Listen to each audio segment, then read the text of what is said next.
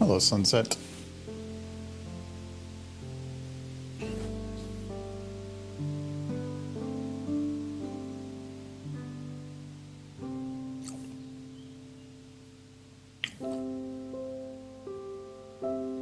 Cool.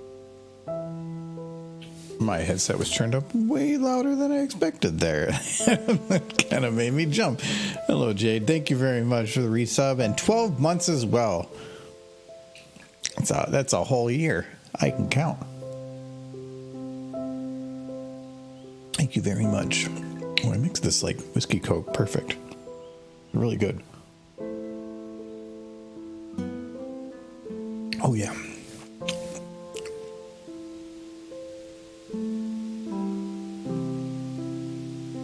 Oh, pachi, pachi, pachi. Hello, Jub.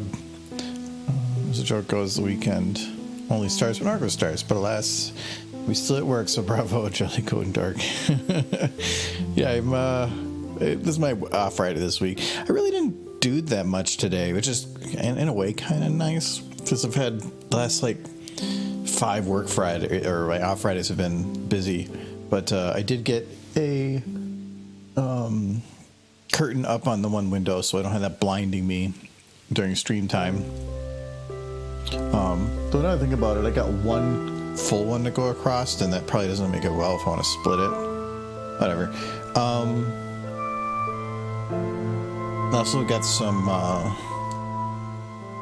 black LED strips for some stuff I want to do in the room, because I kind of want to. I have a lot of stuff that's going to be black, so I kind of need black strips. I have one more piece coming early next week, and then I can actually start putting them in. But otherwise, what else did I do today? Played a little Deep Rock. I was poking around at Baldur's Gate more because I'm still trying to figure out some character details. Also, there's a game that's on in a closed beta right now. I got invited to the beta to poke around with, called Hexarchy. It's a 4X deck builder. It's basically it's like playing Civ, but with the deck building mechanics, and the games go much quicker. It's actually kind of interesting. They definitely have, I think, a bit of work to do on it because the interface can be a little clunky, but it's actually pretty interesting. It is just nice to be able to play a game that's like Civ and finish it in like 30-40 minutes. It's a little neat in that regard. Hello, Dudu. Hello, Matt.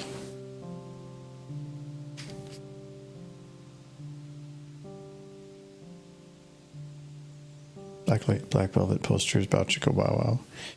No, but not blacklight strips. I guess when I say that, they're just normal LED strips, but they're colored black on like the plastic part of it, so that if you're putting it on a black surface, that the LED strips aren't going to be this like white line when they're off, in contrast to everything else. So it's just for consistency, I guess. One thing I thought I was going to need them for, I ended up not for it, and I could just use, because I have the same thing but in white, and I could use the white ones for that, but then something else came up that I needed black ones for, so it worked out that I have them for good reason. But the cool thing is, because I have how the room's redone now, I have access to behind the walls in 2 spots. As long as I'm kind of careful on where I place things, I can, for anything that needs to be plugged in, I can just drill a hole through the wall, a very small hole, and then plug it in on the other side of the wall, which is actually kind of neat. I already did it for my TV. I mounted my TV on the wall. 0 cables anywhere because all the cables go through the wall. My computer's on the other side, so I put the HDMI in there, and the power goes into the server back there, and it plugs directly into the switch because it's also on the other side of the wall. It's like super neat because it's like you know those pictures when they're like, look at this cool desk. Do you want this cool desk? And the picture of the desk has like 0 cables. Like, where's the monitor plugged in? Where's the computer plugged in? That computer definitely has cables behind it. Like, it doesn't make any sense. Well, I'm actually able to do that, and it's fun.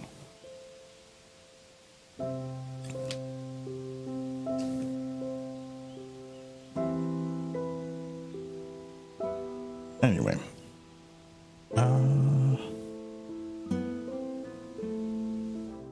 Anyways, hello. I got new furniture back there. That's the thing I got a light later, but cable mancer. Yeah, I have 0 cables visible below my desk. One of them is a little bit the power brick for the microphone thingy is like it's like a square instead of long and bulky, which means there's not much surface area to attach it, and it gets kind of warm. I just need to get it plugged into like a power switch I can flip underneath my desk here so that I can just turn off the lights and it. If it doesn't get hot that much, I don't think it'd be much of a problem. But when it stays warm all the time, But yes, I did I got some like furniture thingy back there. I put a bunch of nerdy things on it. I'm probably gonna move it a little bit more to the right, leave a gap, but getting there. So, but I'm gonna put a light behind that and within the whole thing. I've already got it all planned out. It'll work really cool. So, we are working on this a bit more.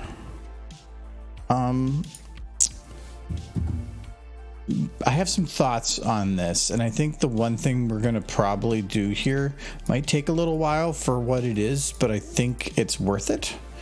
And that is to basically recreate the whole vending machine.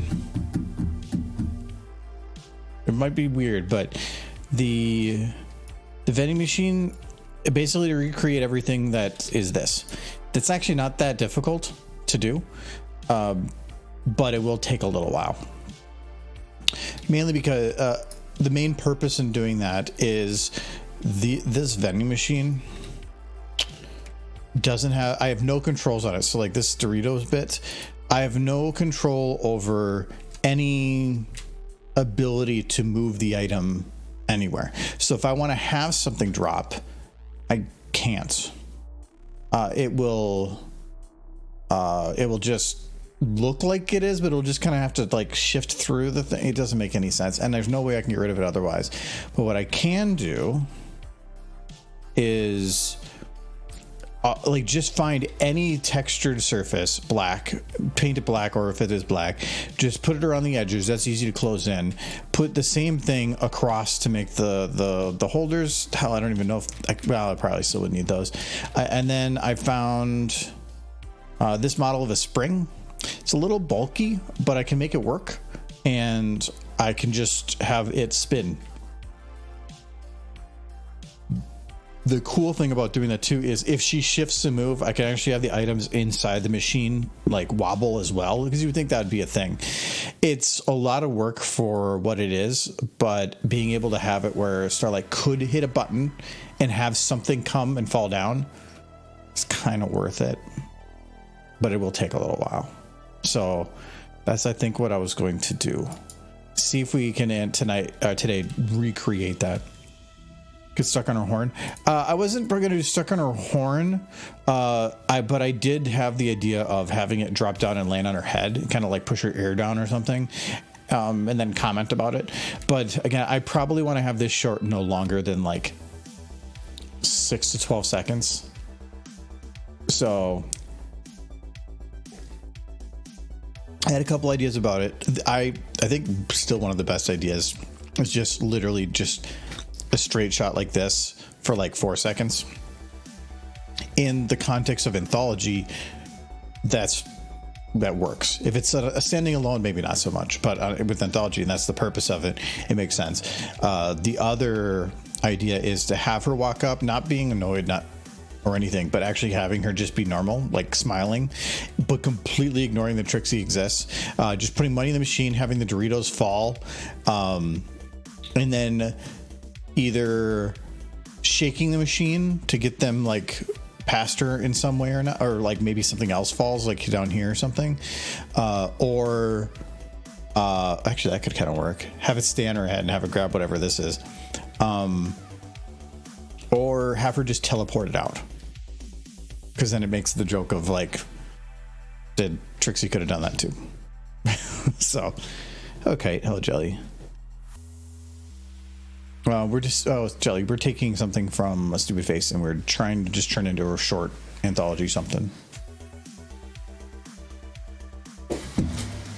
Hello.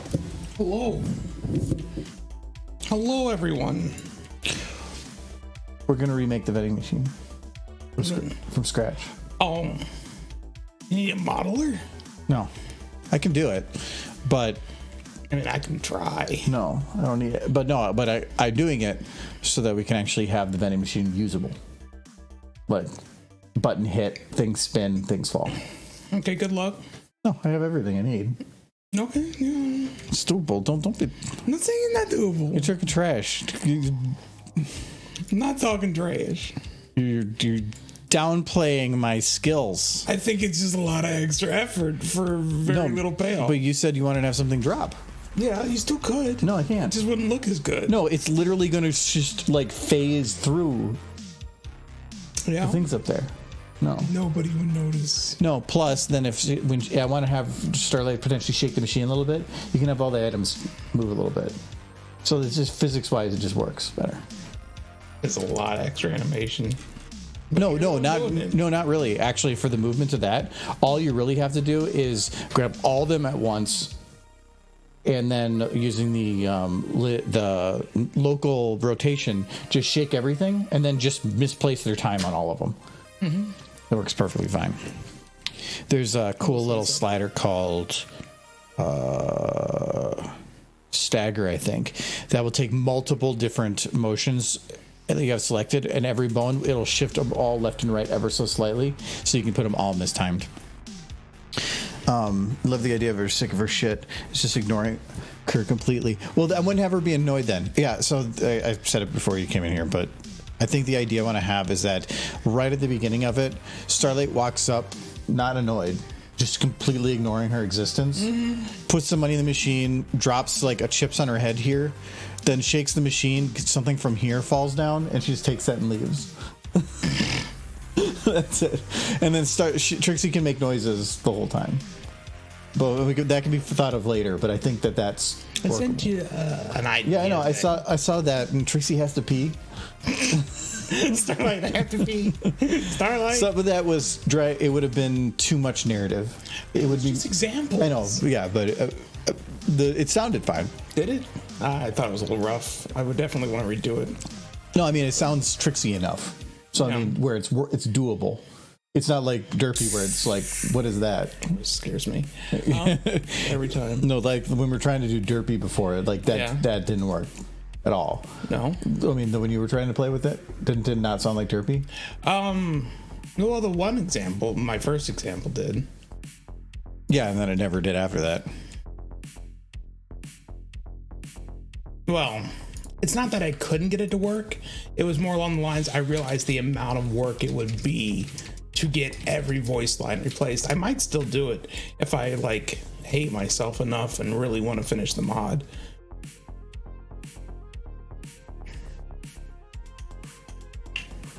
That might It's not work. Undoable, or I can do it. It's just a lot more work than 15 AI would have been. Well, 15 AI's difficulty is how many times you have to hit the button before you find something that works. Mm-hmm. Well, this program, say, it's how many times you have to re-record the same line with your own voice until you say it in such a way that the program understands you properly.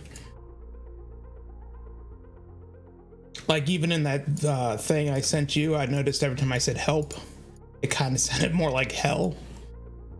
But that's the other thing with the voice, though. She's stuck in the machine. It can't sound clear. It has to sound muffled, like either hand over your face. yeah, that wouldn't be that hard. That's an effect, I'm sure, that could be done through Audacity. No, that's not an effect.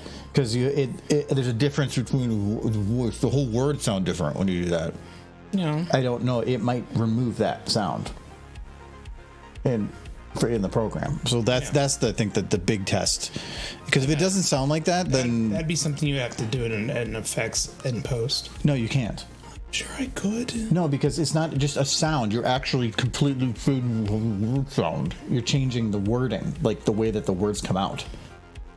Why would you change? It's not just being covered like this. You can make it sound like it's in an area, but not squished. You can record yourself doing that, but I'm going to guess it's going to remove it. Maybe a little thank bit. you very much, Code for the resub. Depends. There's a lot of settings in that program. Yes, good morning to you. Let's see. There's like 5 different models in that program I have just for Trixie. I just used one of that I thought worked well enough.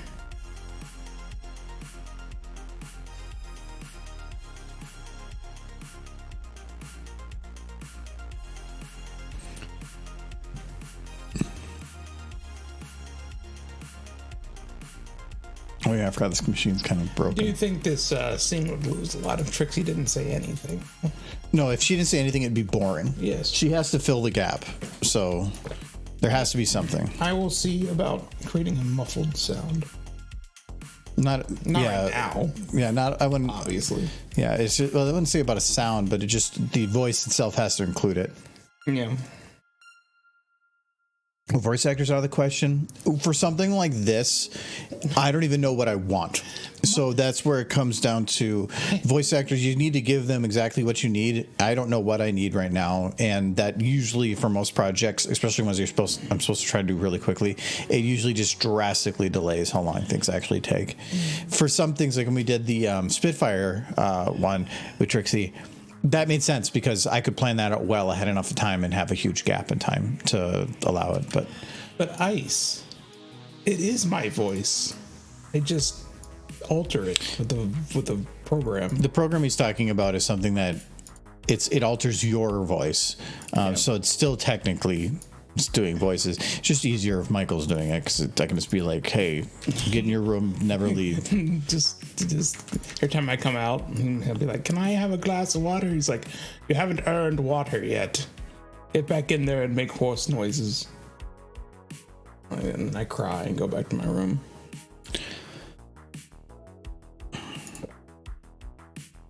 Okay, the nice thing is I can have really big sizes for this because you can't actually see. I don't know who Doug is. It's a program called Hey Say. I don't know what program Doug uses, but it's a decent alternative to 15AI. You definitely can emote more. You can get what you want because it's your voice. You do have to be very clear when speaking and pronunciate, which slows things down a little bit. But I mean, 15AI is out of the question. So, how are the plushies? The plushies are good. AZ, how are you? Yes, hello, AZ. I haven't talked to you in a while. Mine still sits atop her Throne, atop the bookshelf there at the computer. His is still in a chair in his room. Yep, she sees me every time I walk in. Yeah. Yours is just shoved at the shelf. You can't touch her much. She's got a little cat plush that she holds. Oh, she has. So she has a friend that's not you. Yeah. No, she's moved on. My plush toys. They don't want nothing to do with me.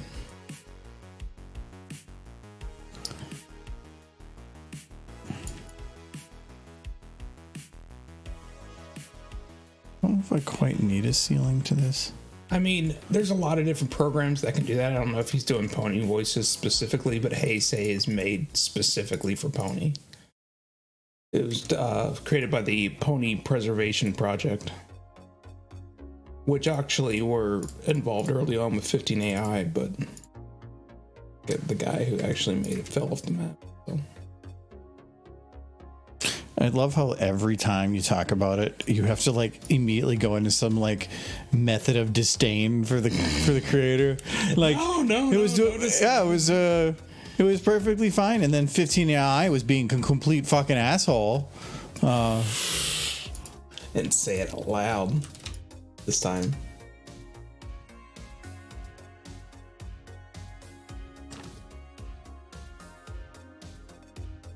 No, it works pretty well. There's a lot of different models in Heisei. I suggest checking it out, though it is a little hard to find. I think Jay was asking about it too, and I sent him the link. I don't know if he did anything with it. He had one that worked similar. He said, yeah, he had one that worked, but then after he said he used it for a bit, he said it didn't really work. What's going on with 15 AI? It's just down and has been for like half a year now. More so, I think, at this point. Like you're moving to Texas this time. I know a friend there. I wish you the best in Texas.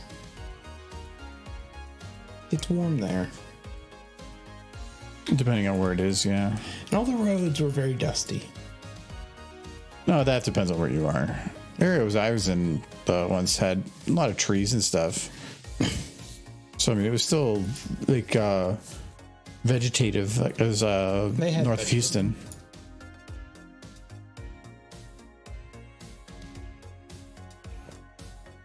This is a big state.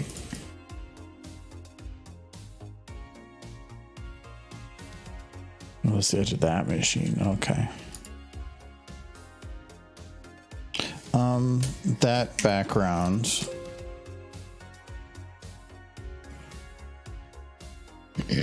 needs to be bigger.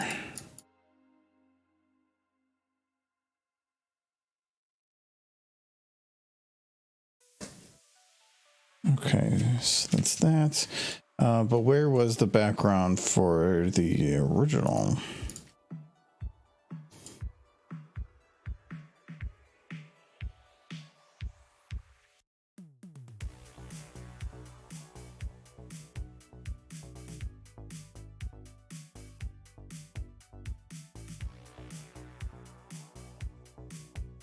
Okay, so it's like way back there. Okay.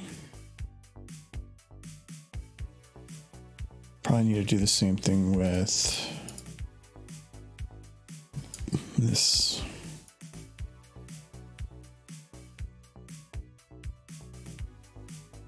See, I already got the box now. So I got all the walls are in. It's easy. It's easy. Sure. That's the easy part, though. No, if you do end up using my voice lines, that'll mean I'm a voice actor. And then I get actor status. No, you don't. I get to be like super famous. I won't be able to talk to you anymore without you first like contacting my assistant. Who's your assistant? Yes, I don't speak to the laborer. I'm the actor. But who's the who's your agent? It's the derpy plush that sits on top of the bookshelf. Derpy is your agent. Yeah. No, that's how famous I am. Yeah. Actor. Okay. Actor power. Actor power. Mm-hmm. Actor power is activate. Activate. No. Activate.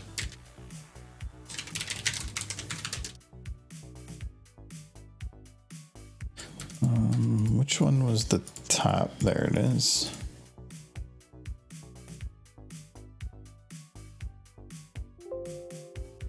Now, if anybody's like interested, I can send a link, put a link in the Discord for Heisei. It's kind of fun to mess around with. It is a lot to get set up, though. Hope you know how to use command prompt. That's all I'm saying.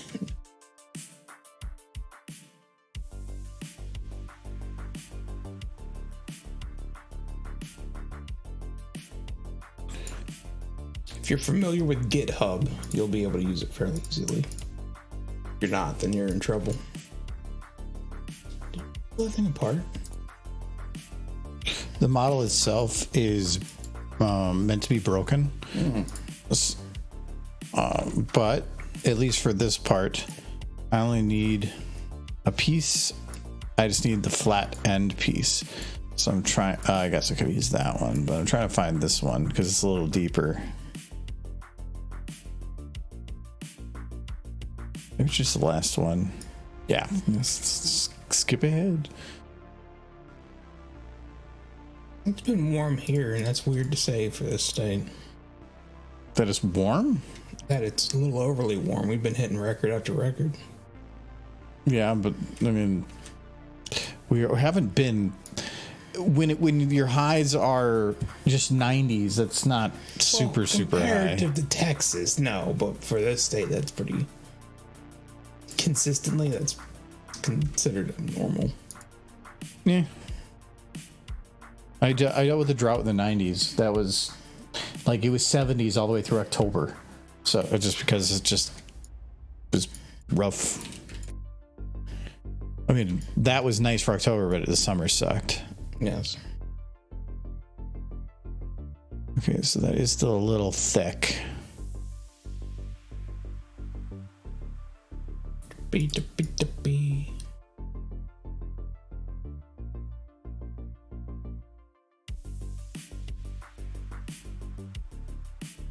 Oh.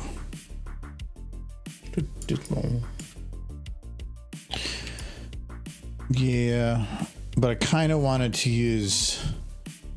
I wonder if I can just use the full one then.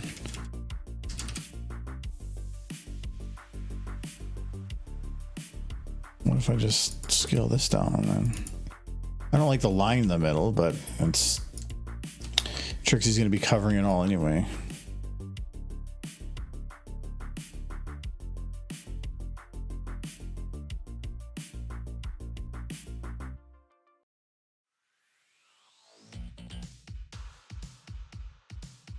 Okay.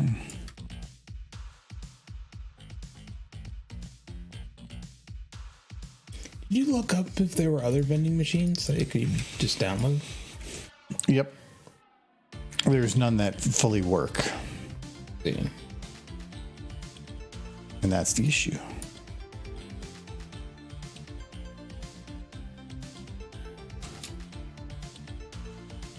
What's this one from? Black Mesa? I have no idea. Black Mesa had a lot of good models. I don't think it's from Black Mesa. Makes me kind of want some of those things. I don't know why, but I've been craving sweets a little bit more than normal recently. Cake. Was it the cake? Did you finish the cake? No. I think it's still in there. There's probably like one slice left. Probably. But we can be very Minnesota about it and turn that one slice into two thinner slices, and then that thin slice into two even thinner slices. You see that? So there's just a paper thin slice. You saw that picture I showed you once before, right? Where it was just like the most Minnesota possible slice of pumpkin pie, where it's an entire pumpkin pie, but it was like a slice about that thin. Yes. Like don't want to take the last piece. What if somebody else would? How that slice of pie had enough structural integrity to even stay vertical? Like that thing was cut so thin. It's an old picture I had. Are you going to Everfree Northwest? No. I think that's in a couple of weeks. I'd want to go. I want to go to all the pony conventions, but my work says I have to work, and money says I have to have it to actually participate. I don't like it. Oh, so the one thing I did notice is all the items that are in the vending machine have individual models. I did find that. Okay. So I can refill it with the exact same things, but they're all very thin, but they'll work for filler. But the Doritos chips, because she needs Doritos. Yeah, Doritos are tasty, kind of. Not really. I don't like Doritos. I lied. Regular Doritos and Cooler Ranch. No, anything. It gets all the nastiness on your hands. No, Cooler Ranch is better. It's not worth it. No, that's why you got to grab them from the edges, and you don't get as much crap in your hands. It doesn't matter. You're still gonna get crap on your Then hands. use tongs.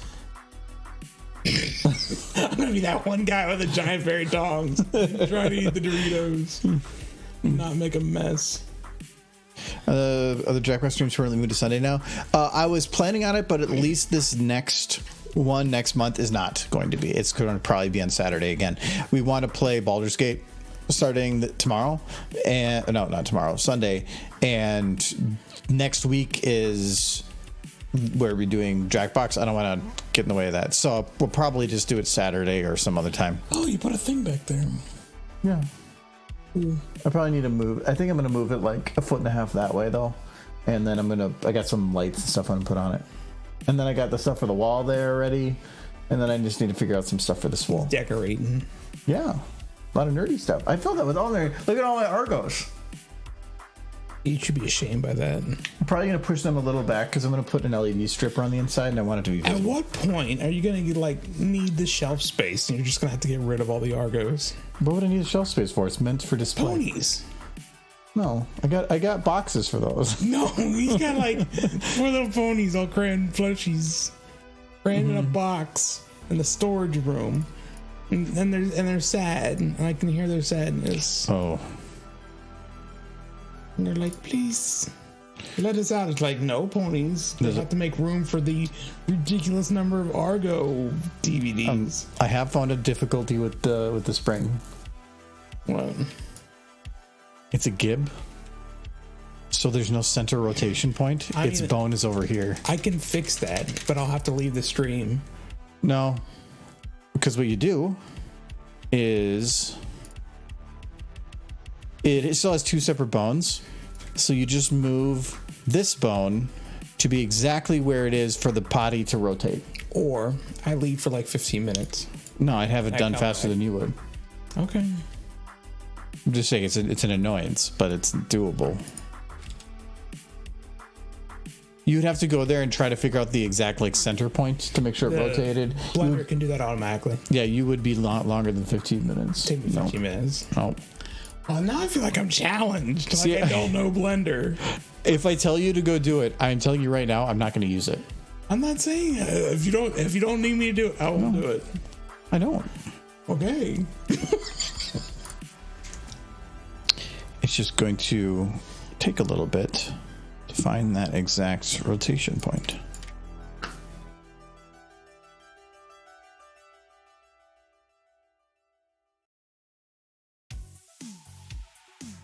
That's definitely a TF2 spring. TF2 is a very unique art style.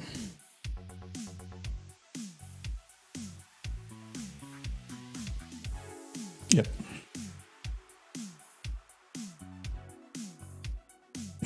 Just trying to make it so I could have access to or see it exactly how I needed it, but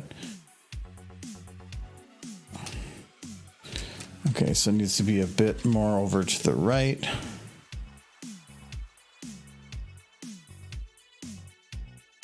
Okay, almost. And I need to rotate it a bit.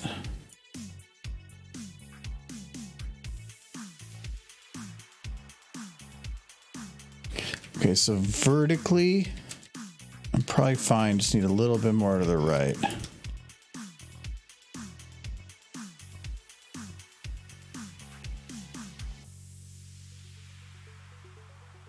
Wait, Video. this card. rotation. I should have been like, yeah. How's the video card going? It still says it's going to be here on the 9th. It hasn't shipped yet, but it says it'll be here. I can wait till Wednesday. Hopefully it'll be here on Wednesday. Yeah, but you were gonna wait for less than that, and then it ended up being something else. Mm-hmm. It was supposed to be here today. Initially.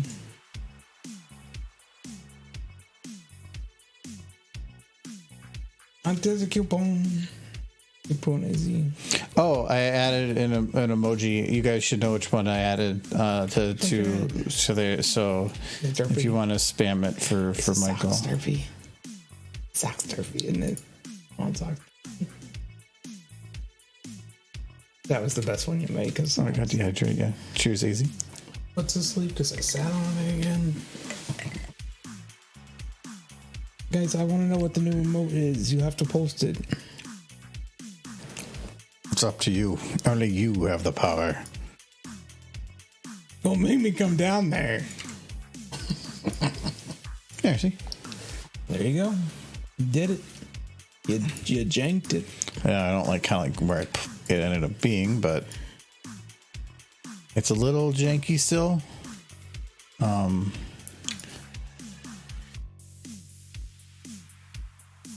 Okay, so it needs to, I think, rotate. As my foot wakes up, I could go upstairs and fix that model. Nope, I'm just gonna. So asleep. Holy crap. It hurts.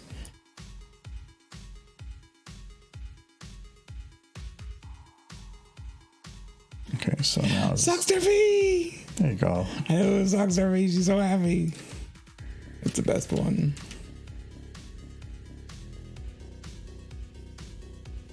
Just so cool in those cool socks. Oh, oopsies are warm and she's excited about it.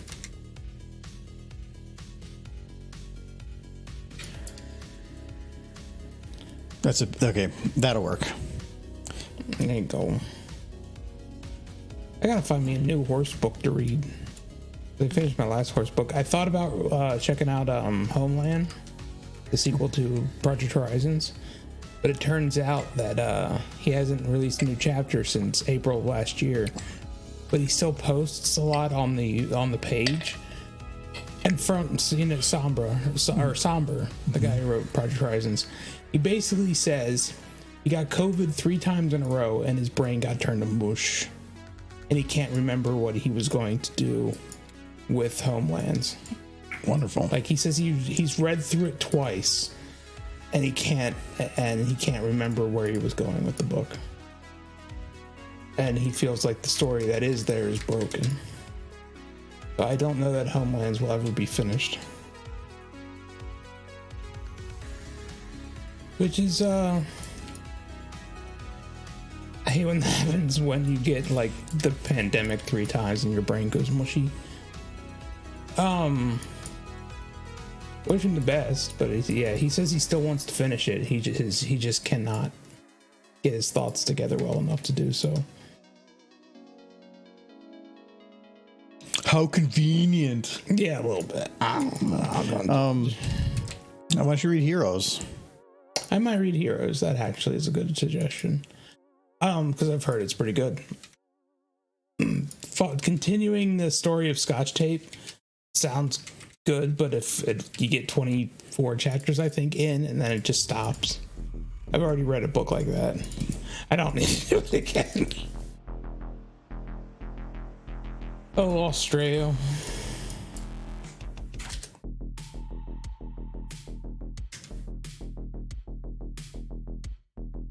This vending machine's gonna be so many models. Oof. Not gonna be the exact size spring. Unless you want me to take the models from that machine. No, it's not that. It's turn them into their own models. the size doesn't matter. Actually, that's pretty damn close. Yeah, it is. The concern is technically there's 2. On the chips. Yeah, I think these have 1. Yeah, these have 1. So technically, the spring isn't coiled the other way. This is because they're reverse coils. Mm-hmm. So I'm probably just going to say F it and do center coil on the chips. It doesn't need to. So why not? Okay. So this is going to be spring 1-1, and I'm going to move it over here. Okay. And then not delete, copy, paste, and this is 1-2. I haven't read any of Homelands, but it's my understanding that it takes place in the Zebralands, not in Equestria. So from what little I know of it. So yeah, I can kind of understand how it doesn't feel like a Fallout story. It's going to be a very different setting. It's going to be a different setting, but it's the same thing. Like if they were to come out with a Fallout book that was based in China. Yeah, which people have asked for, but that would be a very different setting. It would, but seeing how the rest of the world took it and how everything happened and handled it, that'd be interesting. I mean, China got nuked just as hard as the US did. So I think that's... I don't think that that's a bad thing to do that. Yeah, it might not be like as interesting for some people, but I think, or as good of content, but I think it'd be a fascinating tell. Because to my understanding, the Fallout Equestria universe, anyways, Equestria got hit by the Balefire bombs, but the Zebralands got hit by the Mega spells. So yeah, it would be less like the whole radiation thing and more like, here's a lightning storm that has been going on for the last 200 years and has not stopped. And so that's what they're dealing with over there, essentially.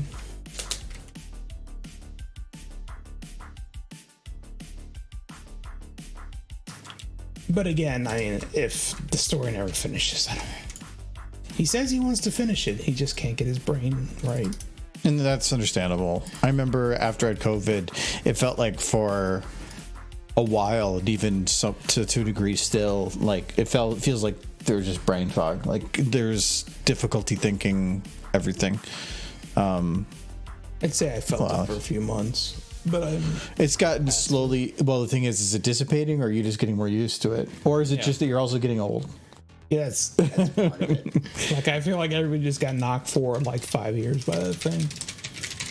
Some people got really hit hard. Like Physics Girl was one that got hit so hard that they've been in like the ER multiple times. They can't get out of bed. They're actually like completely disabled now. Like I don't know if there's been an update more recently, but they were like completely effed up from it. And everybody gets hit with it differently, maybe a different strain, different time. But yeah, she got it rough. Yeah. Well, yeah, like Somber, he was saying he got it 3 times in a row. That could not have been easy. Yeah, you're not even done recovering from the first time. I don't know if I got it twice because there was something else I got later that I felt rough on, but I felt sorry for anybody that had it once, let alone because I know Silver got it too, and she got it pretty hard with it. Definitely was not fun. I remember that. Hirsch, the one who gave it to me. I have no idea who you're talking about. Going around playing with the neighbor kids and bringing diseases home. Yes. It wasn't the bats. It was the neighbors. It's always children. Children are to blame. It looks like it's the same size spring.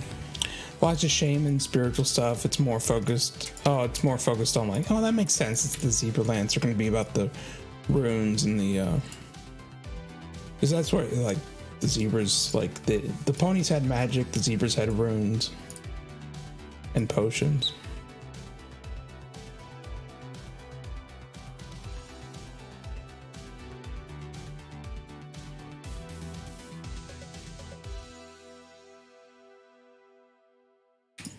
I'm fairly certain I've only had it once. I've definitely gotten sick since then, but I don't think it was COVID. Yeah. There's always that thing of like, I got sick, so it's probably COVID. No, you shouldn't make assumptions. I was down and out for a little bit because of infection, but that was definitely not a disease. A virus, anyways. That had me in bed. I'm weird when I get sick. I just basically crawl into bed and just sleep until I feel better. Pretty much only getting up to eat and use the restroom. That's it. Well, and actually, when you got COVID, I was sick at the same time, and so then you immediately got sick. But you're the only one that actually went and tested because your work needed it from you, but I could just work from home, so I just didn't see a need. And you tested positive, so technically, yes. You don't know where you got it. I know exactly. No, like I didn't test positive. You can't prove anything. Didn't test at all. Yeah, because I don't need to. Because I did. And you were like, oh yeah, okay.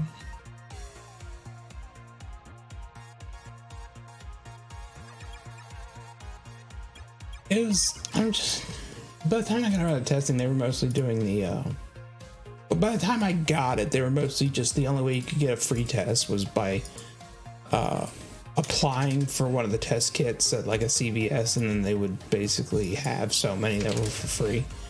We had some, but I think they were expired at that time, so they weren't reliable. Because I think I used one, and it even when I got that sick, it came up negative. But I was, if it was expired, I'm not gonna trust it. But we do have a bunch now. My parents are of retirement age, so they were giving them basically away to them like candy. Yeah. They could apply for like 3 or 4 a week. I think my grandparents managed to get through the whole thing without getting it, which is probably good for the best. Probably my grandfather particularly probably wouldn't have survived it. In MLP, FIM magic. There's an actual bunch of universal physics. Magic had its own rational. But that's the thing, Sunset. Any what's the word?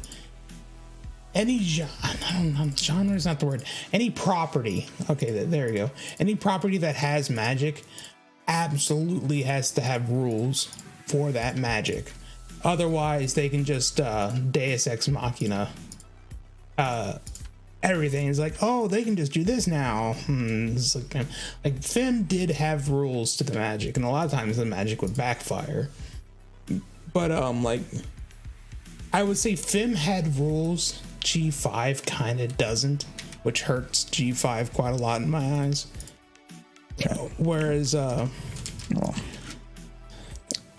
say, like the G5 episode where they all started just casting winter spells to create snow by accident, G4 would have established that kind of spell not only wouldn't require some sort of spoken thing, but would require the unicorn to concentrate and actually have studied magic to a fairly extensive degree to perform that spell. Those were the rules set by that world. G5 kind of just said, oh, they say winter wishes, and that made snow magic happen without them even realizing it. That's bad. Well, it could be that just magic, after everything that went on, has become chaotic. Yeah, but it doesn't feel like it has any rules at that point anymore, whereas G4 had rules for its magic. It's just... it's not... I hate G5. I think G5 has gotten better with when you get to chapter 4. The movie was good, and then it was really bad for a while, and then you get to chapter 4 and it starts getting good again. But there's like the majority of what's come out for G5 as far as the like 3D show is concerned has been pretty rough.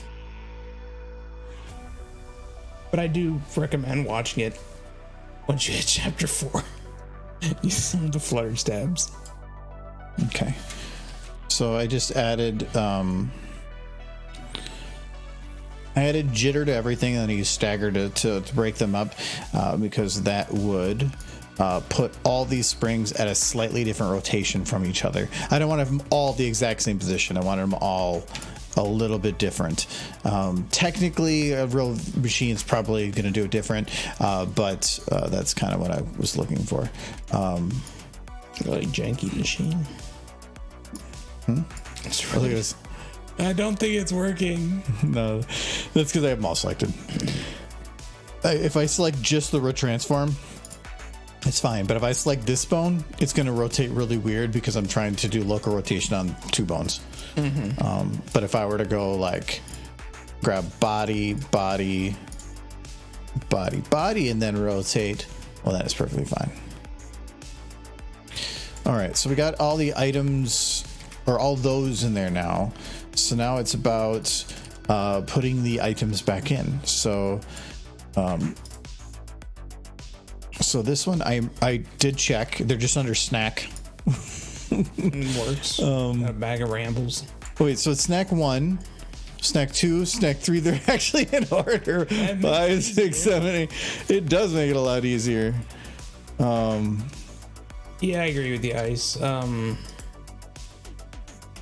right, and Sunset. G5 doesn't really have rules. I think towards the end of even chapter 4, Sunny's able to use like a bunch of spells she should have no idea how to use, like shield spells, attack spells. She didn't study any of that. And they don't really explain how she knows those spells. She just knows them. Yes, well, you could say that, like, how did Twilight know how to move the sun? Well, probably she's no horse had studied harder than she had. Yeah, I know, but she just randomly was like, "Oh, I can move the sun now." No, she had to get all the power of all the princesses formed in her, and the first time she attempted it, she struggled, and the sun zoomed back and forth across the sky. I know, but she was still able to. Yes, so she was able to because a lot of things happened that gave her the ability, and she's incredibly well read. And even but you're saying Sunny's not? She did not study any magic whatsoever in her entire life. Twilight would probably have at least the theory of it with her knowledge, and when she was granted the power, she was capable. If only just. She struggled. The point was, Sunny gets alicorn powers, so now she can all of a sudden do all the spells that require even Starlight, when she goes to attack Twilight and Twilight fends it off, says, "It took me years to learn that spell, and you were able to deflect it." There your Sunny is just like, there you are just like rambling off pony lore like it's nothing, because the lore is the best part. You have ponies without lore. You know what you have? G3. You have What you have. Chaos. Yeah, chapter 4, season 4 of it got better, but yeah, there's still no real rules on magic like there was in G4. Which is bothersome because it really kind of hurts the story or the telling. Like, Sunny should have no idea how to use magic past like maybe levitation, because that's kind of implied that something even foals can learn eventually. It's kind of like walking for unicorns. Eventually they'll learn it. But something like teleportation or shield magic or attack, that's something that has to be taught. Except for Twilight. What do you mean, except for Twilight? She didn't know how to move the sun, and suddenly just out of nowhere, she just knew how. She did not just do that out of nowhere. She had to gain the power of all the princesses, and she's incredibly well read. Just because you shove a bigger battery in a car doesn't mean it's suddenly going to know what to do with it. She probably always knew how to do it. She probably just didn't. She lacked the ability. Do you think that horse? Mary Sue. A little bit, but do you think Twilight didn't like, wow, Celestia can raise and lower the sun. I wonder how that's done. It was actually shown, and here we go with pony lore again. Oh no. Like, that the unicorns collectively used to raise the sun and the moon, but it used to drain them. She probably studied that history and learned how to lower and raise the moon from spells that were written down from Star Swirl the Bearded stuff. I'm thinking though that there's something that bothers me about that though. There is a lot. So let's say, for instance, that that was true. Yeah. All the mages could do that. So why didn't some collective see if they could just do it again and just fight Celestia? They absolutely could have done it again. But if a unicorn does it, and Star Sword the Bearded was the only exception, they lose their magical powers for like a year completely. They can't even do levitation. They can raise the sun. Yeah, but somebody you know how people are in the world. Somebody out there is going to be like, if we got like 100 of us, we could fuck with it. Yeah, they could once. Then Celestia would put it right, and they'd be without their powers for a year, and a very pissed off princess. So good luck with that. Yeah. I'm not saying it would be smart, but I'm saying they could. Some people are really determined. And they did in the Daring Do episode. This is like the one guy who tried to mess with the sun. This is like the 40K universe. Really been on top of that. It's like the 40K universe where they're trying to keep the God King alive. Yeah. And they're like, well, sacrificing. Yeah, they're just sacrificing unicorns for the sun. That's what it always reminds me of when they said that. Yeah, easy. Yeah, later, easy.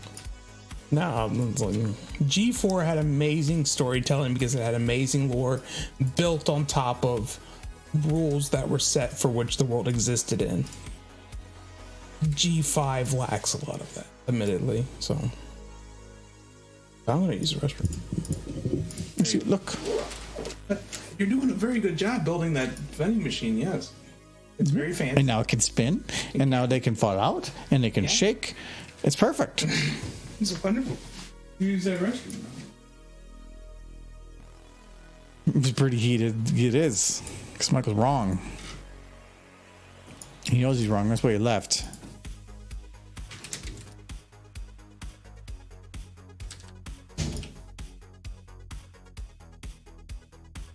Okay. So what does this look like so far? So yeah, I see. The one thing I don't like is that the two springs make sense about holding it right, but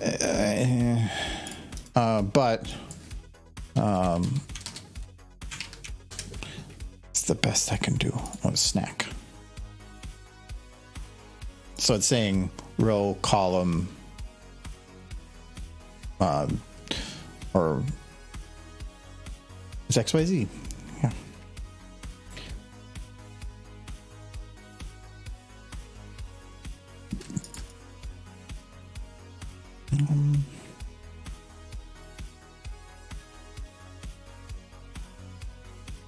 Nice thing is I can start saving a little time with this now too. So I can do this one. We're just going to rename. Oh no. Rename 2. And then load up number 7. At least this makes it so much easier that they have the numbering here the same. I don't know why. It seems weird. Maybe they're like me and just super anal about it. Okay, and then we do boop, boop, boop, boop, boop. One of those didn't get their number right.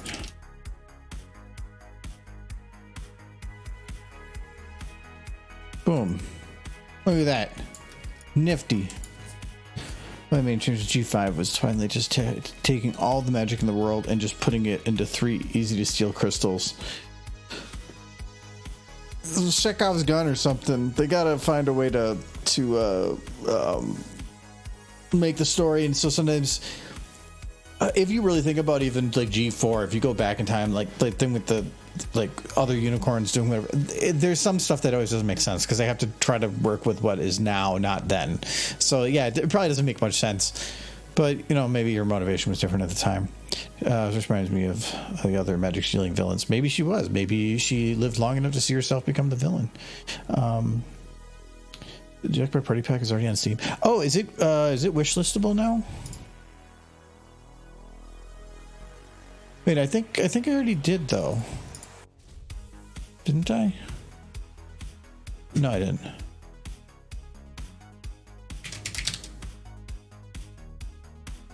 Aha! Yes. Okay, now it's on my wish list. Oh, the robots are back. Oh no, these are just. Oh, it's TKO 2. Okay, yeah. I'm curious. I might have to look at that a little later. No, it looks interesting. So. How excited are you for Sunday's Baldur's Gate 3? I am so looking forward to that. I'm really hoping Kyle's able to get home in a decent time. But yeah, I'm really looking forward to us getting our playthrough started. I was back on there again today to kind of get some ideas on stuff, because our plan is to start a little before 6, like locally, just with us, just so we can get everything set up, because you can't pre-create a character, so we're gonna have to spend some time making sure that we get everything kind of created. So I think I know exactly what I want to do, so all good.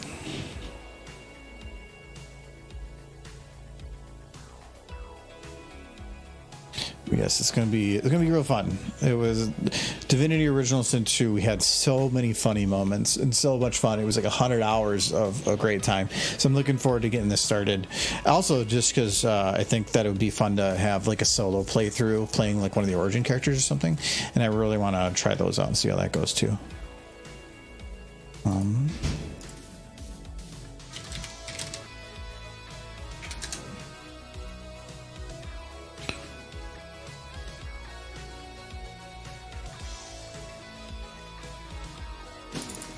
We already got second row done. Look at that. Goes a lot quicker when you use copy paste. Yeah. No, you're doing better than I thought it was gonna look, to be honest. What do you think it was gonna look? Holy shit. Michael. But you're doing great. You're doing great. Derpy in Socks thinks that I can do things that look good. Why is there a giant gummy snack? A what? You got a giant gummy snack. You're just loading in all the snacks. Okay. Yeah. Though the bottom row I might... well, it depends. Because I still want to have her getting Doritos. But actually, no, I can probably have her get anything from down here. Mm-hmm. The Doritos is what's going to fall from up here. So I'm probably going to have to replace those ones. You're just going to have an actual bag of Doritos. Yeah, because it's the model I have. It's a thicker bag of chips. These are super thin, and they're more like real bags of chips. Yeah. Trixie is still stuck, yes. Yeah. 8, 12, 13. I really want G5 to be good, but it's hard to not acknowledge that G4 it just had a better foundation.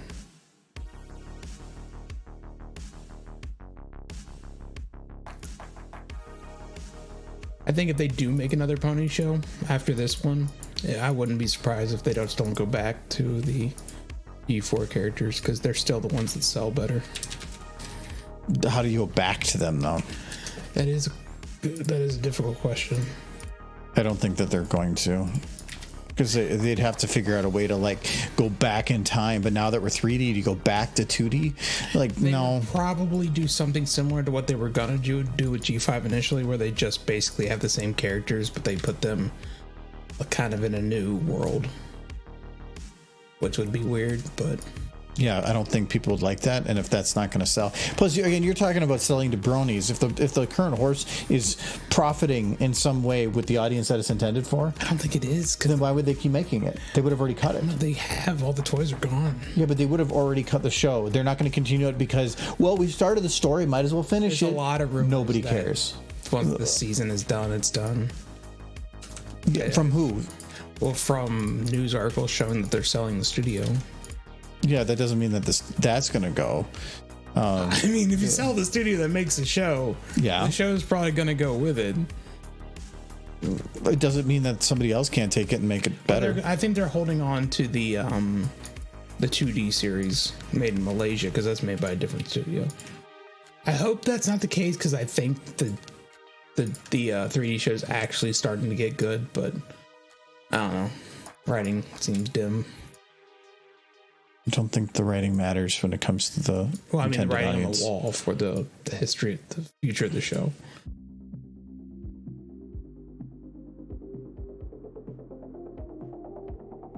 I don't think Pony's going anywhere, like, ever. As long as Hasbro exists, they're gonna make Pony something. It's the IP is what's worth something. Yeah. Maybe the individual seasons might not do very well, but all they'll do is give it some time and then bring it back. Creating a new IP is what's difficult. It is disconcerting going to pretty much every store, and there's just Why are you going to every store and looking? Target, Walmart, the dollars to the CVS does still have pony coloring books. So there's some. They're G4 pony coloring books.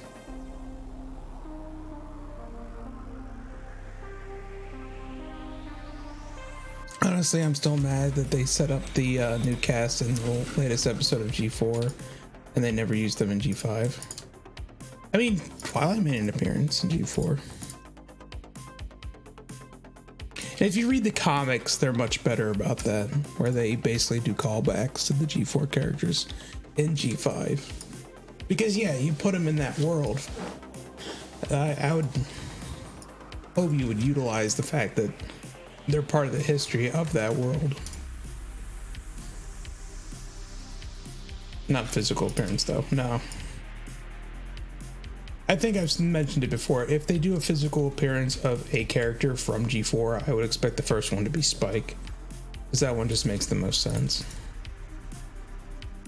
He would be someone who would still be alive. Look at it, it's turning out. Yeah, it is turning out. It's a vending machine. This is using a reference. So much helps. candy. Yes. I think what I'm going to do is I'm going to move the uppercuts over and then remove the ramblers. Because if I keep the ramblers, then it's red. It just makes more sense. Okay. I don't want to have a bunch of red. It's got to keep things looking nice. Yeah. I'm sure the guy who loads the vending machine, that's exactly what he'd be thinking too. It's like, gotta make sure display is perfect. He's just thinking, There's his job on the line, minimum man. wage, and I am here filling a machine with junk food, and I'm gonna do that, and then I'm gonna leave. Damn it. I copied that wrong, but No, I think eventually they'll definitely start. They've already they've kind of mentioned where Twilight is. I don't want to give away spoilers. In the show, in passing. oops. I think Spike will show up. I think even Celestia and Luna could tempt, because they have brought them up. That was right. In the latest chapter, they actually showed them as foals in a flashback. So they definitely intend to have them pop up at some point. They did not forget about Celestia and Luna. I would be very curious to see where G5 goes if it keeps going, and I'm hoping it keeps going. I'm just not super optimistic about it.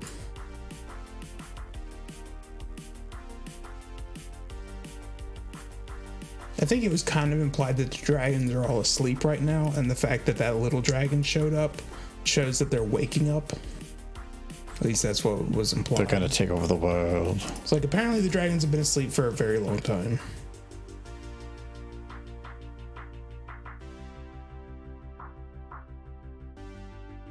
It's going to be like Game of Thrones. Yeah. Oh, that was too much. Yeah. Oh, Disney's doing fine. I don't know where you got the Disney's bat off. Disney's been making some questionable decisions, but I think they're fine. They're huge. They're too big to fail. Yes. They would have to do. I mean, if Facebook can drop as much money as they did on the metaverse stuff and just keep going on, I think they'll be fine. I mean, Disney struggled a little bit with their streaming service, but past that, their stocks are fine. They struggled, but it was because I wouldn't say they struggled negatively. Yeah, they probably lost money, but they purposely lost money. They were trying to get people there so they could jack up the price once it had value. Because early on, it didn't have value, but it was cheap. Yeah. And being this huge Disney catalog, it actually was a good deal. Now, all the streaming services too got a huge boost during the height of COVID, and that kind of dropped off, so the stocks dropped off, but they're still way up from before COVID. Disney will be fine. I'm not worried about Disney. Hasbro, on the other hand, why would you? Would you actually be worried about Disney? A little bit. I like Disney stuff. I'm not worried. I don't think anything's gonna happen to them. I think they're gonna be fine. Hasbro, on the other hand, is a company that can still very much fail if they bomb hard enough on something. You'd have to. You can't just bomb hard on one thing. You'd have to bomb after bomb after bomb, or with. I would say that they might have had a bit of a scare with some of the Wizards of the Coast stuff. Yeah, the movie was good. They did okay with it. The movie was good, but some of their other crap with the community was not good. Yeah. And that caused, I think, a little bit of problems. But now with like Baldur's Gate now, I think that they don't have any problems anymore. Baldur's Gate isn't Hasbro. It's Wizards of the Coast. Is it? Yeah. Oh. It's D&D, which is Wizards of the Coast. Okay. I didn't know. Which is Hasbro. So yes. Guess it is. Well, good luck on there. Like if the movie had bombed like really bad, Hasbro would probably be. It didn't. I don't think it did as a lot of layoffs. At the very I don't think it did as well as they wanted it to do, but I would say that it was a good movie. Yeah. So it did well enough. It didn't bomb. Well, but when it comes to money, like movies making money and whatnot, you can't just make. If you say like we spent 100 million making the movie and it made 150, that was probably a bomb. That 50 million or that 100 million to develop does not include marketing. Yeah. And they marketed the crap out of that. And you one. need money to fund your next project too. Yeah. So if you don't have new next project, breaking even, it's not going to be an investment worth doing. Yeah. You don't want to just pay it off. Usually the only ones that really work out well is if they make over double. And I don't know if it quite did that. Yeah, I'd have to look at the numbers. I have no idea. I don't either.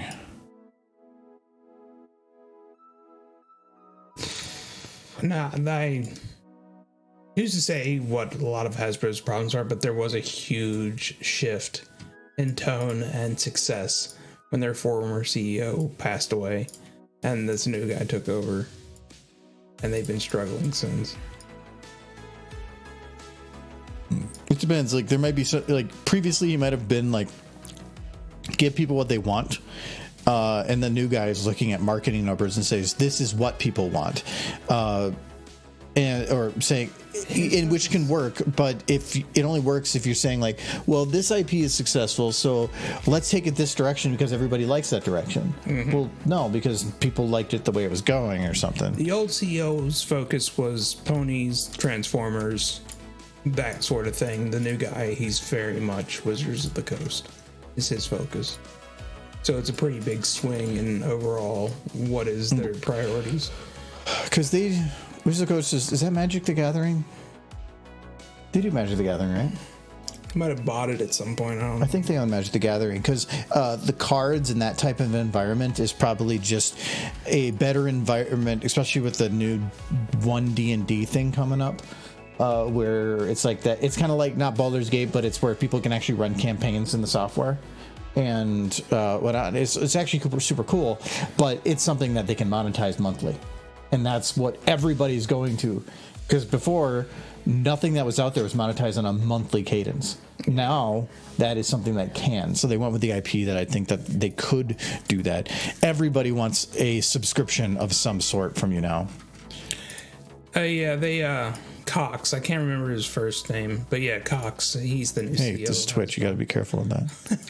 It's a name or bird, but yeah, he's very much moved away from what had traditionally been Hasbro's focus, which was stuff like ponies and Transformers, and all about them D&Ds now. And to his credit, I don't entirely blame him because the 5th generation of D&D has sold better than any generation in the past. But the 5th generation has been around for a long time. Like how long has he been in charge? He's only been in charge of Hasbro for a couple of years. Because Larry, you could see well, look at Baldur's Gate 3. That's a success. It started development before he was. Yeah, but he was probably the head of that department when that's maybe. He was the head of that department well before he became CEO. Chris Cox. Thank you. Hey, you gotta watch that wording. Chris? Yes. It's very it's illegal on this channel. You can't say that. No Chris Kringles.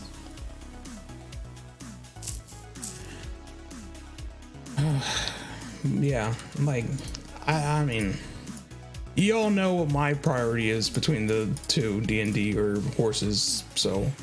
Yeah, but see, horses is horses, but D&D, you can roleplay a horse. I've tried that. Mixed results. Okay, so we just need one more row. The bottom row always has bubble gum. Always. So this is, I can't remember what model this was at the very end here. Mr. Cox, sir. It is 50. It can't be 15. Yeah, stupid face. Okay, let me load in all these models first. That is not 15. That's this one. What is that supposed to be? 16, 17, 18, 19, 20, 21, 22. So it's at 23. Juice box. Oh. Might as well have a juice box vending machine.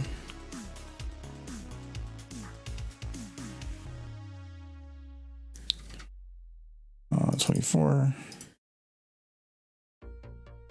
I feel like the 6th edition is going to be some huge letdown.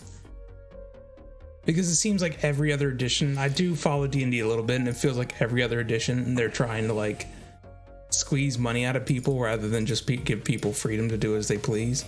Well, they're usually, it's the only time they change edition is something drastic enough change that it doesn't work within the original. But it doesn't stop people from playing the old version, and I wouldn't be surprised if when they just don't want anything to do with the new version. When they came out with D&D 5, that people used 4 for years or something. And thank you for Silverflash365 for the follow. Thank you very much. I choose friendship. That's a good choice. It's better than being evil. Well, I mean, you can be friendship and evil. Evil friendship? Evil friendship. Is that like chaotic good? Is that what that is? The Axis powers. Evil friendship. What color would your lightsaber be? Mine? Because it's like, is it red or is it green or blue? I want a rainbow lightsaber. And it shoots candy. Yes. And murder. Candy and murder. Murder candy. You hit somebody with it like a pinata, and candy comes out of them, but they're also dead. It'd be fun. I'm thinking, what is this one? You mean an RGB saber? Yes. Oh, that one already Everything's have. RGB these days. RGB saber would be pretty cool, like the gamer lightsaber. Mm-hmm. I want it. Okay. See, all these are copyable, so I can get this done. Oh no, I didn't want that one. I wanted 4-1. 4-1-1. Boom. 4-2-1. Right? Yes. Beer's 4-3-1. And it's after 7. 4-4-1. You another whiskey coke? Yeah. Whiskey pepper? There's rum up there too if you want to do. No, I'm in a whiskey mood. Okay. 4-7-1. 4-8-1. Okay, and then boom. Okay, so let's see. Something's goofy here.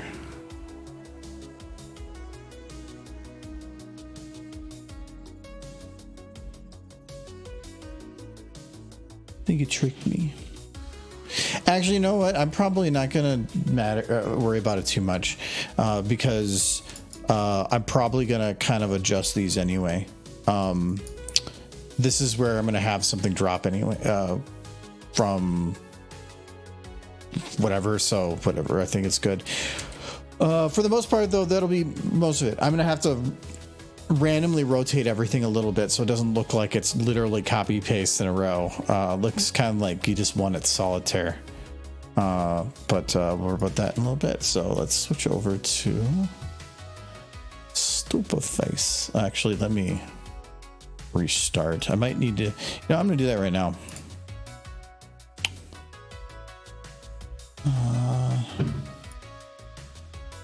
supposed to do?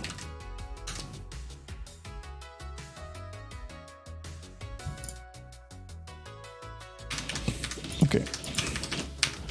Why are my F keys not working? Did I hit something weird on my keyboard? Like, I've been trying to use F2 to rename things, because that's what you do, and it's not working. Okay, let me see. If I just open YouTube. Yeah, my F keys just aren't working. Did I hit something? I meant to play with that later. I think maybe I like locked it or something. It's goofy. Because I can't hit F5, which normally refreshes a page, and it's not doing it. So my F keys are just not working.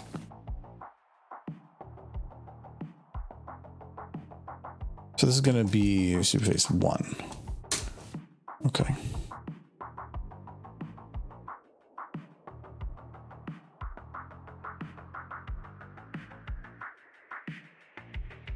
Hydrate. Bring my water.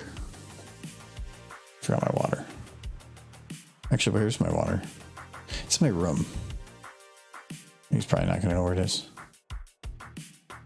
It's not num lock. Is this scroll lock?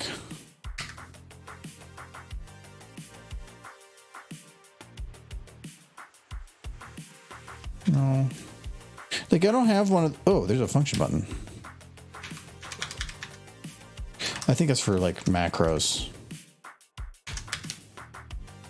Yeah, I don't know. It's weird. Oh, maybe it's not profiles. Okay, now it works. Okay. I think something kind of got glitched on it. It's the keyboard has Wi-Fi and Bluetooth, which actually comes in handy. I've had it both work on my laptop and my PC at the same time, so I could like swap back and forth with one button and then suddenly have the keyboard move. Pretty nifty. I just like swapped to one and then back, and it works now. That's good. I've built F2 into my everything. Oh no, I don't want to actually open that. Well, actually, kind of. I'll actually make it work. I did press the NE key. I kind of want a button that says NE key. Actually, escape. Escape should be relabeled to the NE key. Because if you're gonna did it, that's probably the one.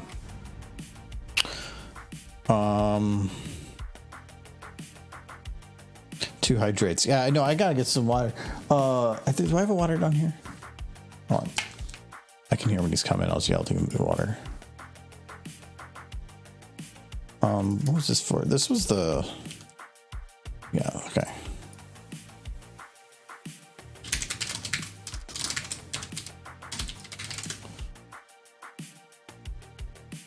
Okay.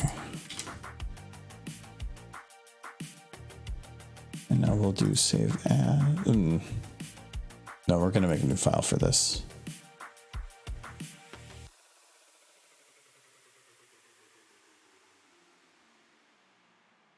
Grab me a water. I think he's doing it. Give me a water. You did? You give me a water? I'm drinking. No, it's a requirement. Silver Flash requires I drink water. Here, drink this until I get back with your water. Oh, they look like I'm going to spill it. Oh, the bottle scares me.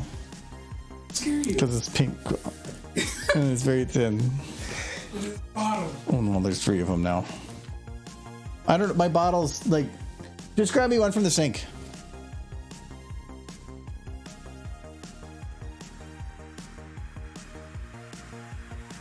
I can do the dehydrate right now though. That's pretty cool. Like a peek.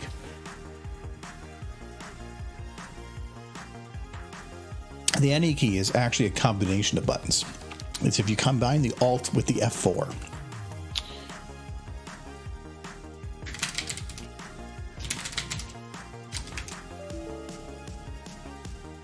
What was I opening? I guess so.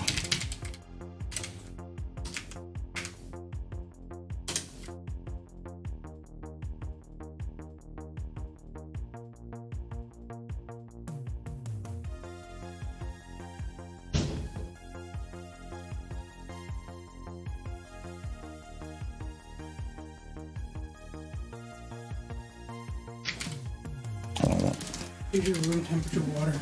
Yay. It does the job. Just Control C. Others printed as. Is that the button or like the symbol for control? I've never seen it written like that. Maybe I'm just stupid, but shoot yourself around the first one.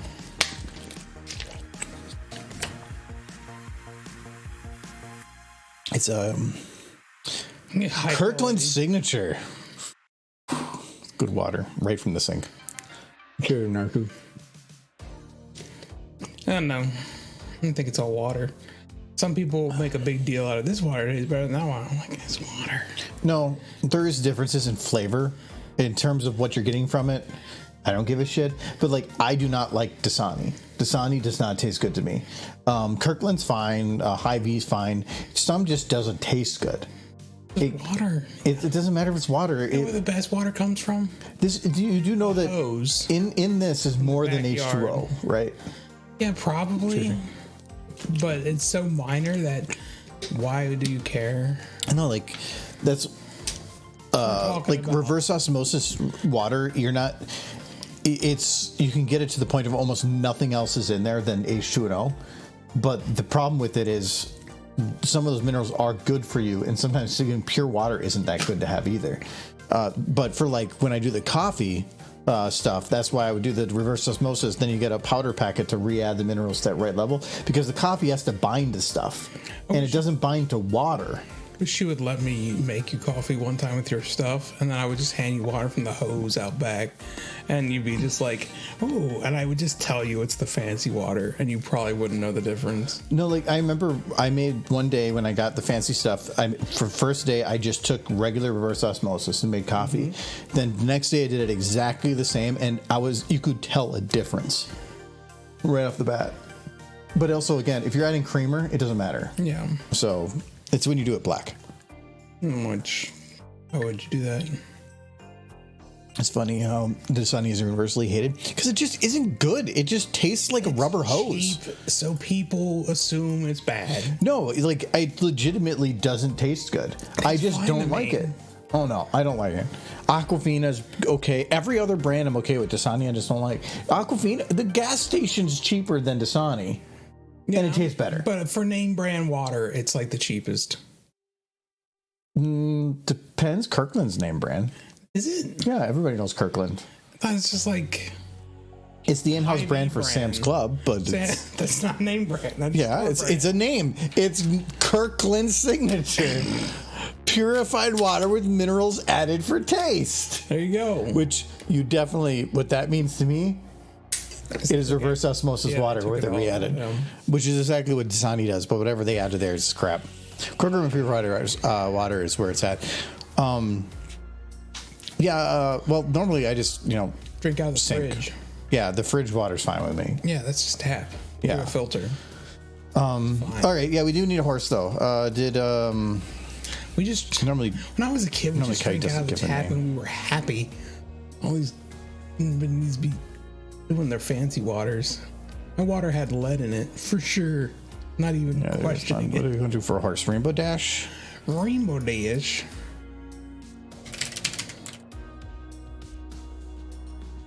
Autumn Blaze. Oh, they could kiss. I got Rainbow Dash loaded. Michael. There's no Michael model, thankfully. Otherwise, they'd just be like, load in the Michael model and have the ponies hit him with bats. That would be half the requests. You could load in your model and have the ponies hit it with bats like a pinata. We've got to get your model, and then we can pull out his facial hair because he has it. Be very mean. It would hurt. See, you make fun of your horse uses a female model. Your horse has hair on hair. Yeah. And for some reason, if you shaved it, it would only shave off that hair. Yes. And then it would grow through again. How does that work? I have no idea how that works. I do kind of like in the horse show G4, they do kind of explain it as facial hair is an accessory that they put on. It's not something they actually grow. What are you doing? Leave poor Rainbow Dash alone. Now she looks very tired. Too much mascara. Oh no. Now she's got Venus flytraps for eyes.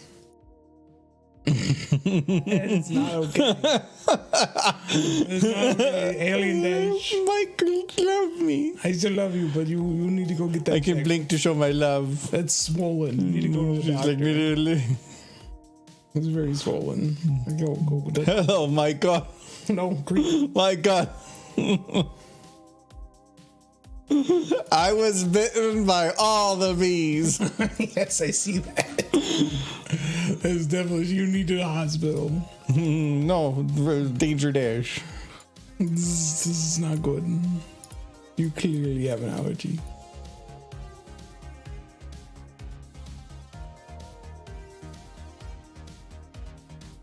What are you even doing? He just waits for her prey. It looks like it's like waiting for flies to come by. Okay, I'll let you fix your face. There we go. How can you be so mean to the pony you love? You can't poke her eyes. No, you can. You need like a full on like 4-foot pole. You should do something nice with Rainbow Dash because you like Rainbow Dash. He's a good pony, right? Sure. You could give her juice box. You probably like a juice box. Michael, don't you play the mare model in Legend of Equestria? So he probably. How do you remember that? So it's the. If you're going to be playing a third-person game, I had somebody once say like, he always play a female character in game, and I'm like, why do you do that? He goes, if I'm gonna have to stare at an ass all day. That's fair enough. So. But what is Rainbow Dash? Like, we need like 1 to 3 words of something, that Rainbow Dash is involved in. Chaos. Spins. Spin. Money laundering scheme. Burning the derp. No, we've done that lots of times. Like, don't burn her again. I'm like, yeah. I get it. But they love it so much. Alex loves it because Alex is evil. Why don't you want to burn I was actually looking into how to write. It would have taken me quite a while to figure out. I might do it at some point, but write a Lua script that I can have at the top that would just, at the point on the screen, load in a derpy and a auto-loaded animation of her freaking out and load in fire. You can do it.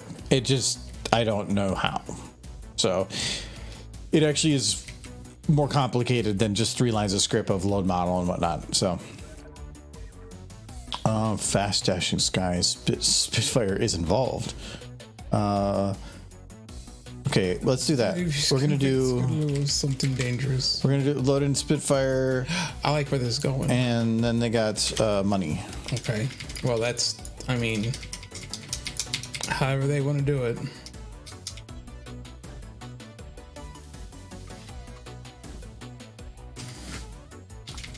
No, little pony suits. A rainbow in a dress. It's cute. Yeah, pony dresses. You need pony dresses. I do. You just have the maid outfit.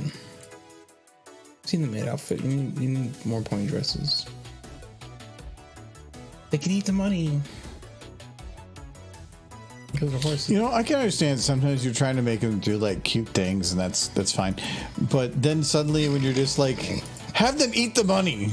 Because they're horses. Horses would probably. Horses would eat money. Maybe. I don't know. I've never given money to a horse.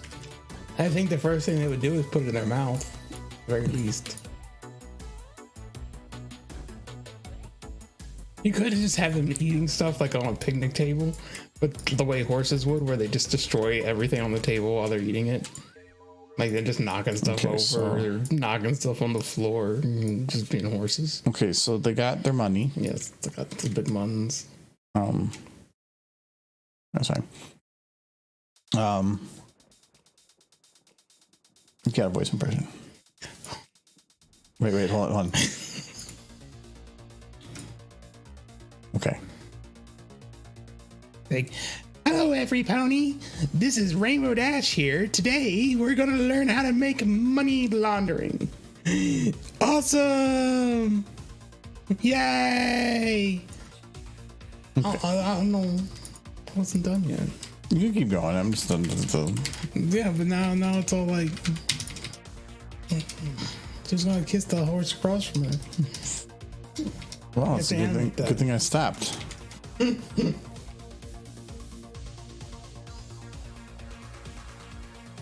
I always did like the early Rainbow Dash, just fangirling over Spitfire. The memes were fun. I don't know. Putting money in the laundry. It's fun. Yeah, money laundering. Yeah, money laundering. I don't know. Make sure they use their mouths to pick up the money, though.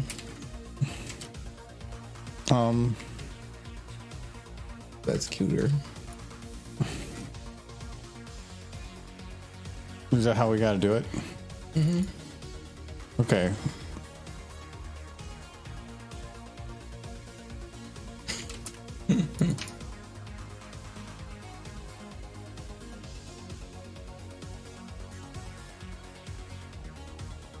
Get that money.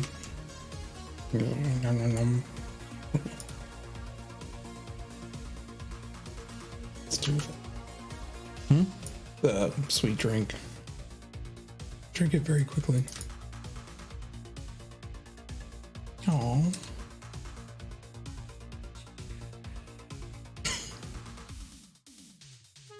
Imagine one of the horses getting their head stuck in the dryer.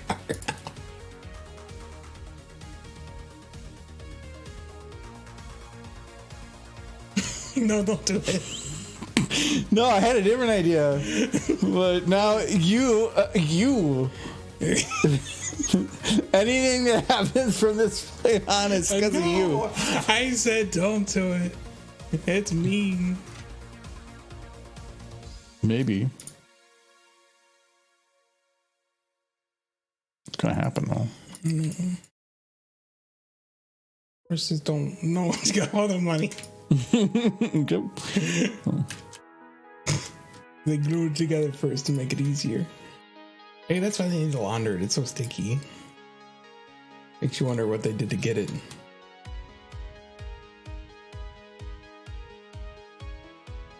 It's like it's glued together with your friends. Horse glue.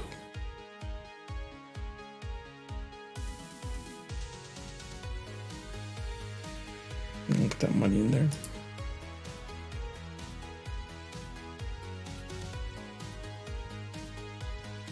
Okay, so she puts the money in. Yes.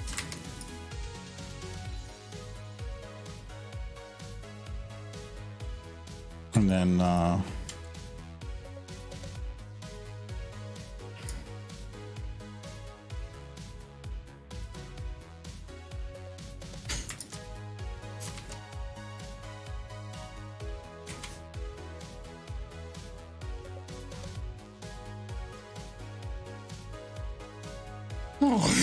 How'd she even get it in there? It was so big.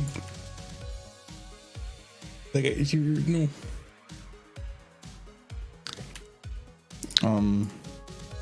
Brother do that to my other brother one time. Stuck. They were playing hide and go seek, and one of my brothers hid in the dryer. And then one of my other brothers. That is the worst place to hide. Yeah. And then my other brother realized he was in there and turned on the dryer with him inside. Yeah, that'll kill him. He got out pretty quick, but he wasn't happy. He took a couple tumbles around, and his ears were red from the heat.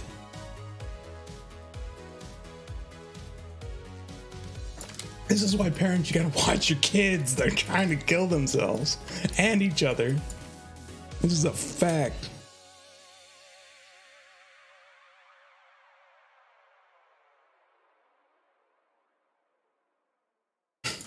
It's like, oh no.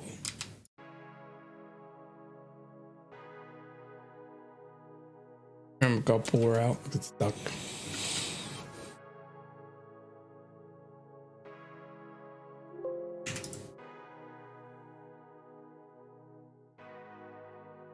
Say this much, my brother never tried to hide in the dryer again after that.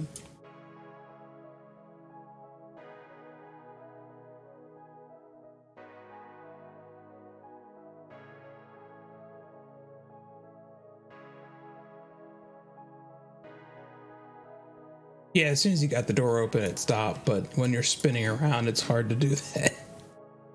But he did manage to get it open and get out, and he was very upset. My mother was very upset at the one brother for turning it on with him inside. But, like, yeah, don't hide in the dryer.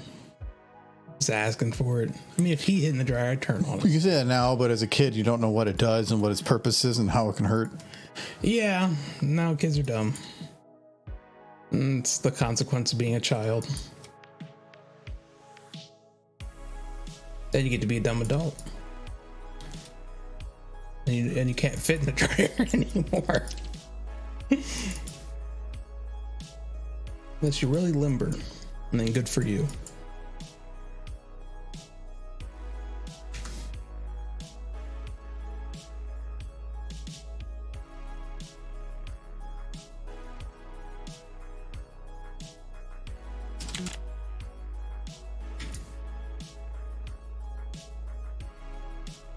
You're gonna have a pretty rough time doing 3D animation without a computer.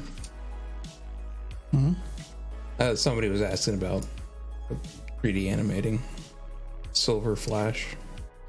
I think step one would be to have a computer. Oh, mobile tablets. Yeah. No, there might be some softwares out there too.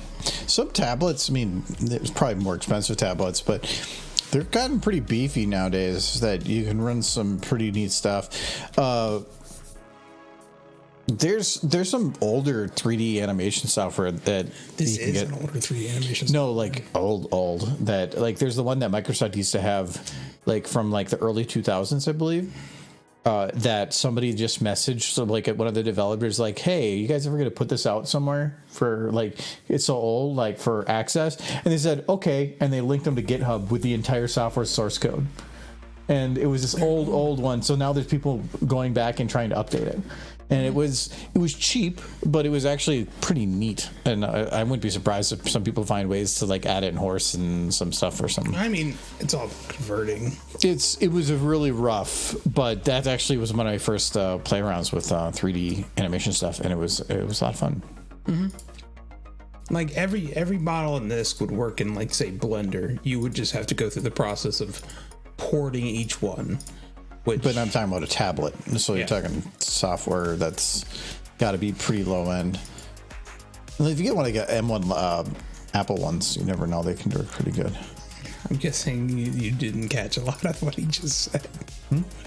They said their Wi-Fi went off, knocked them off, and you were explaining. But no, tablets nowadays are pretty beefy, so you're so you can get some stuff that can run. I don't know if it's like on Android or something, you might have difficulty trying to get SFM on there, but And you have a better chance getting it to run on Android than you would Apple.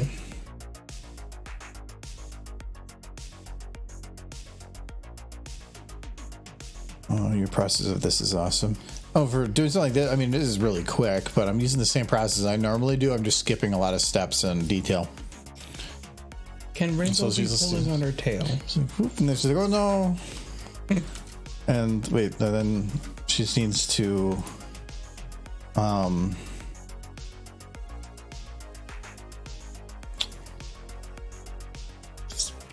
spin. I can't really have it spin because she's in the way of the lid. Yeah. What I can do. Got a Samsung Galaxy, so I'm guessing that's probably Tab S8. God, I remember having a Galaxy Tab S1. That thing's shit. Never had a tablet. Oh god, that was so bad. I'm not a fan of tablets, so that's why when I ended up getting one, I got a Surface because it still runs Windows, but it's tablet, but then you can do that like attachable keyboard thing. When I first got it, it was nice for like the first week, and then I was kind of like, I don't really have a need for it. I use that thing all the time now. It's a nice secondary computer for like if I'm working and I want to just have videos playing or music. It works perfect. I can bring it to conventions. That originally was so I could bring it to conventions and just use it for playing video. It doesn't really work very well for doing that, so I don't. But I tend to just bring it. I use it at home a lot for random stuff. I love it, but I could probably got a cheaper one that would do the same things, but I just like that it runs Windows. I actually use it a lot for like right now I have one of my secondary monitors here for when we do game streams, but when we were doing it upstairs, I just had it as a wireless display for my computer because I have a widescreen that has like the secondary or the right fourth of the monitor is another computer screen, so it's two inputs and picture, but it doesn't work well with gaming because it locks it to 60 FPS for my whole monitor. I don't like playing Overwatch at 60 FPS, so I have another monitor I bring in for that. I got a recommendation for the best tablet for animations. I wouldn't be able to tell you. I don't know tablets well enough. Laptops are the real. Well, the nice thing with if you're talking like SFM specifically, SFM is so old now that the software was built to run in like the early 2010s. Nothing has really changed since then. So a laptop that was good in 2010s is going to be really cheap now and still would run it perfectly fine. I have a gaming laptop that has a 3060 in it, so like the lower end of the graphics cards that you can find, and from like a couple years ago, and that thing beasts SFM like nothing. It runs it the same as my PC. My PC has a 3080 with a better everything. It doesn't matter. The software's too old. It doesn't know what to do with it. You could probably build a decent PC for 4K. Budget is... Yeah, I was gonna say CAD. There's that symbol was something different. If that's is that Canadian? Yeah, that's pretty close to the dollar. No, it's almost one. No, it's not. No, well, it certainly is. No, it's take the American dollar, add 20 or 30%, and that's Canadian. They're not 1-to-1. I thought it was pretty close last I looked. I haven't looked in a while, but I thought it was like $1.04 to $1. Color? No. Oh, wow. No, it's way different. And it's been like that for... I haven't looked in a while. For like a long time. I mean, it's been since the last 5 years that it's been that way. Time gets away from me. Actually, if anything, it used to be worse. It's never really been different. No, it's I knew that. Yeah, if it's Canadian, if you at that price for, well, I would say if you're talking about doing 3D animation, you don't need 4,000. Okay, if you're talking about SFM, you don't need 4,000. You could do 1,000 and get away with something, but it depends on whether if you want it to be mobile or not. If you're talking about something that you need to have be mobile, like a laptop, you can find any laptop with a 3060 in it from like a couple years ago. Whatever, if they're new, I don't know about used, but so that stuff. But it'll run perfectly fine. I think my laptop was about 1,100, and it beasts it. Like SFM runs the same on there as on my PC. If you're talking about an actual PC, that's a different story, but it's always going to be way cheaper to build it yourself. If you have a Micro Center around you, which I don't know if they're in Canada, a Micro Center will take any off-the-shelf parts, build the computer for you for $120. So even cheap. For off the shelf, it's cheap, and you can just go pick it up. $120. Yeah. Alienware will charge like half the price of the computer. Alienware gives you proprietary parts that only run in Alienware computer. It's garbage. Yeah, which means like their motherboard, this is Dell just in general, their motherboard is a normal motherboard, but then has a motherboard built into the other part of it that goes into the front of the case for its input or its I/O. All the Dell PCs that I've seen do this, they're e-waste because you can never put them in another computer. They won't work. Yeah, because it's actually the motherboard has this like extension. It's stupid. But that's why there's system integrators. And then there's another one. Dell is not. They're not a system integrator. There's something else. They're not taking off the shelf parts essentially. I think my very first computer before I knew what I was doing was. If you get an NVIDIA graphics card, it's almost always a Dell NVIDIA graphics card. Yeah, it's not PNY or Gigabyte. It's like their own in-house brand. Really? Yeah. You can get some decent stuff, but they're trying to do like Apple. Proprietary. You're in their environment. It's stupid. Yep. But no, if you have a Micro Center, they're really good with that. Anyways, sure Canada probably has an equivalent. I just don't know what it would be. She didn't do the butt shake. She was supposed to do the butt shake too. Butt shakes are important. I need to do this. Oh, I did it backwards. That's why. I need to do this. Okay. But I don't know of any other ones that are local. Micro Center is just really nice because cost-wise, they're pretty cheap. There is another... It's really the only one I've seen that sells computer parts. It's like... Not physically, but there is another... Yeah. There's another integrator that they build computers for you as well. On like, you have to pay shipping, but I think their fee is like 90 or 100 or something, and it's actually not bad. You're talking about like Blue Falcon or something? I know. I think they're the same as Alien. Well, no, because to them, the way that works is they charge 90 to build it, and that is based on all the parts being MSRP, what they sell in normal market. Well, if they buy in bulk, they're probably getting it for cheaper. So then they can take the skim off the top, but it still is then not that bad compared to building yourself. It's just shipping scary for computers. I find building a computer one of my favorite things to do in my free time, so I would never let anybody else do that.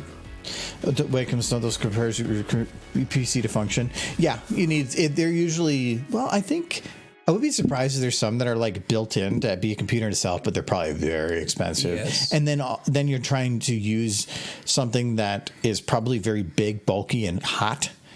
From everything running within it it's probably not worth it. Using a laptop that has a complete top screen. Mm-hmm. Plus, it's going to be way better for most things to have it run that way. Actually, that was I think it's my current computer. I think I have a ProArt motherboard. Yeah, I got a ProArt for it, and it has a display port in or out and then in. And it's meant so that you can take the display port from your graphics card and you give you a display port cable that's like that long. It runs to the in, and then it does a pass through to a USB-C so that you can use your graphics card's video out to your tablet. Okay. So because otherwise if you try to do like direct from USB-C, your graphics card's not going to support that. Yeah. So instead it takes the actual graphics card video, does a weird little pass through, but then it's built for it. It's kind of neat. Yeah, as long as it works. But yeah, so there she goes. Now how is this? She's like, oh no, she's laundering.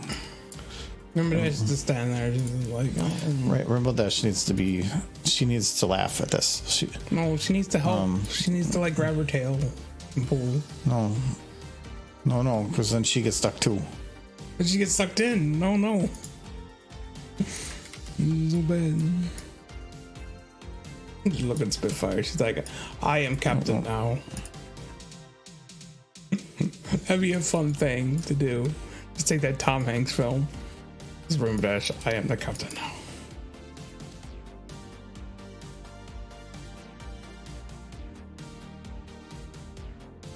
Give me a point with a hoof. Hooves are cute.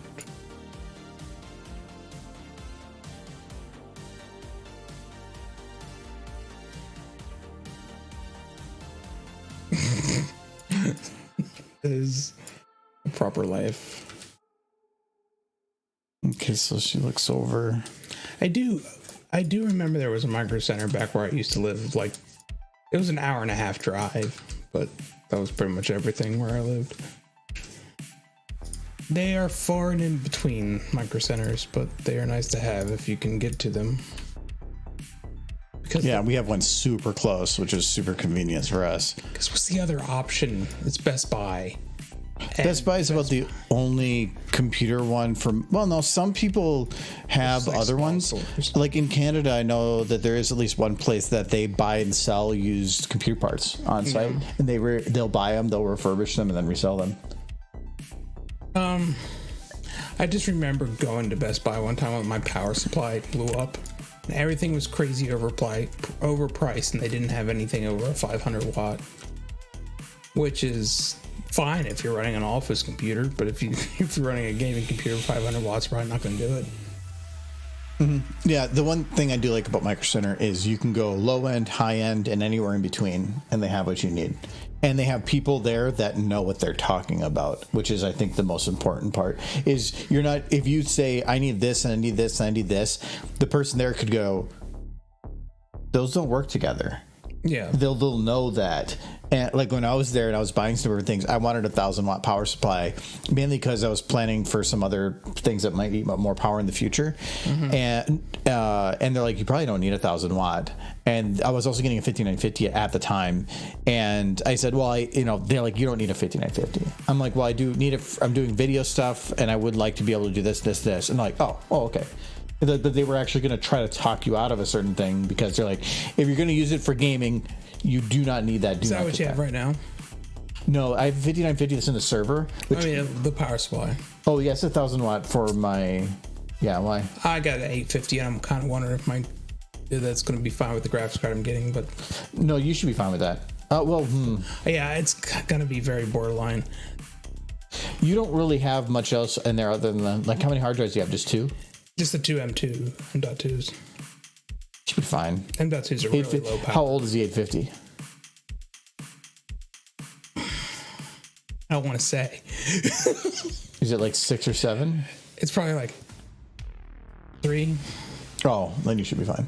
Yeah. Most power supplies after like 6 or 7 years will start outputting less power.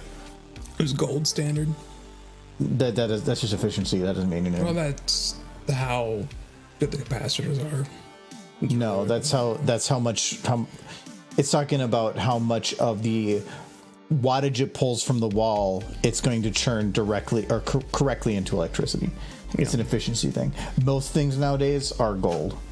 It's platinum or titanium or whatever. That's where it starts getting a little higher. But yeah, I figured 850 would probably be fine. If I have to get a new power supply, I'll just go to Microsoft. Excuse me, I got hiccups. No, where's her roof going? No, this is abuse. She's so fired. She's pushing her in. Is that what's happening? Okay. Because that's not how I saw it at all. She works for, she's so fired. She's eating at the same time. This is getting very, very. Just push her in. Go in there. Go ahead. She's like, I'm the head of the Wonderfuls now. And then she's like, no, actually, you're pretty cool. I'm going to come and get you out of there. And then she's like, Omega, my hair got all messed up. Ring just kind of went to the floor a little bit. It's like she's trying to eat. She's trying to eat her again. We'll keep it there. Okay.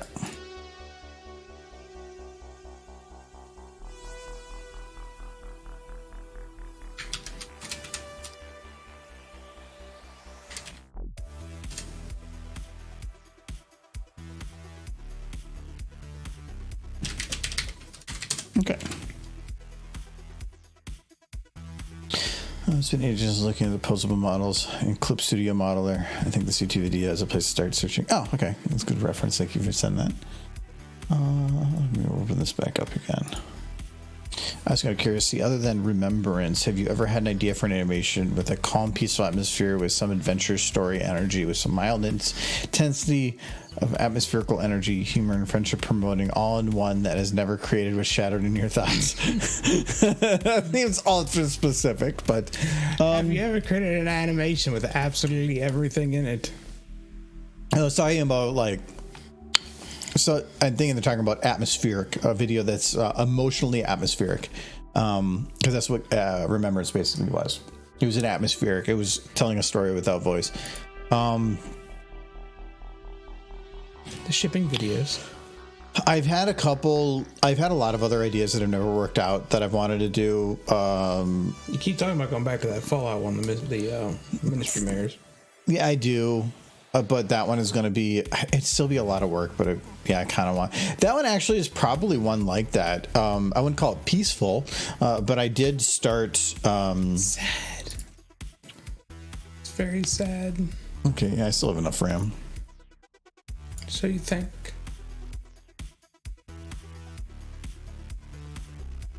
We were working on, and I still want to go back to it, a Fallout video that was, well, I mean, I've started a couple different Fallout videos, But this one I actually put quite a bit of time into for scene building. But it was supposed to be a Ministry Mayor's video that was going to be to a song originally, but I'm thinking I might just go back and redo it based on like a trailer type thing instead. But it was going to be to, is the song on here? It is with Axioma Music Final Way. It actually just came up on my recommended again recently. Love that song. I would say leave it in, but I know what you're concerned about. Every video I put in that is not or is copyrighted to use is having no revenue in a video really hurts over time, and that's for the amount of time it takes. I can leave the music in, but let me turn the volume down. And some of these scene builds are already amazing. I love the scene builds. This one's not timed right. Oh no, actually, this isn't even the right time for this this portion. I can adjust it to a second here. But yeah, like I had the whole audience bit. Now I know exactly how to actually do that correctly. I don't know if this one's timed there.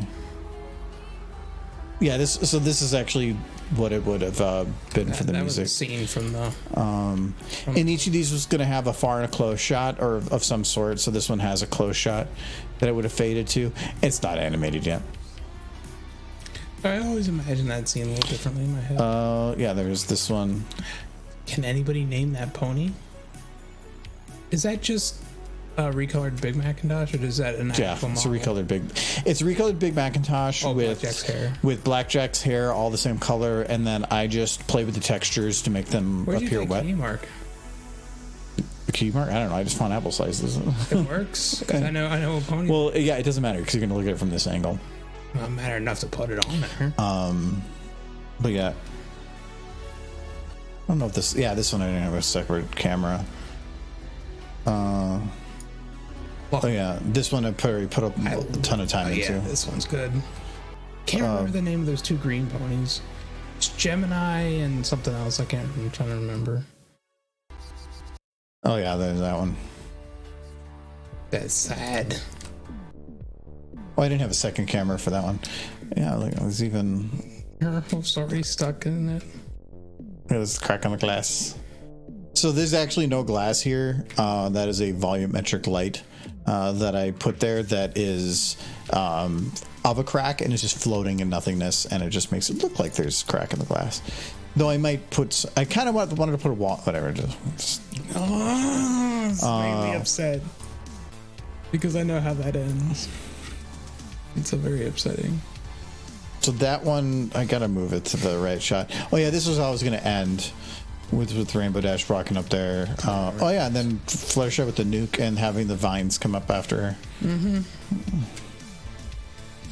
Oh yeah, that was working on that before I stopped working on. What model do you have there? That's just Rarity. No, not Rarity. The other one. That's Snails. Is it Snails? Okay, yeah, that's correct. It was either going to be Snips or Snails. No, Snips. No, Snails was the actual one casting it. Snips was doing something else. Snips was the one cutting the soul because he was the best at cutting. Yeah, no, this is Snails. Yeah. So they both would have been there. Though I had to kind of like stretch him into like a normal size horse. Mm-hmm. Yeah, but this one, like I was playing around with some fun symbols on the ground. Something's missing in the textures. Oh no, that's something on the. I remember correctly. Snails was better at it in general, but it took him way longer to get to. Oh, it. This actually was a super cool thing. So if you look in the background, with how those how the explosion is spreading out, so that is actually done in real time.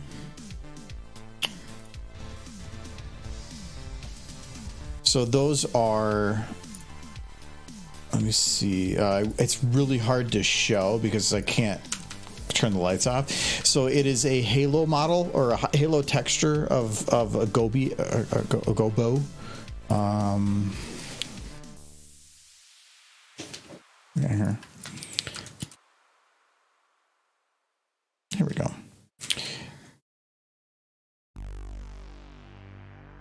There we go. So you can see all them moving up and down. Oh, they're all locked together. So each of those is something that it was just a ring that was kind of turned sideways. And then I put a light version of it and then a negative version of it and then slightly misplaced them. It kind of gives a 3D effect. And then you just kind of played with it to have it stretch out and disappear. And it turned out really cool. Like looking at because I went and looked up like how explosions looked and whatnot. It actually was really neat. Yeah, never find a lot of Fall Out Question animations. Was the project canceled or was there no one interested in making? So this one I stopped because, for one, it was using copyrighted music, and I kind of was trying to stay away from that. If I use copyrighted music, I can't monetize it on YouTube, and if I don't monetize things on YouTube, I eventually can't really do much. Like, I'm losing a lot of potential and stuff going forward. So I was like, well, so I stopped. This would have been like 4 minutes long. And I think the reason it ended up stopping was because of, oh yeah, there's part 2. This one I don't think has much in it. These scenes had so much crap in them that I was starting to run on a ramp. Oh yeah, I remember this, where we made this whole like magazine cover. Oh yeah, you did. It's very the man behind the Ministry of Image does stuff and things and stuff. I love that picture. It's really good. Mm-hmm. But yeah, it's going to be her at her desk, and I think this has a 2 camera. Yeah. Yeah, that was the image of her. That's a really nice dress. But the reason I stopped was because the reverse shot was taking a while. There was a shot in the video I was going to make where the whole thing was going to be in the Ministry of Mirrors in the past, but I was going to have a part in the song where it kind of had this where it got intense, where it zoomed in on a picture that was there at the current days, but then when it backed away, it was after things had been destroyed. So the picture was going to fade into being burned up or something. And so it was going to basically follow the kind of the path that the camera had right at the beginning of the shot in reverse, but showing current day where everything is chaotic and destroyed. Rarity kind of was the only one in Fall Out Equestria that didn't become she never lost herself, where the others kind of did to some degree, especially Pinky. Rainbow didn't. She actually managed to maintain herself throughout most of it, but I don't know where you're making this.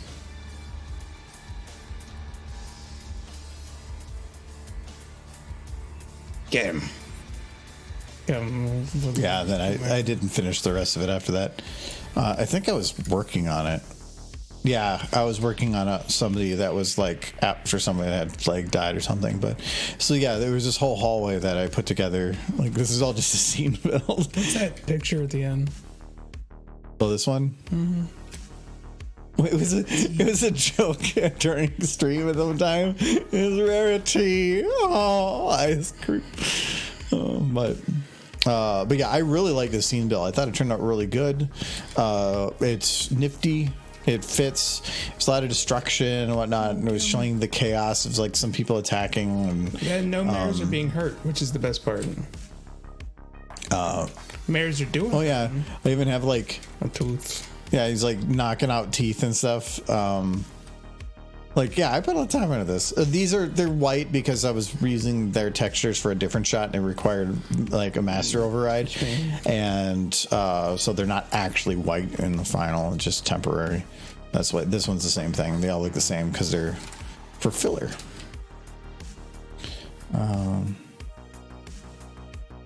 But yeah, so it was at this point that because it would have been, because I would have had to have it go.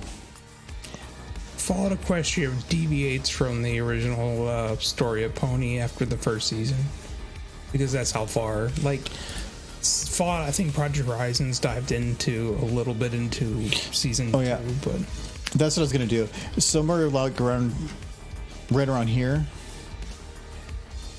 I was going to have the whole camera go in reverse backwards and then have it hit the picture and fade out back to the current day. So this was going to be like 40 seconds of the song or something like that was going to be back in the current day, and then when it hits the picture again, it goes back to the past again. So it was going to be like a moment to see, because like the whole song is what were the lyrics for this?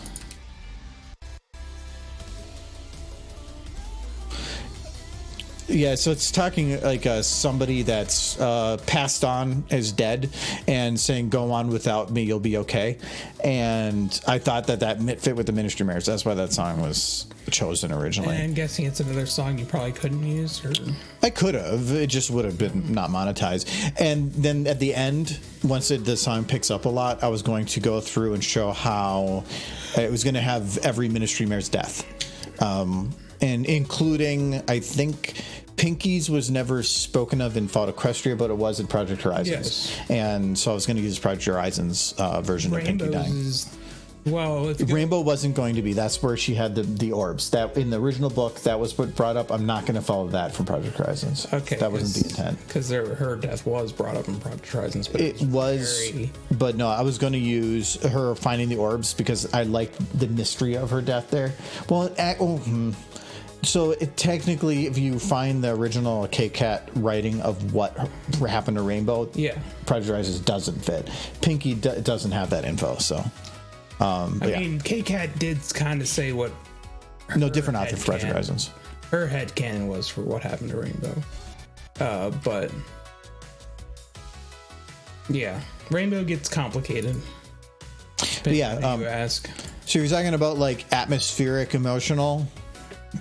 Should I go back and finish it? I really wish I would. For how long it is, it's actually not that much work. The scene builds were difficult, like this one. This is probably going to be the most difficult shot, and everything kind of going forward. But a lot of the other ones were not complex. It was basically a scene build with just basic animation, if any animation, but it was just showing somber scenes of them. So like Rarity in the office, it'd be her sitting at a desk looking sad for like 12 or 13 seconds. That's a lot of time in animation that actually would be very little work. Are you saying the somber one, the way she died, Pinkie Pie? This would basically just be her smiling out the window. Right before. That would have actually been, Pinky's death would have been the first one in there. Yeah. Because I can't remember, the song picks up at some point. Didn't she in Project Horizons also mouth like do it? Yeah. Yeah, something like that. Like, cause she knew. Yeah, it was here. It was, the song kind of picks up at this point, and it was going to be that the moment that happened, I was going to have the shot come through the window and take her out and have it stop or like super slow right after it explodes with the glass going everywhere. But you could have the lead up of her saying that and doing that because that's slow, but the takeout would have been the big one. So the nice thing about that video though is that at least it wouldn't be made for kids. It would not. But fault, of course. Sure. No, about 80% of this video was planned, so it was just going through the motions. Anyway, I think the only story that K-Cat didn't write that she said was canon was the additional chapter, A Mare Worth Fighting For, which I think with every print of the book, with the exception of the very first print, has been added to the subsequent releases.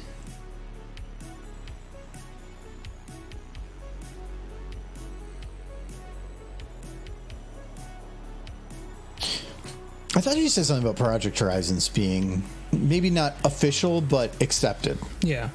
So yeah. Pretty much the reason we didn't get Fall Equestria Part 2 was because K-Cat didn't want to ruin people's fan fictions or their extensions to Fallout. And that's the right response. Is the first one should be the official and nothing after that should be. But I want more Fall Equestria. Oh no! I think that is better. No, there's plenty of Fall Equestria. I want more Little Pip. No, anything done with Little Pip going forward will completely and utterly destroy anybody's fix. Maybe. Yes. Pip is essentially. Yes, it would. No.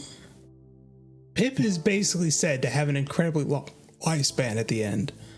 She could do her stuff well after. Yeah, in like immense pain and like. How would she be in immense pain? She's been through a lot. She's fine. So accepted Pink Eyes Horizon Zero is a spin-off canon, but spin-off canon isn't canon. It means like, sure, they fit within the universe, but if somebody else makes something that counters it in some small way, they shouldn't be like punished for Pink it. Eyes make me cry. Well, I'm gonna go use the restroom really quick though. Lots of booze. No. Okay.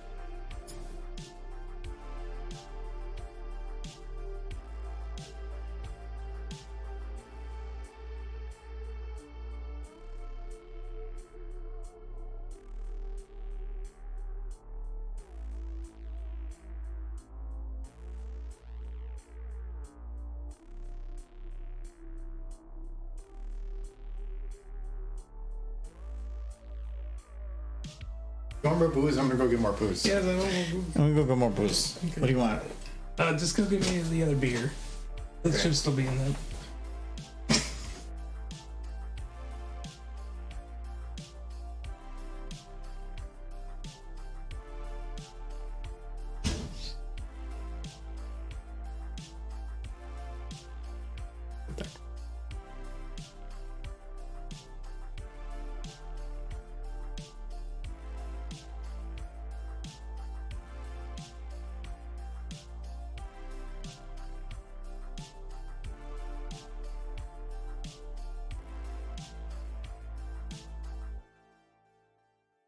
In the wall right now.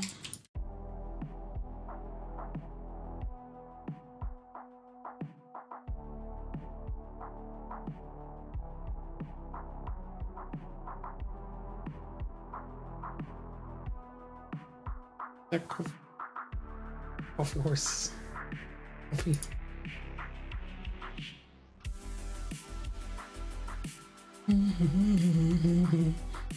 No.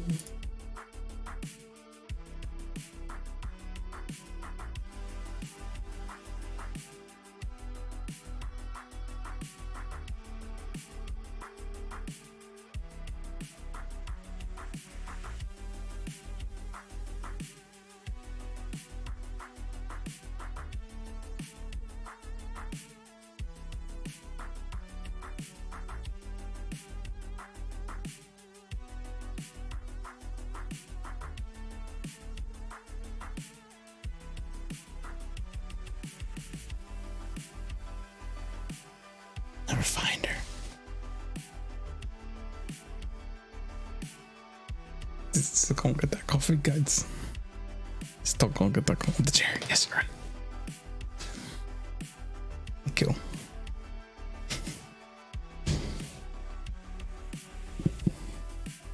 When Scotch Tape still deals with the emotional baggage from running around with Blackjack.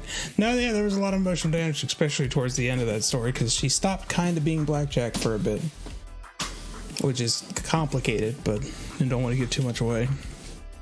But she became very disconnected towards the end with her time with Scotch Tape. I'm back. So what did Michael do? We talked about Project Horizons. Ponies. No. Can't cheat.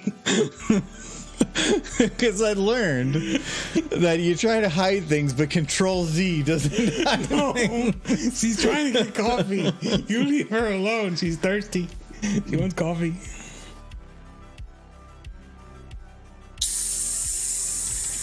You used an older model. I think it's the VN. Yeah. The VN models were nice, but they tried to make these like ultra detailed eyes, but it just contrasted really badly with the model. All the there's Derpy. Go away, Derpy. No coffee for you. No, she wants coffee. Just jealous that she getting coffee. You don't get no coffee. She's like, ow, it burns. No, she gets coffee. She's just drinks it right from the tap. Yeah, she's. There she goes. She's getting coffee. It's never too late for coffee. Ever. It's too late for coffee. I used to. That was a thing for a while, like years ago.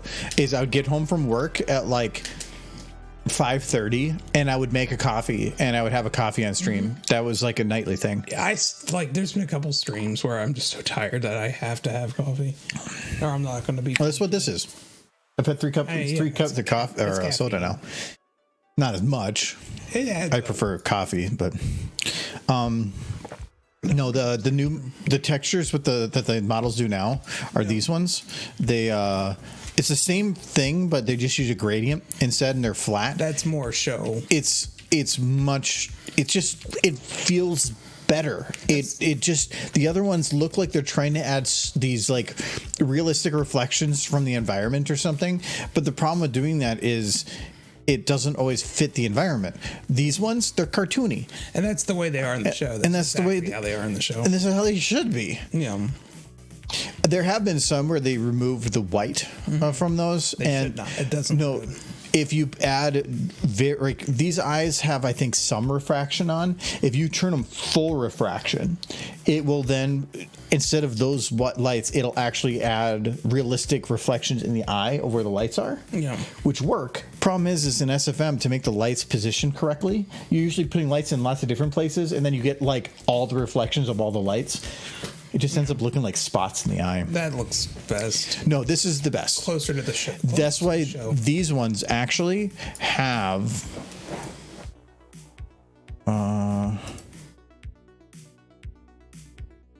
Yeah. So there's an eye lens on this that.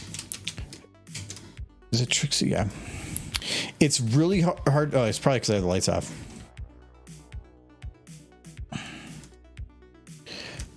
Actually, you can barely tell. It depends on the scene, but you can tell that there's that little bit of refraction. You can actually see it right there. That there's that little like black spot. There's like a sheen on it. They did a really good job with these ones about adding refraction without being too much. Because like here, that adds that little bit of something there that makes it feel like an actual like glass eye, and that's what it should be. It should look like glass, but not too much. Welcome back, Silver. I will be right back. You had some supper. Oh, what did you have? Good food. No, I don't want to put Derby back there because for how short this is and the focus, I want to make sure that what it is that's being looked at is only what it is that I'm choosing for people to look at.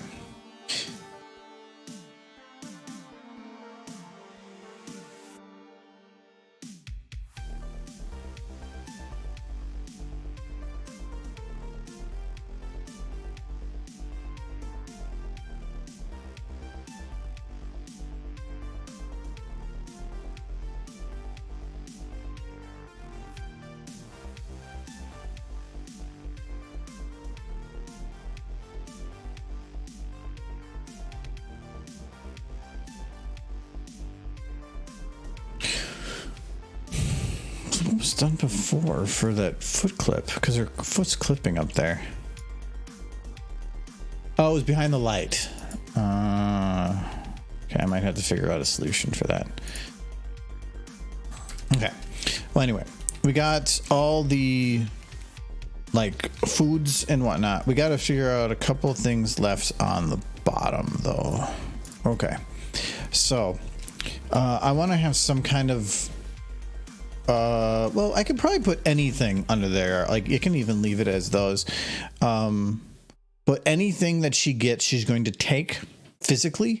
So I probably want something that has a nicer model.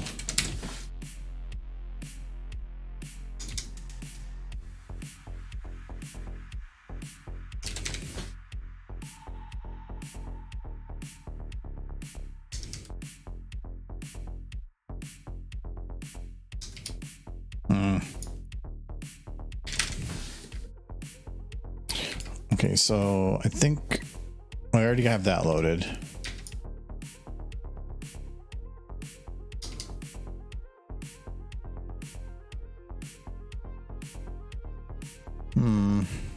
That's a little fat. That'd be hard to work with. Oh, those are fat too, though.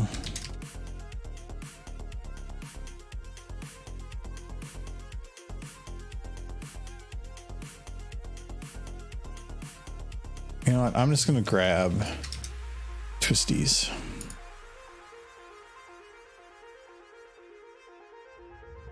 So then in the snacks, it would be 5, 3.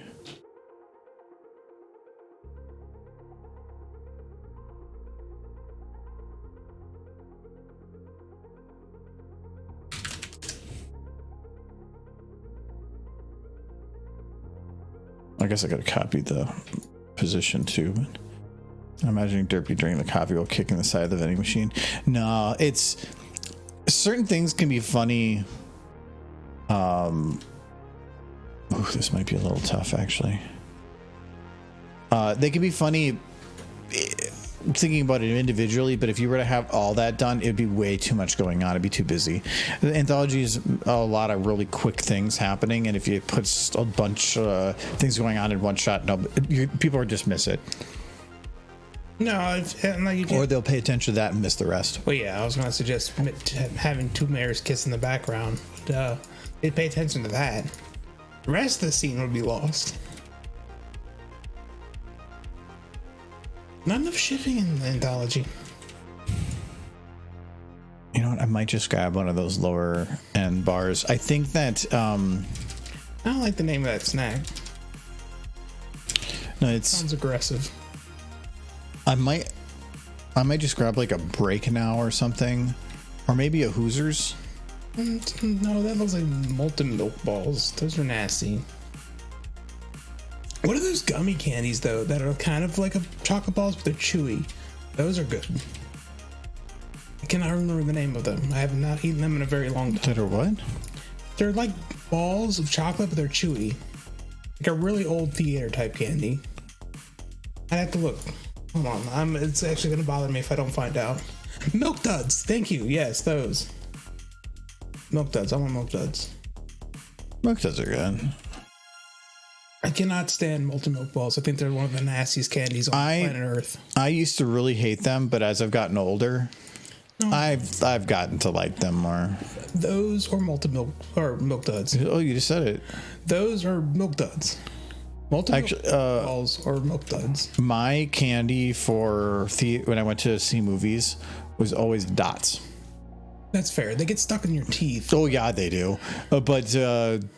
But that was just the thing that like it's like when I go flying, that's the only time I drink cranberry juice. I don't know why. It's just anytime I fly, I drink cranberry juice. Just a thing you do. Yeah, and nothing wrong with cranberry juice. I don't know. Just when I'm on a plane and flying, I feel like cranberry juice. Yeah. But I won't have it any other time. So it's, yeah, when I'm in a theater, I have a feeling, or I kind of want Dots all the time. But yeah, now as I've gotten older, yeah, I don't want Dots. You know what the candy is you give to somebody if you hate them? Absolutely hate them. Want to hurt them. Want them to lose teeth. Either Jolly Ranchers or... They're not that nearly as bad as these that I'm thinking of. It's actually 2 different. I know which one you're going to say, but I don't remember the name. Sugar babies or sugar daddies. Yeah, one of those. But like, I thought they're the same candy. Taffy, certain taffy, but not. There was a different one I was thinking of that was like that though, for how bad it was. Sugar daddies. I guarantee if I look them up, there's people who've hurt themselves on that candy. I guarantee it. I have fused my jaw shut several times, fearing I was going to rip a tooth out of my head because I bit down on a sugar daddy. Do not bite down on a sugar daddy. And then they made sugar babies, which are made to be bit down on because they're like little bite-sized candies. But they'll fuse your jaw together just the same. Maybe not quite as bad, but not great. I don't know who buys those. Masochists. Babies. Masochist babies. Okay. Nobody can tell me they enjoy sugar daddies. If somebody tells me they enjoy those, they're lying. The only time they eat them is on Halloween because they're a cheap candy to give away to kids that you hate. Do you hate kids? If I start giving them sugar daddies, you'll know the answer to it. When they're walking up to the house, you're like, you look like a sugar daddy. Yes, you look like a sugar daddy kid. Don't say that out loud, though. That was the intent. Hey there, sugar daddy. Speaking to me or my child? Yes. Absolutely, yeah. Have this sugar daddy candy for a sugar daddy. Like, okay, I'm calling the cops. No one blames you.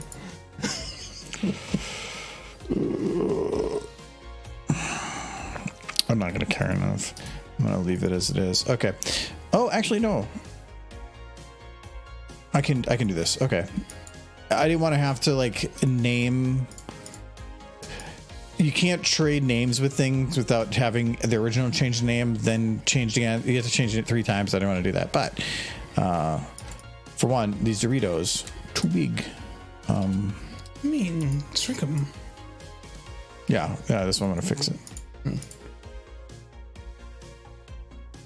Like how that has a much cleaner texture than anything else in that. It's not. I wouldn't say it's a cleaner texture. It's higher res, or I don't know if is it called resolution for that type of thing. Texture. It's higher res texture. So yeah, it's also fatter. The fatter is the hard part. But as long as I'm not, as long as I'm be careful about it, it'll be fine. What time is it? It is that time. Yep. 8:32 p.m.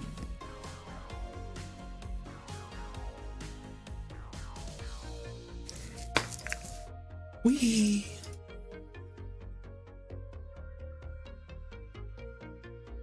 No, if somebody were to show me a candy that's worse than a sugar daddy, I would show them what something isn't that can't even be considered candy. Oh, it's probably didn't notice it because I put the like other like recent follower or whatever. I basically found the area that I'm never going to use on the taskbar that's down there, and I just have it covered with an overlay.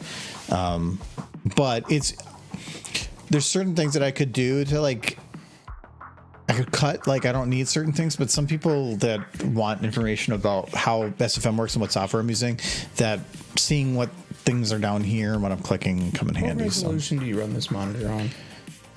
When I'm streaming, I run it at 1920 by 1080 for this section. Okay. But if I'm not streaming, then it's like 3440 by 1440. Because I've run Source Filmmaker in 4K and it does not like it. Oh no, this is normal 1080. It runs well at 1080.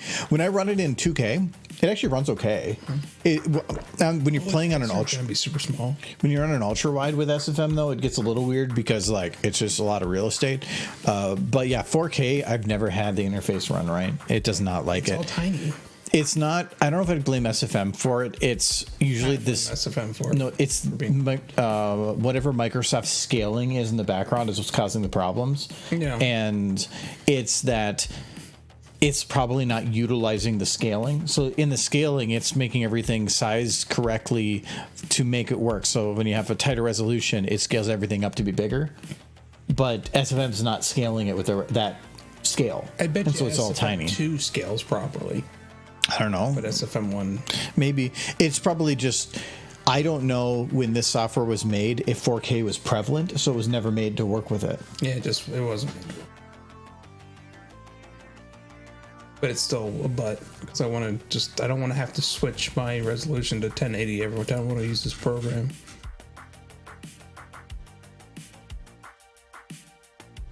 Because I use source if I'm trying to pose models in a certain position because it's easier.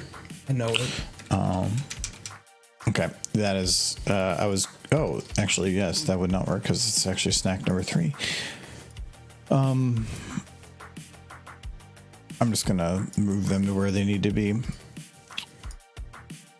Doritos.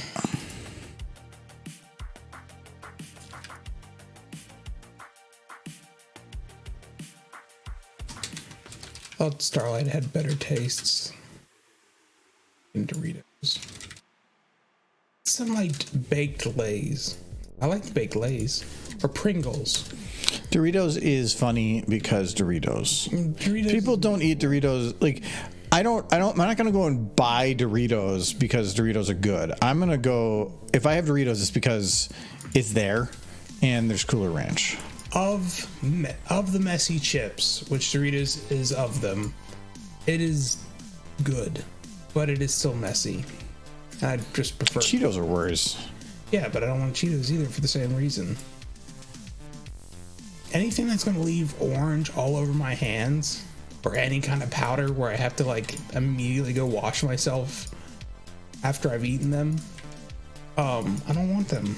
Give me something clean. Give me those the uppercuts? peppers. No, not the uppercuts. That sea salt and herbs going to be all over your fingers. You know, these French fries, they're like, I never understood those. The hot fries or whatever. Yeah, I don't like those. I never could get into them. Chips.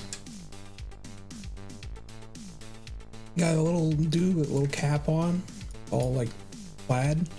Pretty great. So I gotta manipulate the rotation. I just realized that there's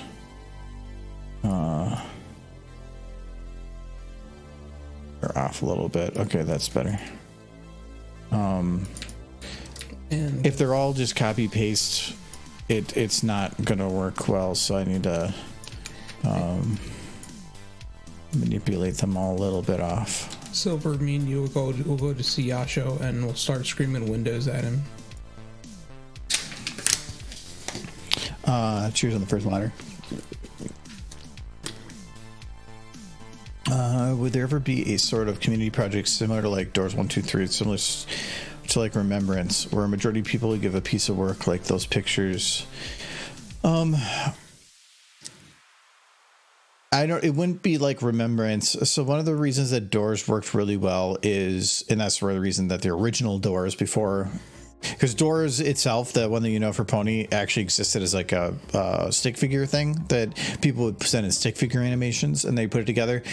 Collabs are hard if you're trying to make everybody work on the same project.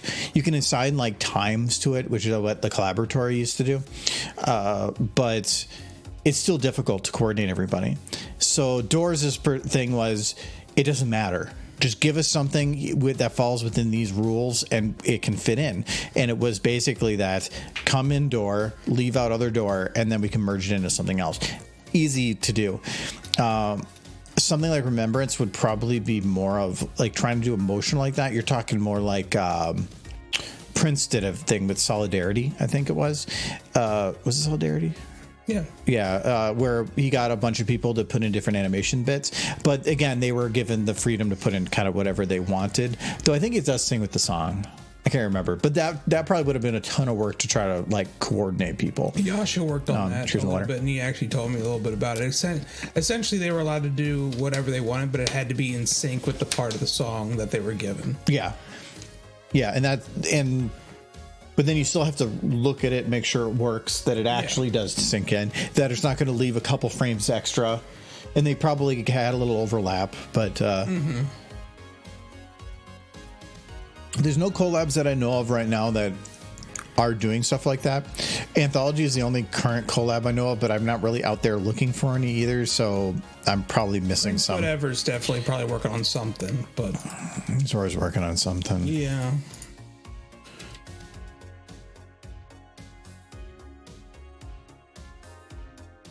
Prince always has something coming out. It's just He usually puts out like seems like something every he's- month. seems like he's got like But he does that as his job. projects running in the background. He actually does it full time. Yeah. I talked to him about that too, because he was asking about different things with numbers between YouTube and Twitch and stuff once, and he was saying we're living somewhere where rent's low and he can get by with just what is can come out of those platforms. So he is 100% supported by the content that he makes, which is really cool. It's a pretty cool place to be, but it does mean you've got to probably make other sacrifices. But then he can put out content constantly. Man, if I could just make YouTube monies and sit at home and eat like Vienna sausages and ramen, I wouldn't. It's not sitting home doing nothing. The problem with the YouTuber life is it usually means you're working more hours than if you had a 40-hour job. Because you have to make all the content, then you have to manage everything. You basically have to put on like 4 different hats. Not if you're like a video game streamer. Yeah, but I want Jackson. but everybody wants to go and do something like that because it's super easy, but it's not. Because like, oh, you're making these highlight videos. Okay, so how are they being edited?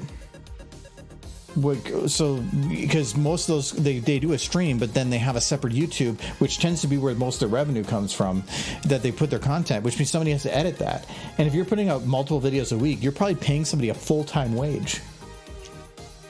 So how much money? Unless you're doing your own editing. Okay, but then how long is it going to take to do your editing?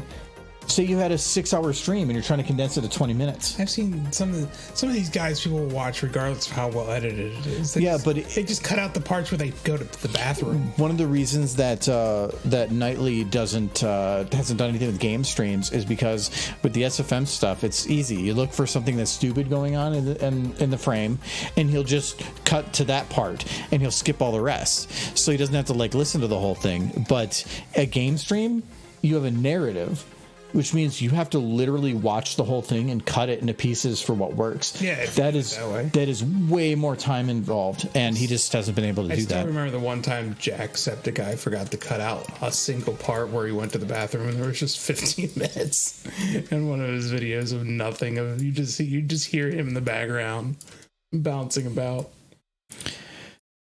Yeah, it's a lot of work. How you go about it. Yeah, you can go and do the least effort, but when you're in a market where... But if you're already huge, it hardly matters. Yeah, but getting to that point. So if you said like, oh, well, I'm going to do that now, and I'm going to quit my job and do that, you're going to have the amount of time you have to put in before you actually can maybe even back off.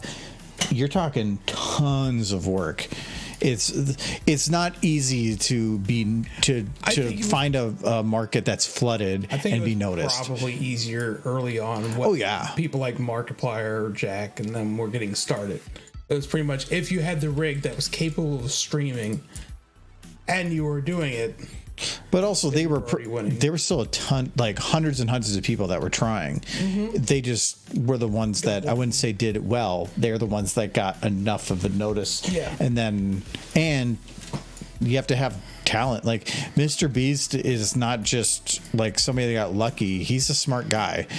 So he's got a lot because he just manipulates the hell out of that algorithm. No, that, and he built his entire platform off of basically like shock reactions of giving away money. Well, yeah, but a lot of that was made off of gambling. So yeah, I know. Again, getting lucky is a big part of it. No, he but you have to put a ton of time. He actually does what most YouTubers do now, where sells burgers. He's actually suing the people that made the burgers right now. Oh, because they did bad? Yeah, because the quality control for it was so bad that it started going downhill. What do you expect? He was making it out of like 10 different restaurants.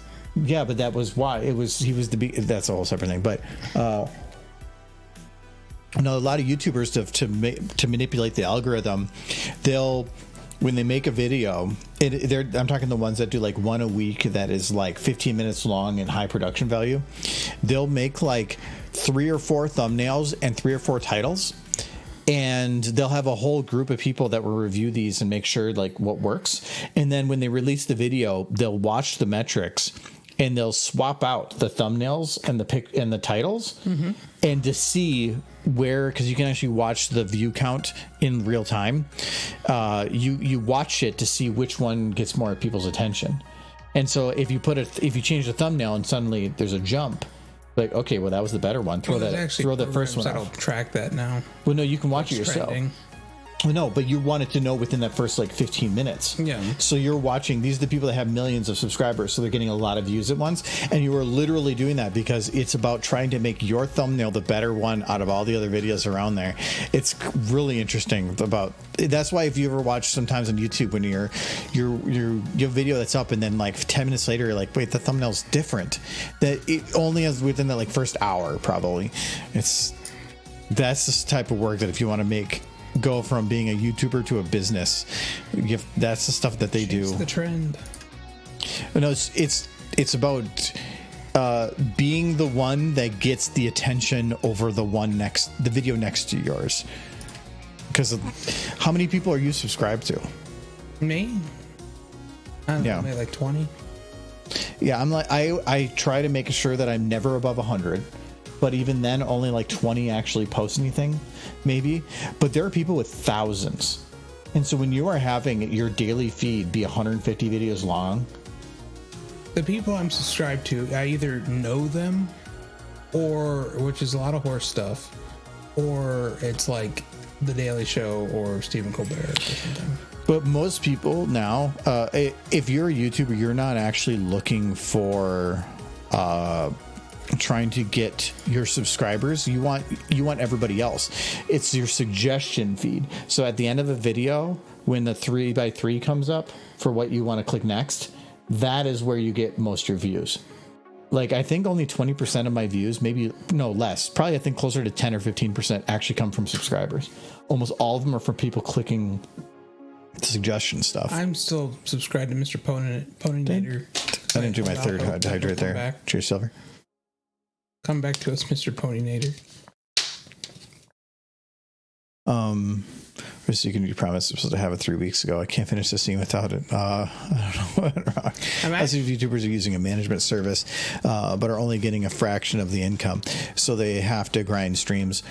Yeah, and that's where, if you want to be found, like it depends. Like, cause if you're talking VTubers, like on streaming, yeah, you have to stream constantly. But then, where do the videos go after that? Because you can either do it yourself, which is a ton of work, or you pay somebody else. But if you don't have the money, then that doesn't get you anywhere. It's either getting lucky or doing it or just do it for fun. And I'm just doing it for fun. I tell you what we need to do. We need to replace ourselves up there with busty fox girls. That would help us get views. Well, see, like, yeah, Minecraft Age. So you can have people with millions of subscribers, but they still have to fight other people. Everybody wants your view. So you're the trying to fight to make sure that out of anybody that's getting clicked, you're the one that's getting clicked. Because YouTube is only, like I said, the big thing that on YouTube is your suggestion feed. YouTube is only going to recommend your video maybe for a couple days. So as like on those feeds, on a higher priority. After that, it's to the archives and you're gone because somebody else posted something else that's newer and more recent. So you're just on your own at that point. I want to be a busty fox girl. He won't let me. No, it's that's why, like, the way we have it set up now is Nightly does some of the fun compilations, but he has a full-time job, so he's doing it on the time that he has, and so sometimes it just doesn't work out where he doesn't have the time to finish things in time, and it's just, so we try to have something out every 2 weeks. It doesn't always work out. Actually, every like 6 months we eventually fall behind by a week or two. Do you think he resents me for not watching them? No, I don't think he cares. That's good. But that's where we set up where we do the videos, where we have a way to do them so that they're easy to find the content that you're supposed to find. Like, you're not having to watch through 5-6 hours of footage. You can technically for discovery, spend like 2 hours to go through 2 streams because all you do is sift through it to where something stupid happens. That's why we have Stupid Face, because the purpose of Stupid Face is to have something that is obviously funny or funnier, and it's easy for him to pull out. Nightly, if you ever watch this and you want me to watch these videos, you need to like modulate my voice so I just sound like Barry Manilow or something. Go really deep. Yeah, like Say something that he can make you go really deep with. It's like I want to pet the horses, and then but it's like Barry Manilow, so it's just like I want to pet the horses. He would have made it deep. Yeah, so but now he's not gonna watch this. No, so you got to do like wave your hands really a lot. Okay, he'll find it now. Yes, he's gonna wait for the waving part. Look for the waving. Maybe we should just do that all the time now. Every time we're like, you want Nightly to like check something, we just start waving about. Nightly over here. This part. Have a Nightly button that just pops up in the screen. The Nightly signal. We need the Nightly signal. No, that's actually one of the reasons we haven't done it since the flooding in the basement, but one of the reasons that I had done the once a month what do you call it, the once a month like request streams and emote streams, because those are very easy to edit compared to the rest, because you know exactly what this stream has a ton of stuff in it, so that if things start falling behind, there's something that he can grab instead to just kind of save time and catch up. That's actually their reason for existing.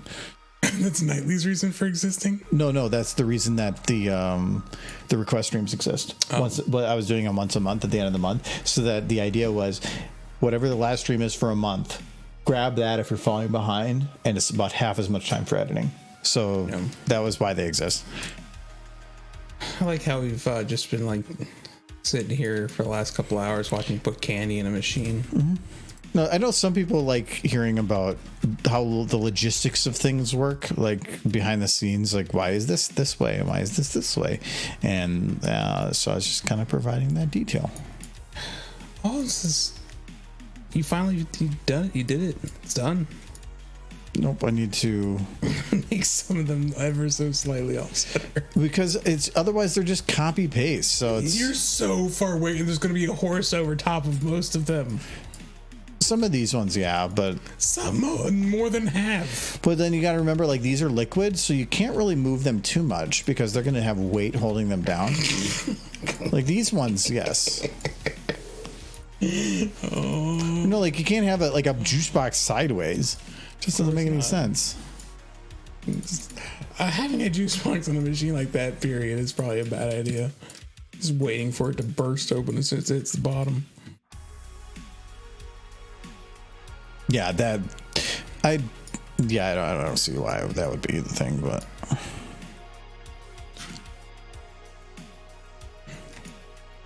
couple of gamers that have been around since my oh yeah, it's the same thing. So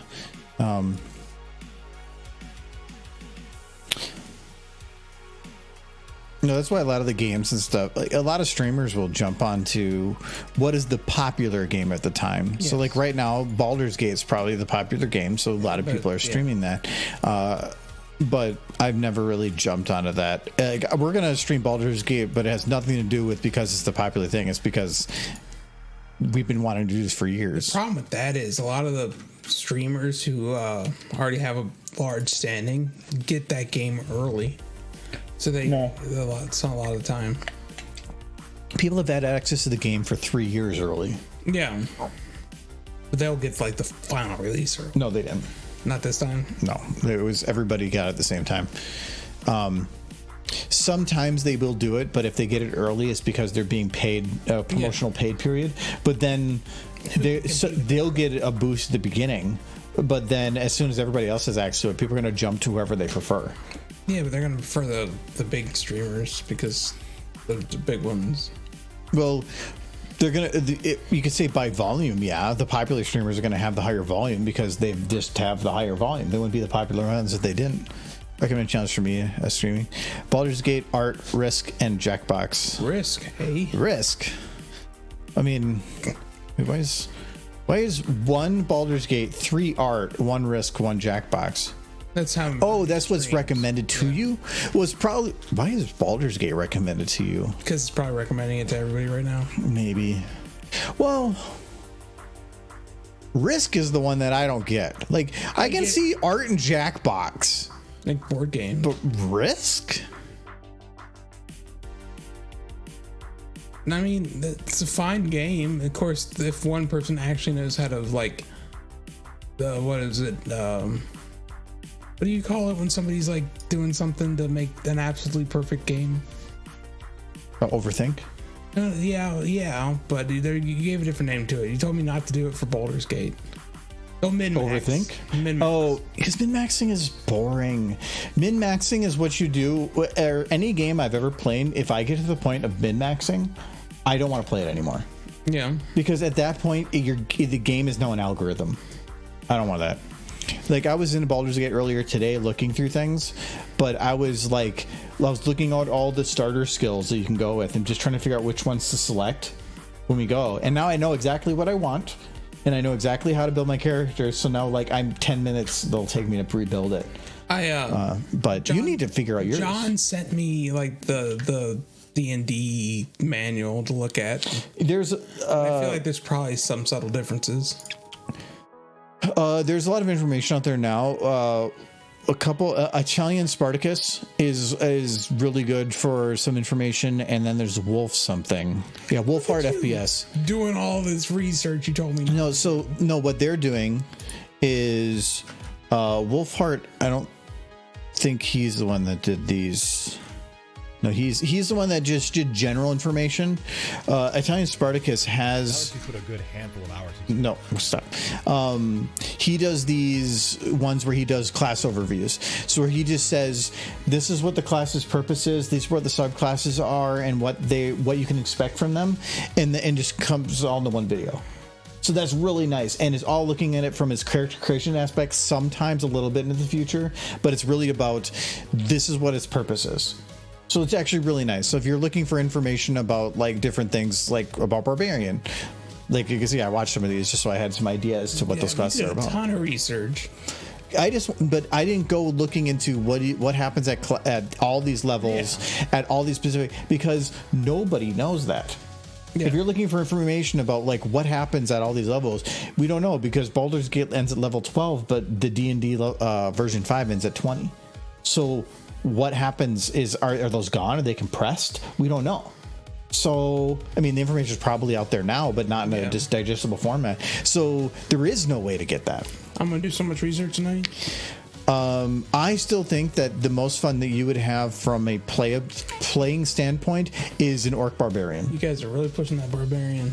And I keep wanting to lean into Fighter. Fighter is nice, but it's like a clean bit of like, I want to do damage. Barbarian is, I want to destroy. But one of them's probably more functionally useful. Doesn't matter. Like they said, if you wanted to play 4 clerics in the game, you would go all the way in and beat it. There's nothing. No, clerics aren't healers. They're white mages. No, they're not.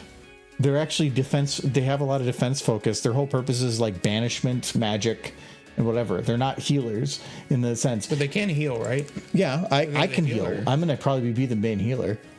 What is it, bard? Yeah, but everybody has their own way to mitigate damage. I thought our job was to kill and fight, and your job was basically to like woo women at the end. Actually, my whole job, and I already know what that's going to be, is basically just to have any time any conversation comes up, just be like you would let us pass. And I'm gonna be like, and they're gonna be like, yeah, I'm gonna be the Jedi. I am building myself 100% to just talk my way out of everything. I want to be the guy who like sees a big rock and crushes what's ever in front of us with it. That you don't have to talk. He's very cute inside of there. Still stuck. No, my goal is to be I have a whole other shtick that I'm going to save for Sunday, but yeah, my whole goal is to be basically a I'm gonna be charisma heavy. This is art. I think Ninesky was a little confused that this wasn't art. Okay, so I have it set to art because they removed SFM as an option on Twitch. Who does that anymore? It used to be that it was its own thing to pick from. So it'd be like, oh, you want to watch people doing SFM. There's no option for animation. If there was an option for animation, I'd pick that, but nope. So the closest I can come up to is either art or just chatting.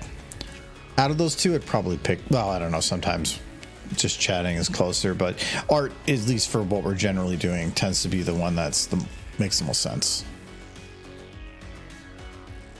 For Trixie. It's so cute.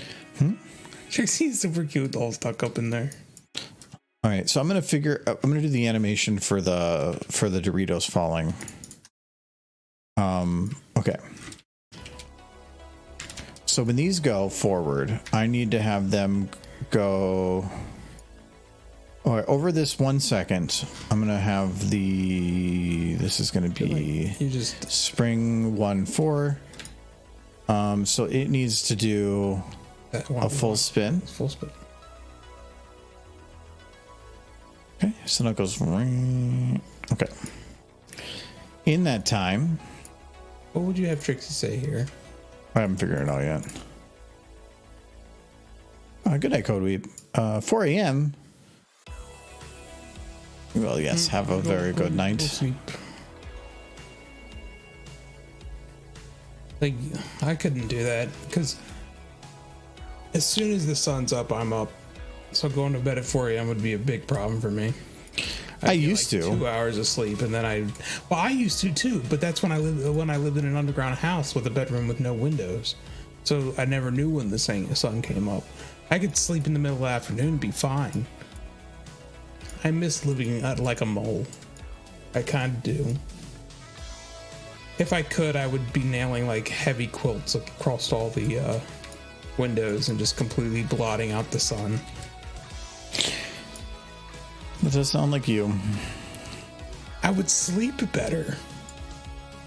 Some days I just, like tonight, I could sleep as much as I want because I don't have a thing I normally have tomorrow.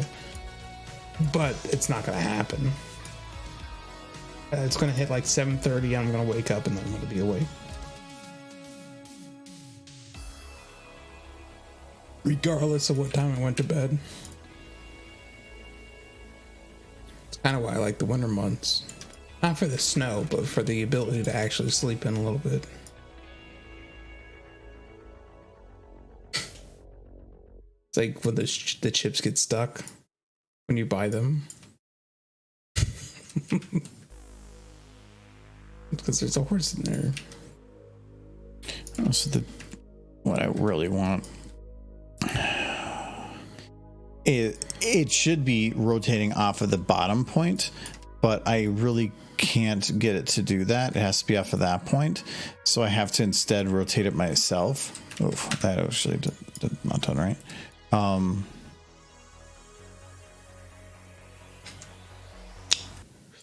When's Adam supposed to be back? I don't know. He's been gone for like random days. Yeah, I haven't seen him in like 2 days. I know he said something, but I wasn't paying attention. He showed up yesterday. He was back. Did home. he? Yeah, he was home. I figured he ran away. I thought just like he found new friends and now he doesn't need us anymore. Well, he doesn't need us anymore. I don't feel replaced. Well, no, because he now added in a whole like second card game. Yeah. So now he's got a whole other thing he's going to be doing. Found new friends. That's fine. I don't cry myself to sleep at night or nothing.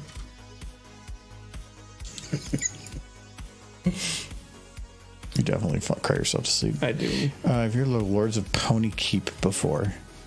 I have not. I already am interested because you said ponies.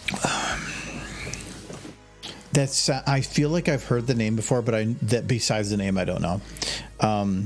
Argo's going to play as bullshit artist. I don't want to spoil it, but What? kind of. No, my idea for a bard, I'm okay with giving it now because I changed it. But I wanted to be like the super enthusiastic, over the top bard. But then as I was going through the character creator, I wasn't getting what I wanted. But then when I started hitting other sliders, I got something else, and so I would completely change that idea, and I really like it. I just want to have a big hammer that You'll just see Sunday. that I call smushums. And if at all possible, I want to be able to herd animals. Because I want to collect squirrels or any other small animal that You know I can what? pick up. If you want, at 10 o'clock, I'll open up Baldur's Gate and we'll figure out your character. I want to look at it for a bit myself first. I won't come to any final decisions, but I want to at least. But we can play around with it. Yeah, I guess. Yeah. Okay. Because you can make an orc with like pink hair with the little ponytail. Yeah, that would be cute. I do like the idea of you being Granny, though. I do too. The problem is you can't, like, they have an age slider. It No, doesn't. you just be an orc with like a brightly white hair or something. Yeah, but you can't really make old. No, you can make orc. Which Yeah. just looks like old but green and big. I did like how I got that one big character in Warhammer, and I just called her Grands. 'Cause she big. Did you look what I'm saying?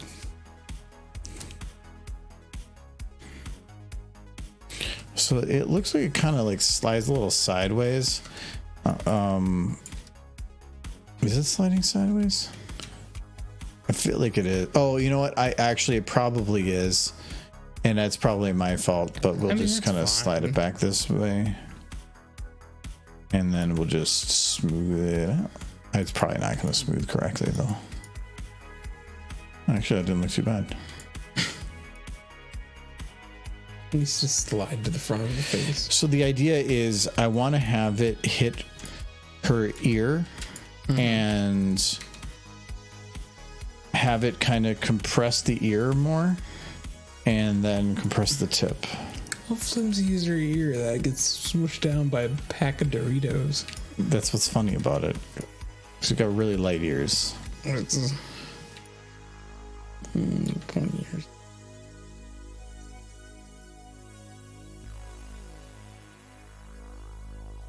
I'll have to check out Lord of Pony Keep.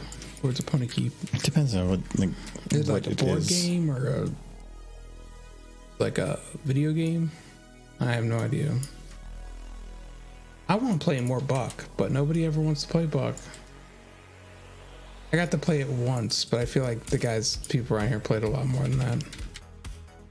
It ended up being that Buck is fun. It's like playing a roguelite card game.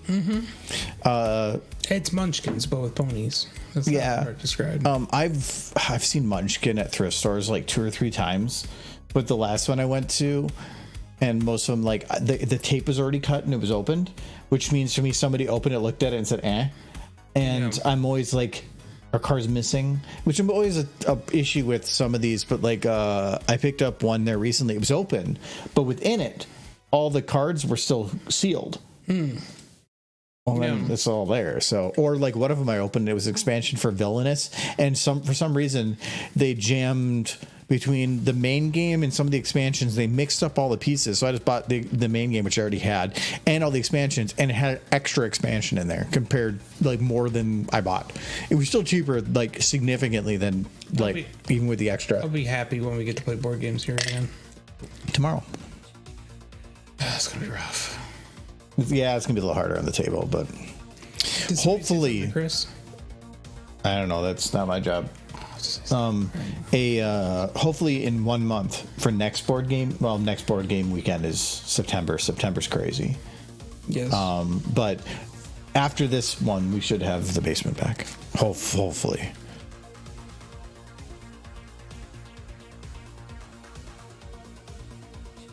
I have to remember to say something to him after stream, just to make sure. I think Giz might have said something to him, but I want to make sure because I like Chris. I don't want to leave him out. Really should just add him to our group chat. But Make life easier. Where's your ear? It's the right tip and right ear. Okay.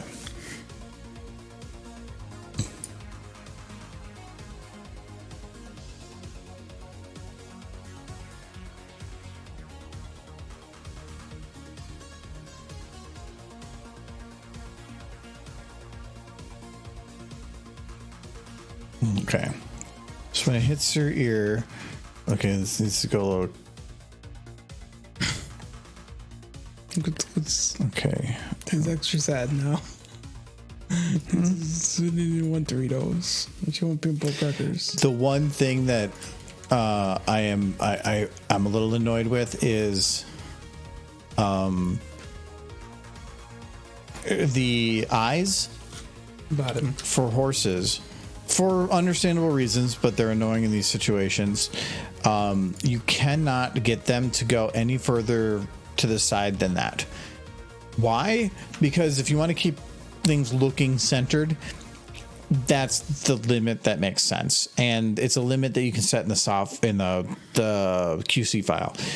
You can enable the limit to say ignore that, and your eye can literally just rotate fully around in a 360. And I think Celestia had that, which gets a little weird for some things because the eyes will start going wonky and like reverse when they shouldn't. This is to prevent the eyes from going wonky. But in situations where you can't see the other eye, like this, you can't see the left eye. If you actually watch the show, the eyes will 100% go over to the other side. Which has to be freaky. It makes no sense in any way. But in situations like this, it actually is needed. So like when this hits her in the head, I would actually want the eye to be looking backwards. I can't do it. So you can go and re-export the model to change that limit. But that is, I'd have to get all the source files, blah, blah, blah, and then modify the QC, re-encode. It's a lot of work. And I just haven't decided if I actually care enough. Because when that hits her head, it would actually be nice to have her kind of look back. Like, she can't look at it, but to attempt to look at it. All right. And when her ear gets hit, that is right ear. It should. 50. I love booze. You want one more drink? Yeah, that limit is really irritating when trying to do that. I agree. But it's understandable. If you remove that limit, you're going to run into other issues. So you're stuck at, do you want to have the usability for that situation or better in other situations? They chose the better option. I just wish that there was ability to like swap the eye to like the other one that would allow you that. Yeah, I'll take one more, I guess. I want to go whiskey cook myself. It's currently in beta at the moment, so you either have to subscribe to their Patreon or get chosen as a tester. That's for Pony Keep. It's not available yet. Unless you're on the Patreon. He said tempting. Because horse.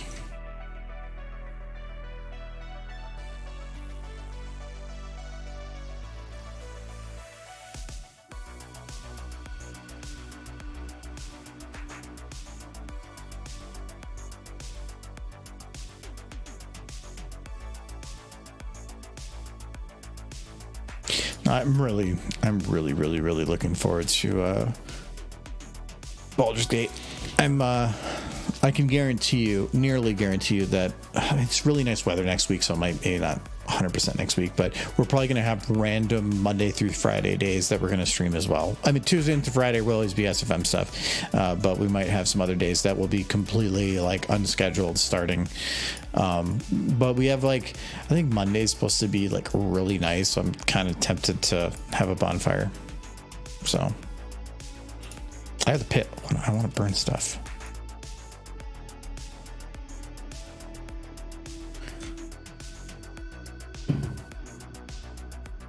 Snacks. We'll go back to this again.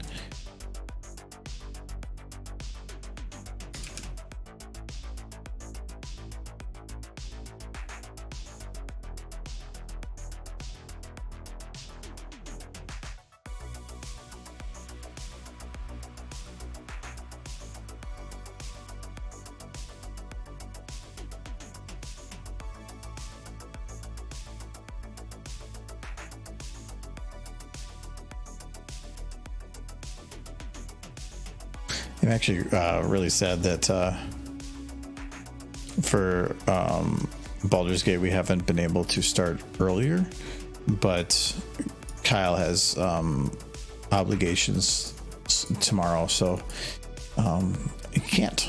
And also we have scheduled board game meet for our group. Once a month we have to hang out for board games.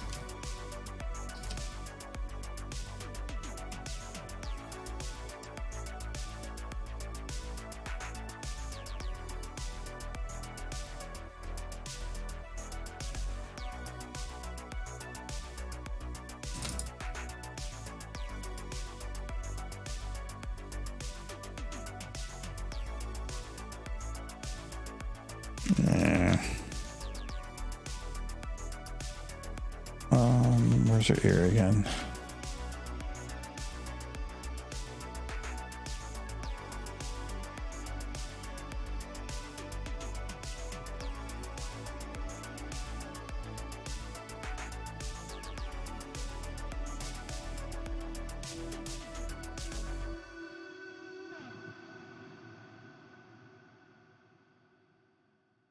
You know, actually, I think it even looked better before it did all that.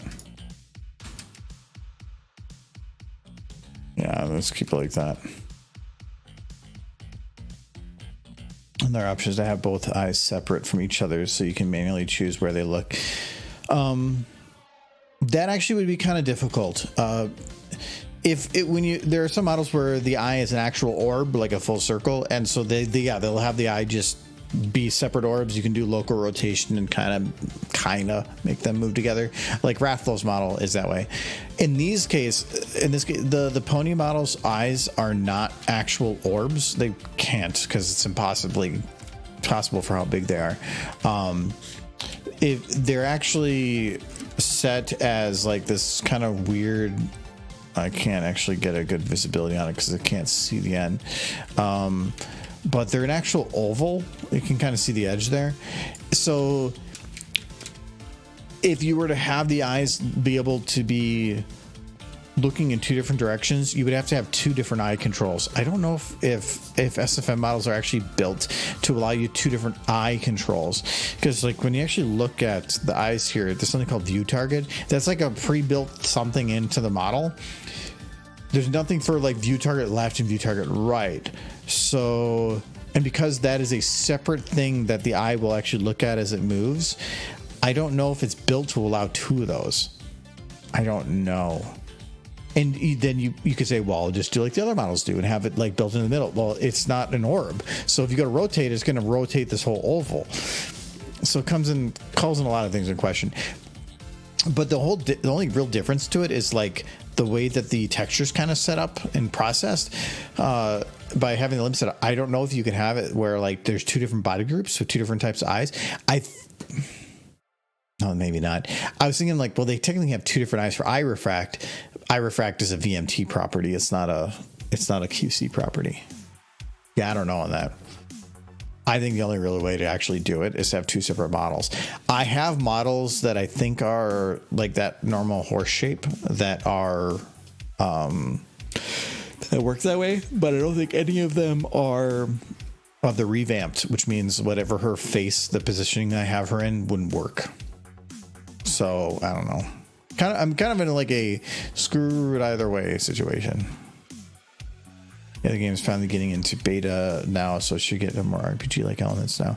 So is it like what kind of game is it? Like, is it an isometric? Or is it a tabletop? Because I know like there's been the Pathfinder pony ones for a while.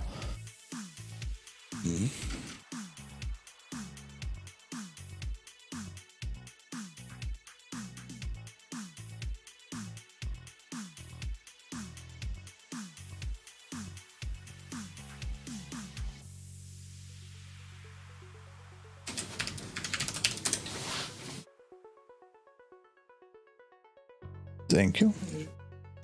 No, there's no more ice in that container. It's my rum. Oh, you got rum. Yeah, I didn't want to take your whiskey, and I'm out of whiskey. So. I have another like third of a Canadian Club downstairs. I actually prefer rum.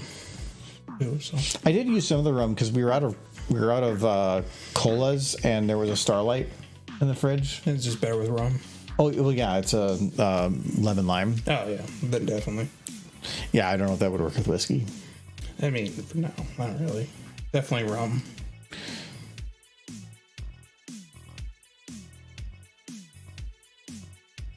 I haven't had rum in a while. It's good. Michael, her legs. Oh, it's a duck. It's all mud. It's like Twilight. Why is this a mud room? Literal mud. No, she's a worm. But do you still love me? Now that I am. It's like, Starlight, come here, and she's like, slithers over. Okay.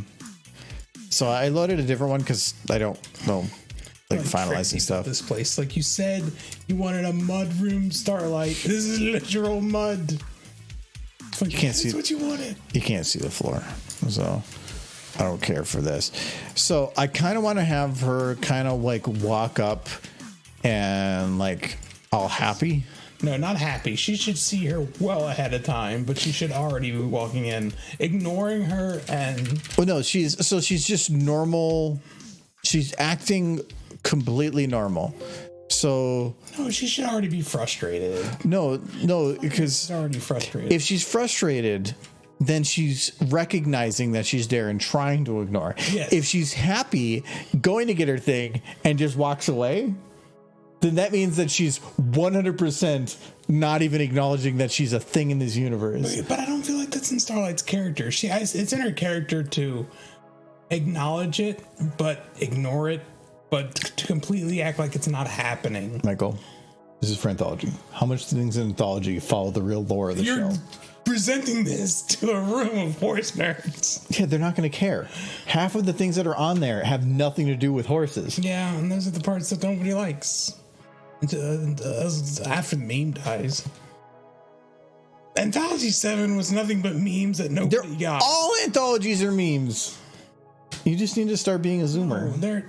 The early anthologies were about the horses, not the memes. I read an article recently that I thought was absolutely hilarious that was talking about a meme that was made by Gen Alpha, like the much younger kids, but now they're at the age where they're making memes and doing stuff, and they made something, and apparently like Gen Zers are like, what the fuck is this? This doesn't make any sense. And they're like, ha, you know what it feels like now. I have no idea what the next generation could possibly make to upset Gen Z. I know, but when you're getting to the point of Gen Zers are like, I don't get that meme. That meme's stupid. It's like, yeah, welcome to the club. We've been dealing with that since you guys kicked in the club. Will just make a meme that's basically just like Family Guys. It was like somebody's head in a toilet doing a Yeah. thing, like Toilet Guy or something. I could just see Gen Zers being like, look how funny this is. And it's just a picture of like Homer Simpson with Kanye West's head going, I lost my bowling ball. And they would be like, ha ha ha, ha. Isn't that hilarious? I'd be like, that's no. Alex, I agree with Alex. that? They've already made an even less understandable meme. Soon enough, they're just going to be like, look at this meme. It's going to be like black and white colors just blinking really rapidly. They're like, what is it? I don't get it. They're like, ha ha ha. I hate, Man. I hate I'd be so angry at young people. youth shouldn't exist. No. Everybody should be born at the same time and die at the same time and make things so much fair. easier. No, I mean, I think Adam is kind of like that borderline, but he definitely shows me things that he's like, isn't this hilarious? I'm just like, He's old millennial, early zoomer by comparison to us. yeah. He's still, I think, 100% millennial, but we are on the older side of it, so we're on the extreme. He bridges that gap, and then he just shows me things like, isn't that hilarious? I'm just like, no, I don't get it. Like, I don't get it at all.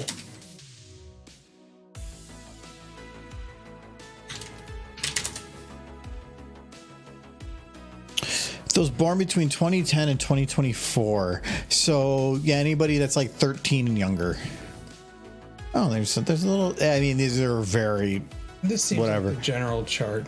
But these numbers are all over the place. I've heard it like because I'm 84, and I've heard it go up to 84 for the line. Nah, but that makes me any sense. 81 is what I've seen the most.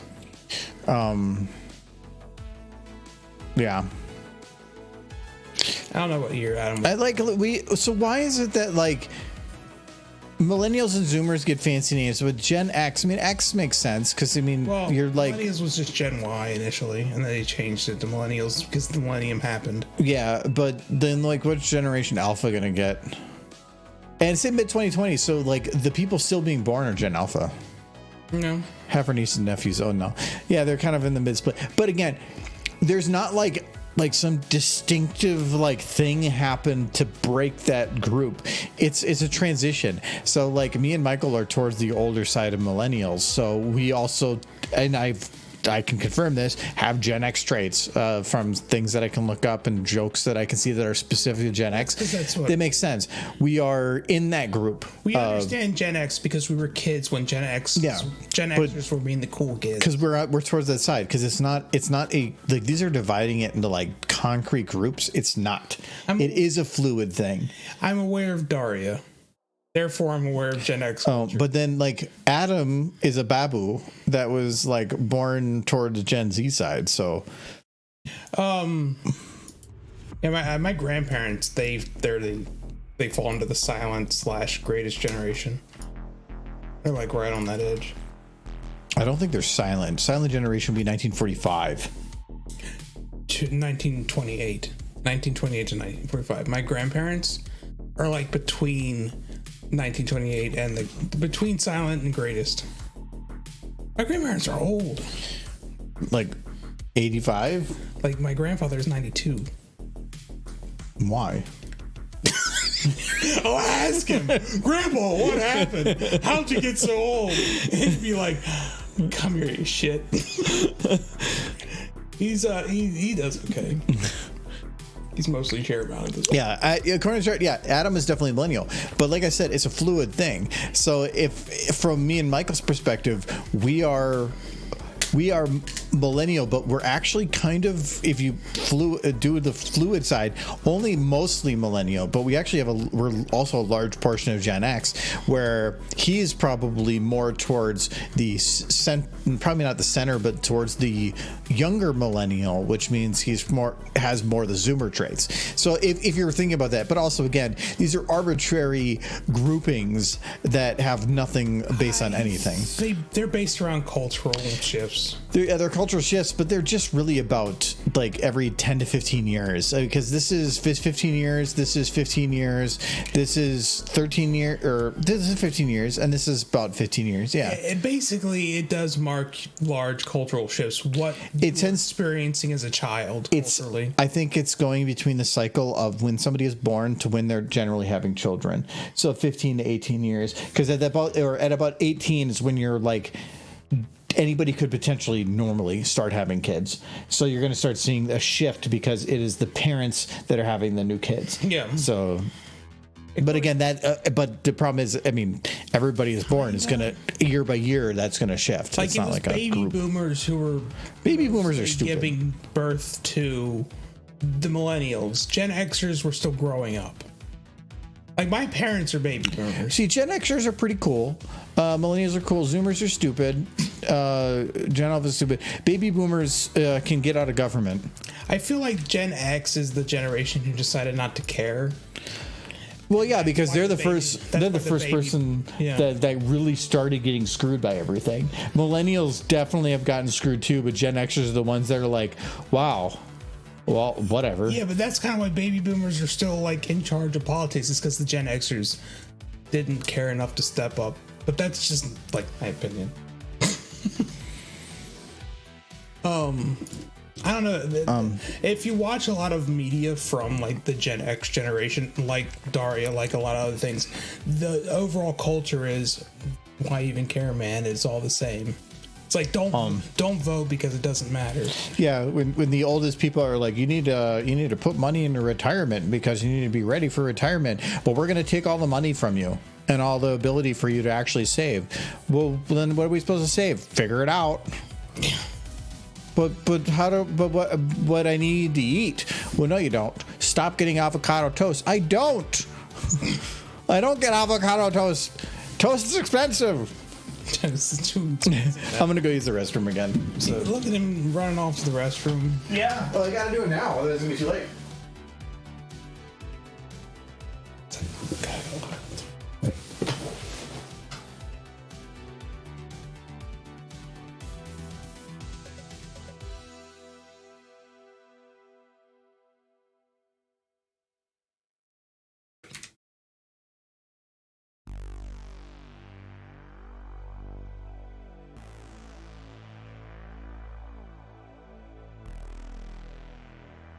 Okay. Anchor.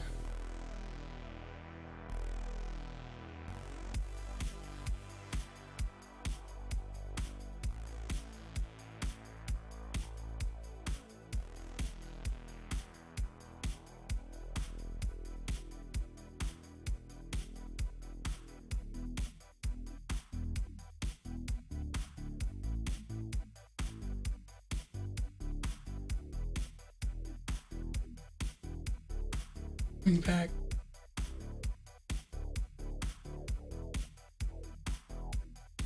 I can't move her. I think I'm in the wrong shot and I don't know how to switch.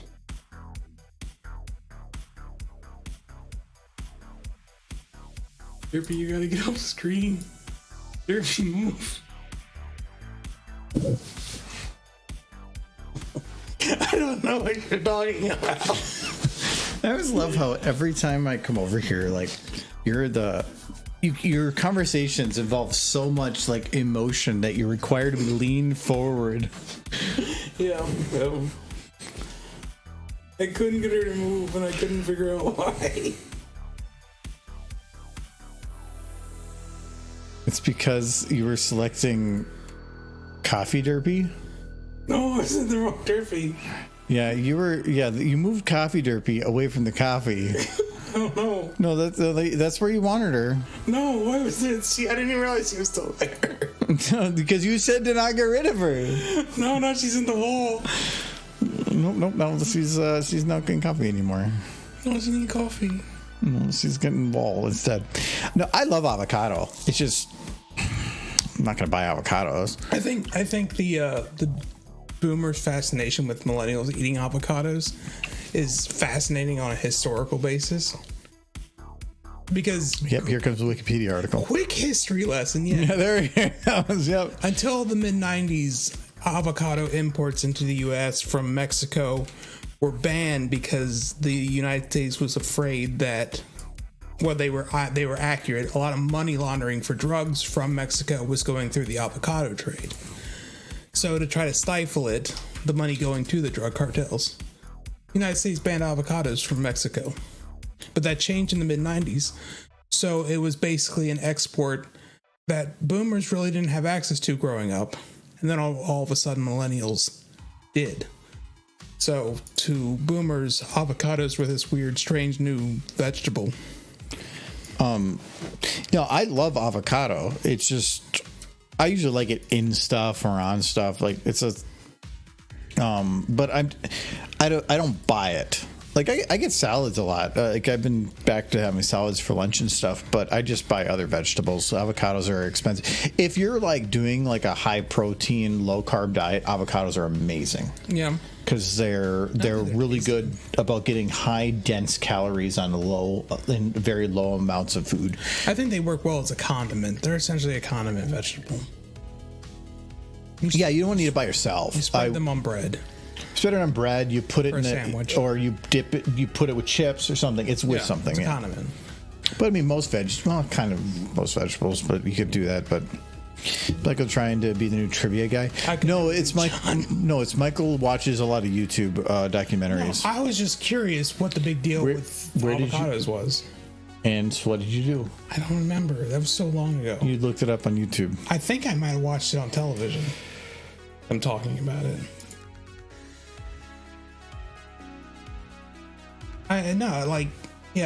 Avocados. That's why they're weird to boomers, because boomers didn't have them growing up. That's the reason. The war on drugs. It all comes back to the war on drugs. Which is weird when you think about it. But the war on drugs affected the avocado trade. That makes sense to me. Yeah, when you put all the pieces together, but just to say it without any explanation, it doesn't make sense until you understand why.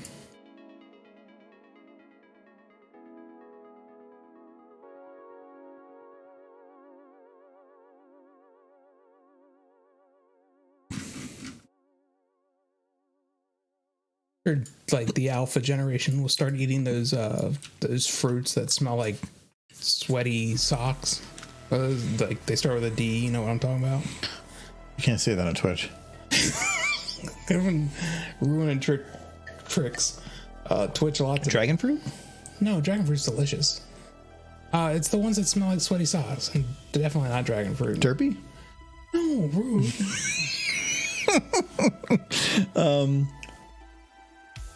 I'd have to look it up. Dad. Yes, I'd have to look it up, but I would say like the next generation will just eat those things, and we'll all be just like, what? Why? Dorian? Maybe. Okay, there you go. I like your voice impression you're adding in his improv. That's nice. Today is Michael's YouTube facts. Give us a fact.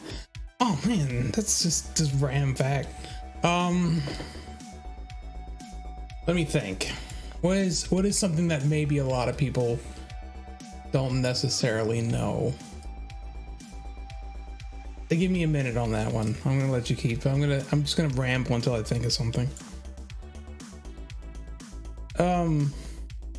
A random fact that nobody would know.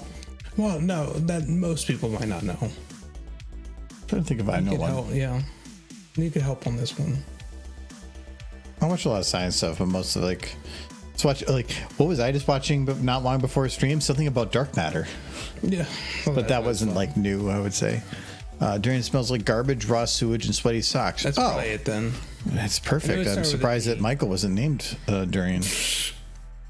I think it's fairly popular in a lot of like South Asian countries, but yeah, the United States doesn't want to touch it. And they even say over there it's kind of a refined taste.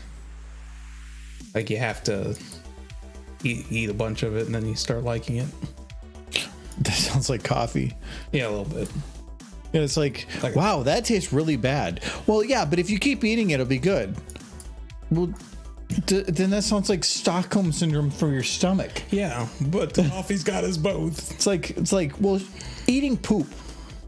It tastes bad at first, but if you keep doing it, it gets better. No, I'm not. I don't care. I'm not going to start eating poop. And cat poop coffee.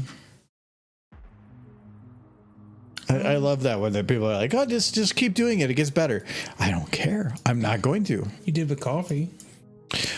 So what I did with that though was I had the super sugary coffees at places. So it wasn't that I kept suffering through crappy versions. It was I kept getting the super sweet, like with raspberry and white chocolate and whatnot, and then I slowly just removed those things, and it. So I in a way it was like, you know how you can build up an immunity to like a poison by just giving yourself microdoses? It was closer to that. I think I was turned off the coffee for a really long time because the first time I drank coffee, it was some coffee my dad left sitting out on the countertop, and I was curious what it tasted like. So I decided to take a sip. Only realized much later that he was essentially using that cup to put his cigarette ashes in. Mm-hmm. So I basically just drank a bunch of his cigarette ashes mixed with a bit of coffee. The heck is that? It's probably from Dota. Yeah, it's from Dota. Yeah. Looks Dota. Oh, he flies. Look at that. It's a monster. Shoot it. There's a... Yeah, that's kind of spoilery, but... I'm looking for... There is a pony bit. I swear I downloaded it. That looks like a pony. Here's a fun fact. Gabe Newell, head of Valve, was one of the program designers for the Windows 2. Yeah, I knew that. Yeah. That's where he got all his money to start Valve. Yeah, basically. Because he was a super early on Microsoft and was able to get on the train. Mm-hmm. That's where the Valve money came from. You can compare the taste of cheesecake, vanilla caramel, or vanilla for a fruit? No, I says, Son said, Lord Pony, a 2.5D dungeon crawler. Looks like 2D animated 3D. Oh, I've actually seen pictures of it now that you say that. Yes. Wow, a very distinctive style of artwork. Yes, I've seen that. I do like 2.5D. There are some games that do it well. I think Bastion did it really well. That's the one I think of when I think 2.5. There's a new... was it? I saw it on Green Man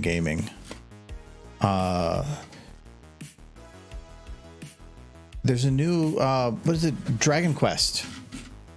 There's a new Dragon Quest already out? Not 12. Oh. No, it wasn't Dragon Quest Treasures. Maybe it was something else. What was it that just was coming out recently that had... It was like an IP that hasn't made something in a while. It's Dragon Quest Builders. Oh, that was what it was. I see it right there. No. We go to Steam. This one bugged me because it looks like they're trying to be Octopath and failing. That's not great. Doesn't sound great. Star Ocean, the second story. It's like a remake of something, and It's like Square Enix made it. It's pretty big. so it's trying to be it, like that 2.5D, but the 2D and the 3D don't mesh together. Hot. And really rough. it's like Star Ocean was a series I used to love. That works okay. No, that was super pixelated. Like they don't mesh together. It's 2 3D with 2 2D. They're not like Octopath was great because Octopath was just straight 2D. well, no, Octopath's environments were still 3D, but they were built to be They were 2D in a 3D. So yeah, it was a nice mesh. This looks like instead they're trying to like save money on the hardest part of things by the animation of things, but then going full 3D on the rest because it's easier. It feels like this is a money grab. I just maybe a lot of people worked really if the game's fun, it's fun because really most of what comes down to it is I'd rather have a game that's fun than looks good. So whatever, but it definitely feels I don't want that type of trend to go where they just pick the easiest of the two and go with that. Yeah. Octopath was awesome because everything meshed together. Maybe it just someday I'll looked finish really good. I was playing Triangle Strategy for a while. I do wish I could go back to that. It's just I don't know. It might be really hard now. that other game you were playing with Princess Celestia. In the next. Oh yeah, that was Edge of Eternity. Yes. Had character name for The game is not bad, but you finished it at least. no. You didn't? No, I got like 10 I don't know how many hours I got into it. It had Princess Celestia. How could you not finish that game? I put 18 hours in, and yeah, so her name is Celestia. So And she's a princess. it was interesting, it was unique, but it felt like the mechanics weren't changing. It felt like I was playing an MMO single player. Okay. And it wasn't engaging me enough to grinding. To a degree, yeah. I did have to grind a little bit. Some of the areas you went into like a large area that you realized wasn't very big, and you get all these missions to do, but you really never really went anywhere. So you're in this like kind of tight area, and that kind of felt like Final Fantasy X's areas. Yeah. But every combat would take forever. And it just didn't engage me enough. I mean, it was a neat game. It's just I wasn't engaging enough, and so it's like that where the game looked pretty, but it was just lacking. Yeah. Well, I will be right back because I have to lose. Okay. There was definitely a bit model I had, unless maybe I never downloaded it.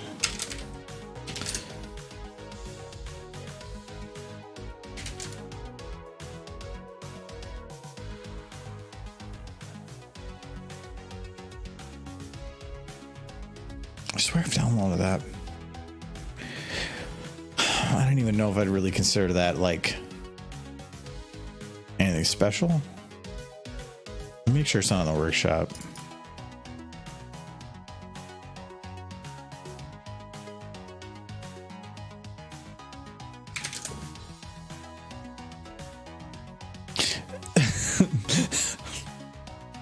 Having her put a Bitcoin in the machine would be pretty funny. I would think they'd use the same pictures, so I'm not seeing it. So, okay. Workshop's nice because if you need to, if you don't want it anymore, you can have it remove everything, where if you put this in there, you can't really like undo. Okay, good.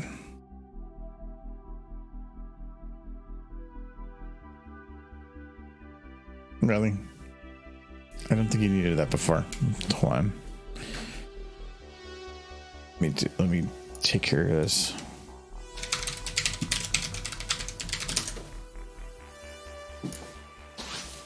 More bits.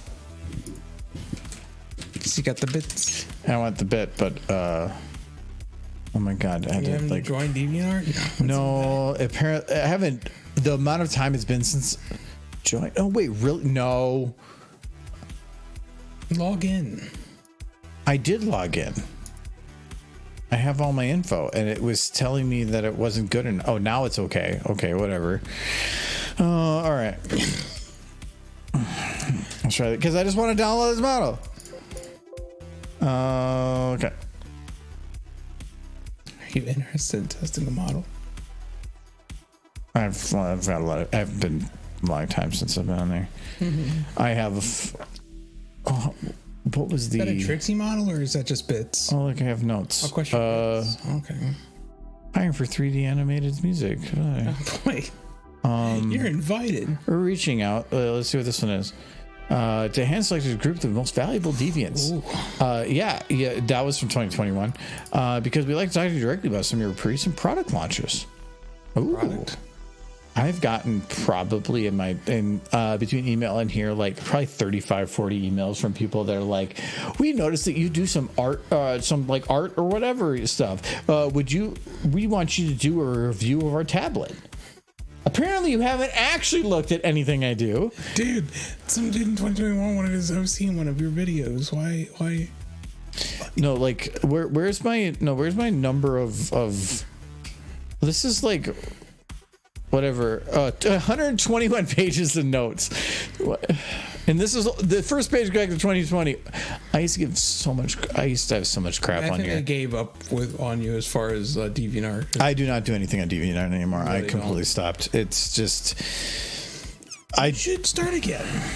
Oh yeah, that sounds like fun. Yeah, let's help support a dead platform. Wow, rude. The DeviantArt, they work very hard, I'm sure. It's a nice central place to find an art for an artist, but nowadays you can never have a central place for anything. It's nice to have a collection, at least in a general collection. Maybe not everything, but no, that's just it. Nice. See, we're millennials, and we just don't understand that those drains or whatever they're called might smell like garbage and sewage and sweaty socks, but you know, the generation alphas, they'll be like, wow, no, that is Mario. I hit enter instead of the I want to see that is a huge coin. Like that is a horse size coin. That is not a horse on it. I did see a is that it? No. I did see no, it's that one. I did find a Bitcoin. I thought that'd be really funny for her to deposit a Bitcoin. Actually, no. You wouldn't be able to see it. No. There's no horse on it.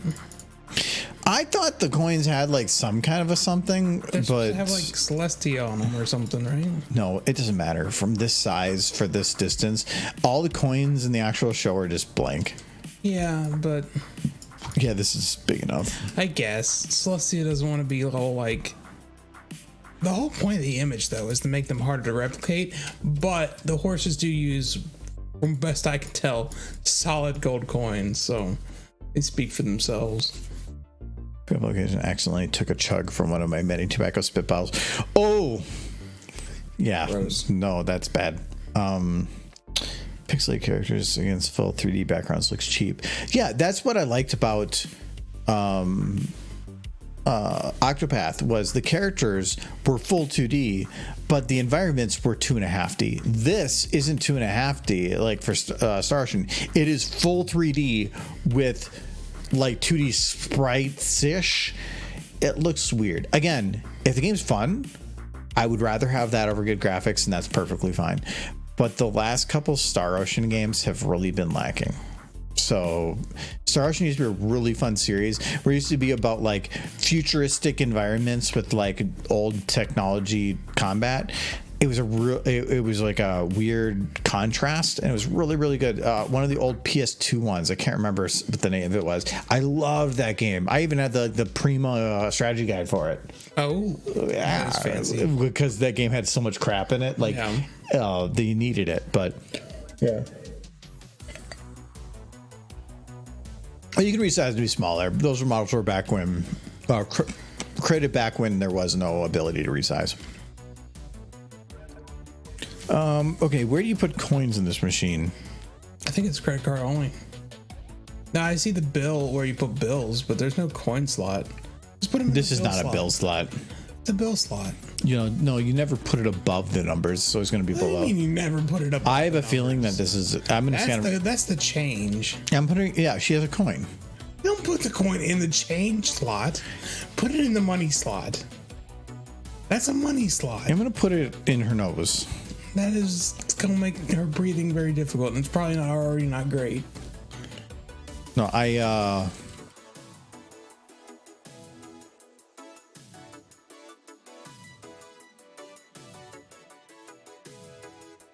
just realized I'm missing something here.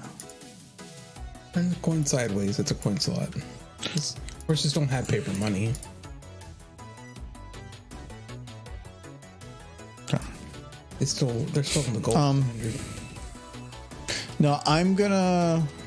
But I mean, you can't put it in this big thing. Why not? What is stopping you? It makes the most sense. I have a better idea. I have a better plan. It's a better plan.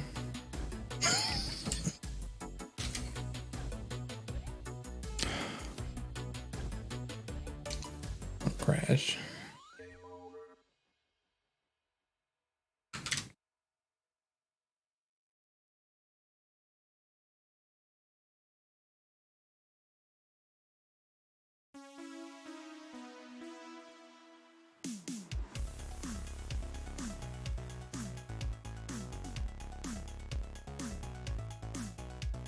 Yeah, it doesn't have a coin. It just has the bill slot, but horses don't have paper money, so that's just the big coins. I'm gonna solve my problem with this. You want to squish a horse? Yes, I'm going to use it for murder. They can't put money in the machine if they're squished.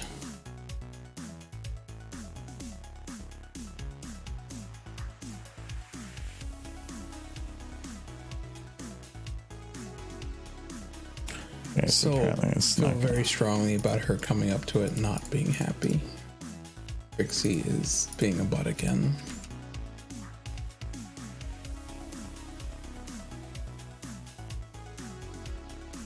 Can you resize them to be smaller? The coins? Sure. I don't I know. was talking about, I think, the super big coins we had one before. Yeah. Well, this might be actually too fat.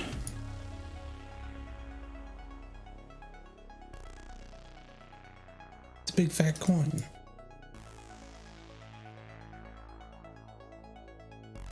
I can make it work. I think they did show in Equestria that, I think in one scene throughout the entirety of the show, they did show them using silver coins as opposed to gold ones.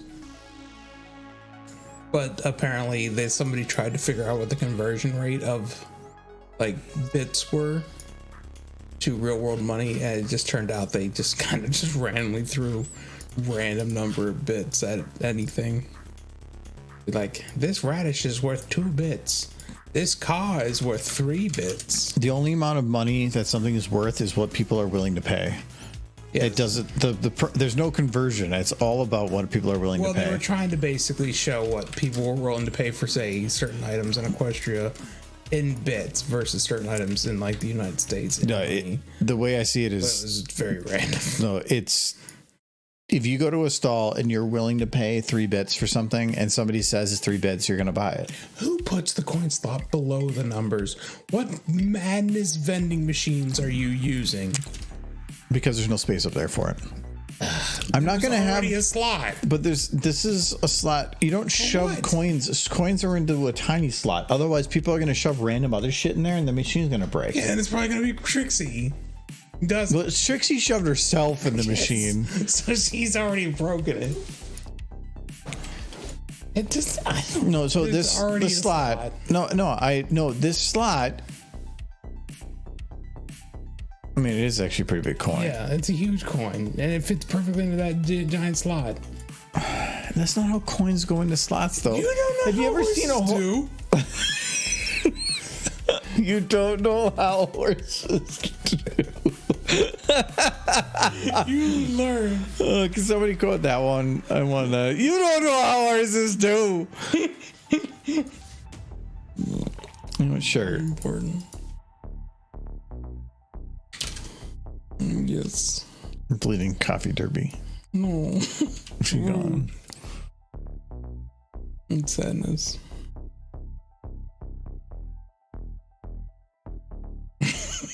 just Doritos and just sad. Well, I'm going to change the timing on that later.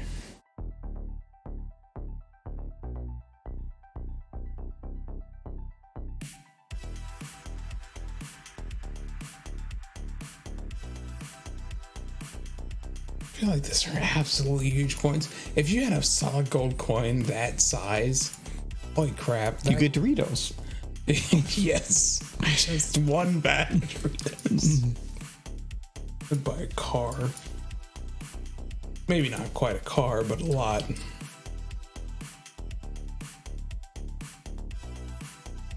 I still remember that. You remember the movie Jumanji?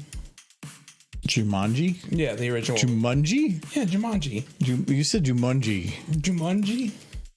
Jumanji with Ron Williams. Like that guy goes into the gun store and he's like, I need a new weapon, and he's like, I need ammunition, and he's like, well, nobody's made ammunition for that gun in 100 years. So he's like, well, then I need a new gun. It's like, there's a 3-day waiting period, and the guy just dumps gold coins on the countertop, and he's like, It's like, I guess you can just have it.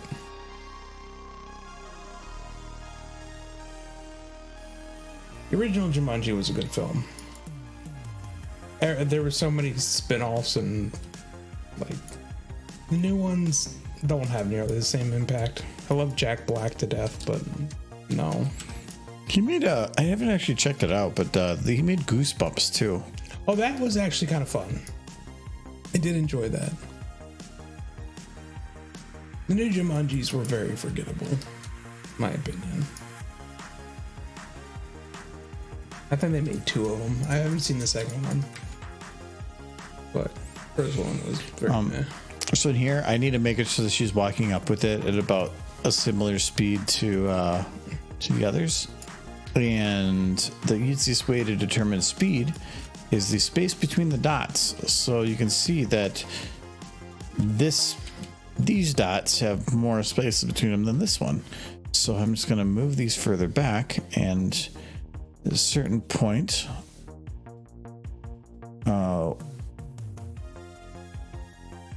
okay, so this needs to do a little bit of overlay. So we're going to do it to like here.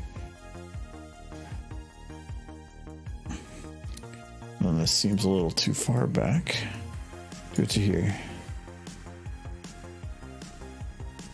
Okay, that seems pretty good.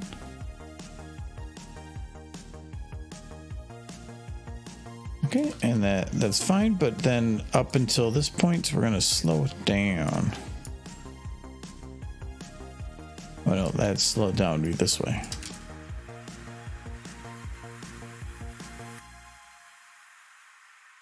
Wait, I thought this was all the motion. Where is it coming from?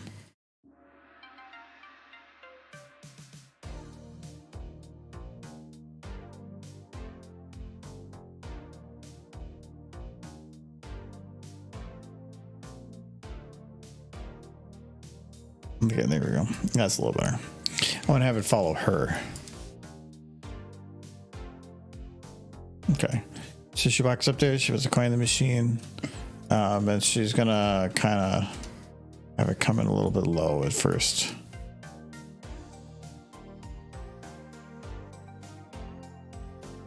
And then snacks, I could probably do all of them because it doesn't matter. In springs, we'll do delay, and so it needs to be after this point. It would be after she like presses the buttons. With her horn, I assume. Well, do you put the money in first and then the buttons? Yes, you put the money in first, then you. Yeah, that's what I thought. You just have to have the buttons like light up with magic or something. So I can't actually push the buttons. Yeah, you can just make them glow.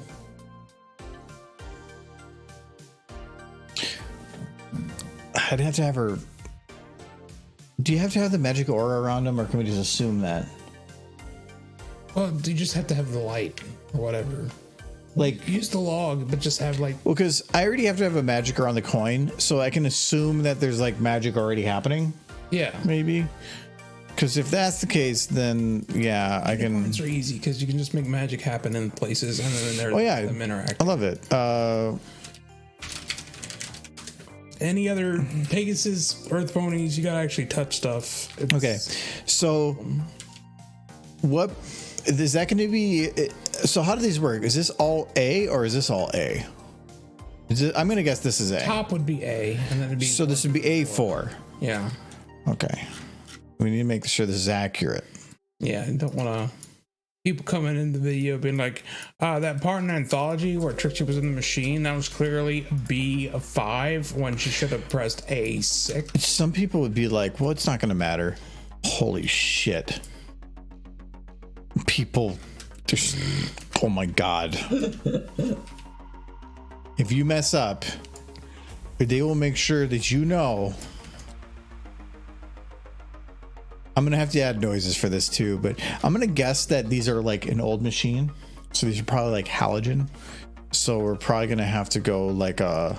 That horses use light bulbs. They got like magic stuff going on. No, so we're going to go like a little like that. Yeah, that's fine. This machine's definitely been in this break room since 1995. I like that. So this is A4, right? Yeah. Okay. So, all right. So she puts the coin in, and the moment that it kind of like is right about here, we're going to go to the intensity. I'm going to remap this to 10. No, 10 and 1. Okay, good. That's the right amount. I do want to live long enough so that like the new cool nostalgic thing is just stuff from the 90s. Which I kind of feel it already happened a little bit with stuff from the 80s with what was that game that you were really into where there's like objects that are like not magical, but they're like supernatural. It was a game you really wanted me to play, and it's basically filled with like rotary phones and old fridges from the 1950s. That is Control. Control, yes. Yeah, little different than what you're saying, but yes, I understand what you're talking about. Yeah. I want stuff from the 90s to essentially be the bizarre thing. I want to live long enough to see that. I want to see like kids 30 years from now being like, look at all this stuff. It's familiar but different. Because that's what stuff from the 50s is. Like a refrigerator from the 1950s, you're familiar with what a refrigerator is, but a refrigerator from the 1950s looks very different.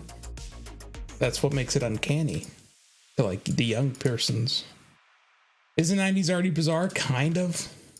Yeah, if you like Saved by the bright Bell. colors. Yeah. Triangles. So does that work? Boop, boop, boop. That works. Definitely need some magic showing, but that works. Yeah, the magic will come later. Yeah. I just need to delay this like 2 more frames. Yeah, okay, that's enough of delay. Wait, she didn't even have the money in yet, and she was already pressing buttons.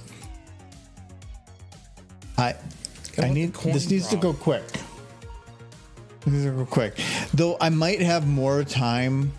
I think I might leave about 1 to 3 seconds of just her like stuck in the machine, because again, yes, when it comes to Anthology, it's meant to be done live. Is as soon as this pops up, people are going to take about 1 second to process what they're seeing, laugh, and then you need to make sure stuff happens after that.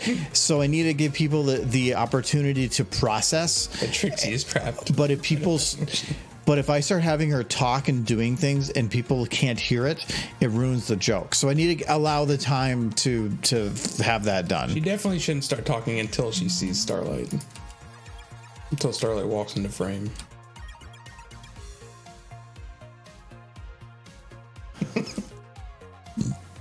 And I might have her walk in a little bit slower. Yeah. The Taco Bell decor is definitely kind of like the pinnacle of 90s design. Taco Bell kind of hit it on the head in the 90s. And they should have just stuck with it because it became so iconic. No, because trends change, and I understand that why their need to like kind of update, but at the same time, It's like Cracker Barrel. They basically opened up in the 1930s and they stuck with that aesthetic ever since. If anything, they actually aim for earlier.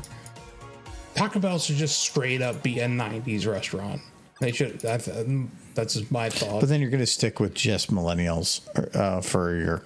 Are you? Or are you going to start attracting people who go into those places and be like, wow, this place is so retro. And then it just makes you feel old.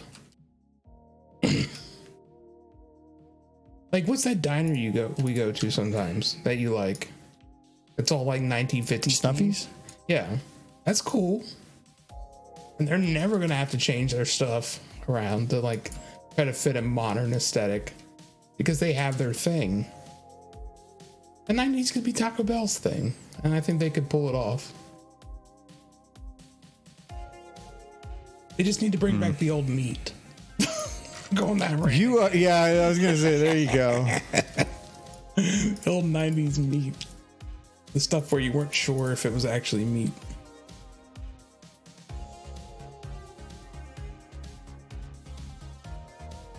No, I think, yeah, no, I've heard that before too, is that like Zoomers and younger kids actually look at like older stuff and think, wow, that's neat.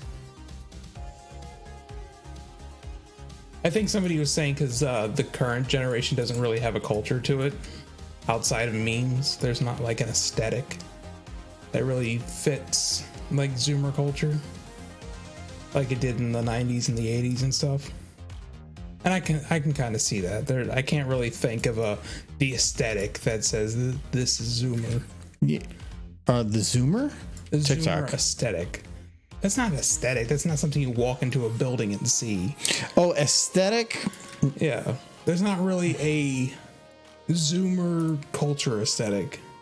Okay, yeah, maybe. At least not one that's become recognizable. Of course, back in the 90s, I just saw the 90s as like everything got to look like Saved by the Bell. it's like boop. Sad. But I want to have it, so I want to have her do that, but then I want to have her use her magic to shake the thing. That's what's going to drop the other one below, and she's just going to take that and walk away. So she doesn't care. She doesn't care at all. She's just going there to enjoy her pain, and then that's it. Enjoy her pain. She shouldn't be enjoying Trixie's pain. Trixie's her friend. She's just tired of Trixie's shit. Yeah, but that's why, like, if I had Starlight reacting like pessimistically, I would have to have her interact with it a bit more. But to have her go up there and buy something and leave, it is way funnier if she's not angry. She's just completely ignoring. I would say have her do the exact same thing except deadpan face. Because I think because pointing out that Trixie's being a little shid. I know, but that is still acknowledging that she's doing that. Yes. If she's past the point of even acknowledging that Trixie exists. That's mean. Why would you be so mean to Trixie? You're like, no, I want to make sure that Starlight is showing Trixie that she's angry. Yes. No, because it's funnier. It's either going to be smile or Deadpan. Not deadpan, not deadpan with like lowered eyes, but just on it. Like I'm tired of this shit. No, I'm done caring. I'm tired of this shit and I'm done caring. No, I could do something like this, where she's not really, she just doesn't care. She's just going about her day. It's better. And it is just, it's not just that she's sick of her shit. It's just, this is the normal 10 a.m. thing. Too much. Every morning she wakes up and she's stuck in there. She refuses to pay. Starlight should buy her things. Like the idea that Trixie's already working for the school and she makes a salary, but... Because she's deadpan, then shaking it to get something else doesn't make much sense. I like the idea of she goes to get something and it doesn't come out. And it's, the normal thing response is somebody is like, oh, my food is stuck. So they shake the machine and to get it out. Where it's stuck, but it's stuck because it hit her in the head. The deadpan still works in that situation if the implication is she's tired of Trixie's shit and she's just done dealing with it. It's so just wants her snack and she wants to move on. I like the idea of it, but I know it doesn't work because it doesn't work in terms of how timing. But having it hit her in the head and then Starlight teleport it out, and then have Trixie go, wait, you can do that? Yes, that would be funny too. But I don't think timing wise it would work because. Oh, Starlight could absolutely teleport Trixie out, but then Trixie doesn't learn anything. But like Trixie's like, wait, I could have teleported it out. Trixie can't teleport. She did it with the cup. The table? Yeah. She lost it. Yeah. Because she didn't know where. But she did teleport. Trixie cannot teleport out. She is stuck. Starlight can teleport her out, but Starlight is done with her shit. Anyways. We're gonna be done on that for right now. But do we want to look at your character thing? Yes. Okay. After I contact Chris, I want to make, or at least send him a message. No, I can do it right now on stream. We're gonna look at it. Oh, right now. I want to use the restroom. Didn't you just use it? Yes, but I've had a lot to drink. Okay. Do it up. Okay. All right. So we're gonna be done with SFM right now. But we're going to quickly just jump over to Baldur's Gate and help Michael. Figure out his character. We're not going to actually do character creation on during Sunday. So don't worry. This is going to be nothing that you're going to see anyway. So I thought that'd be fun to do. Well, let's help Michael.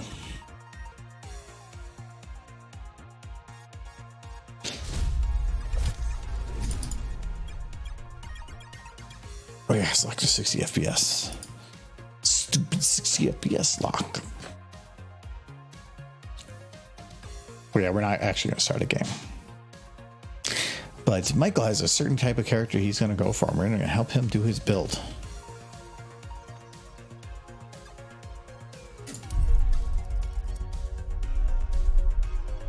And you guys can help maybe.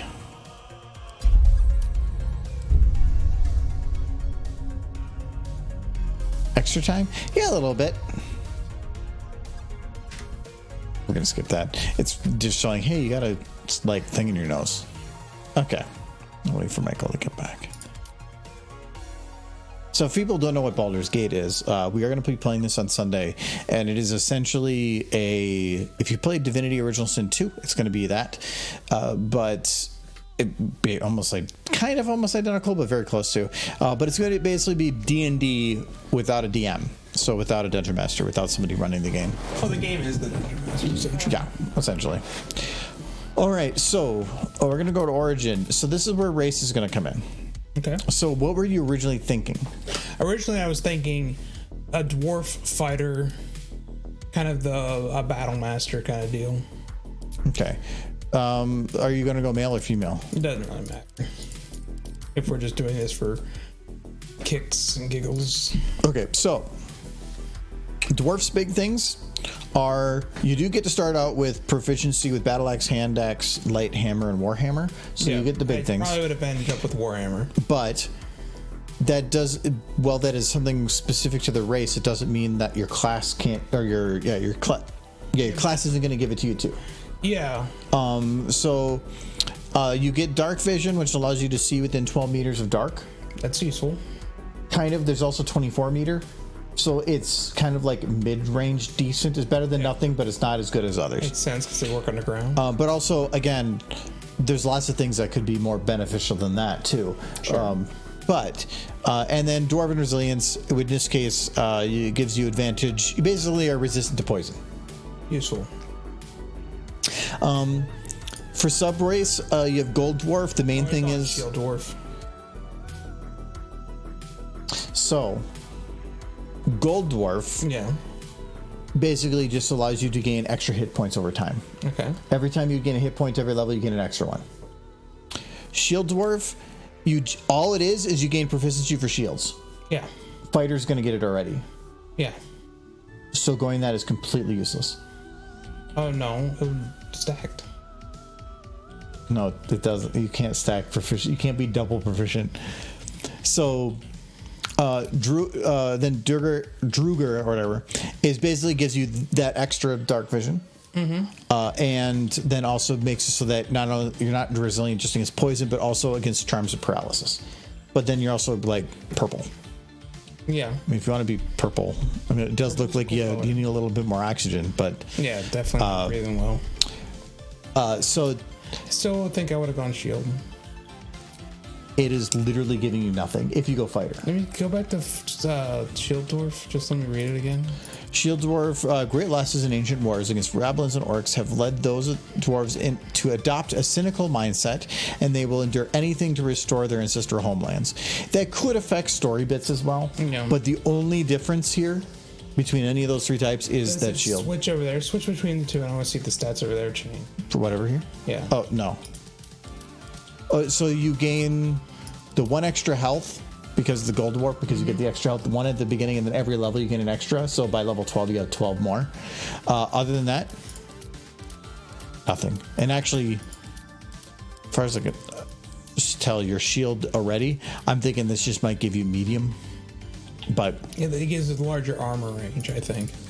no, And it you have makes the same. the You have the shield same more armor type. effective. No, shields don't become more effective. It's all based on if you can equip the shield. Doesn't matter if you're any at all. All right.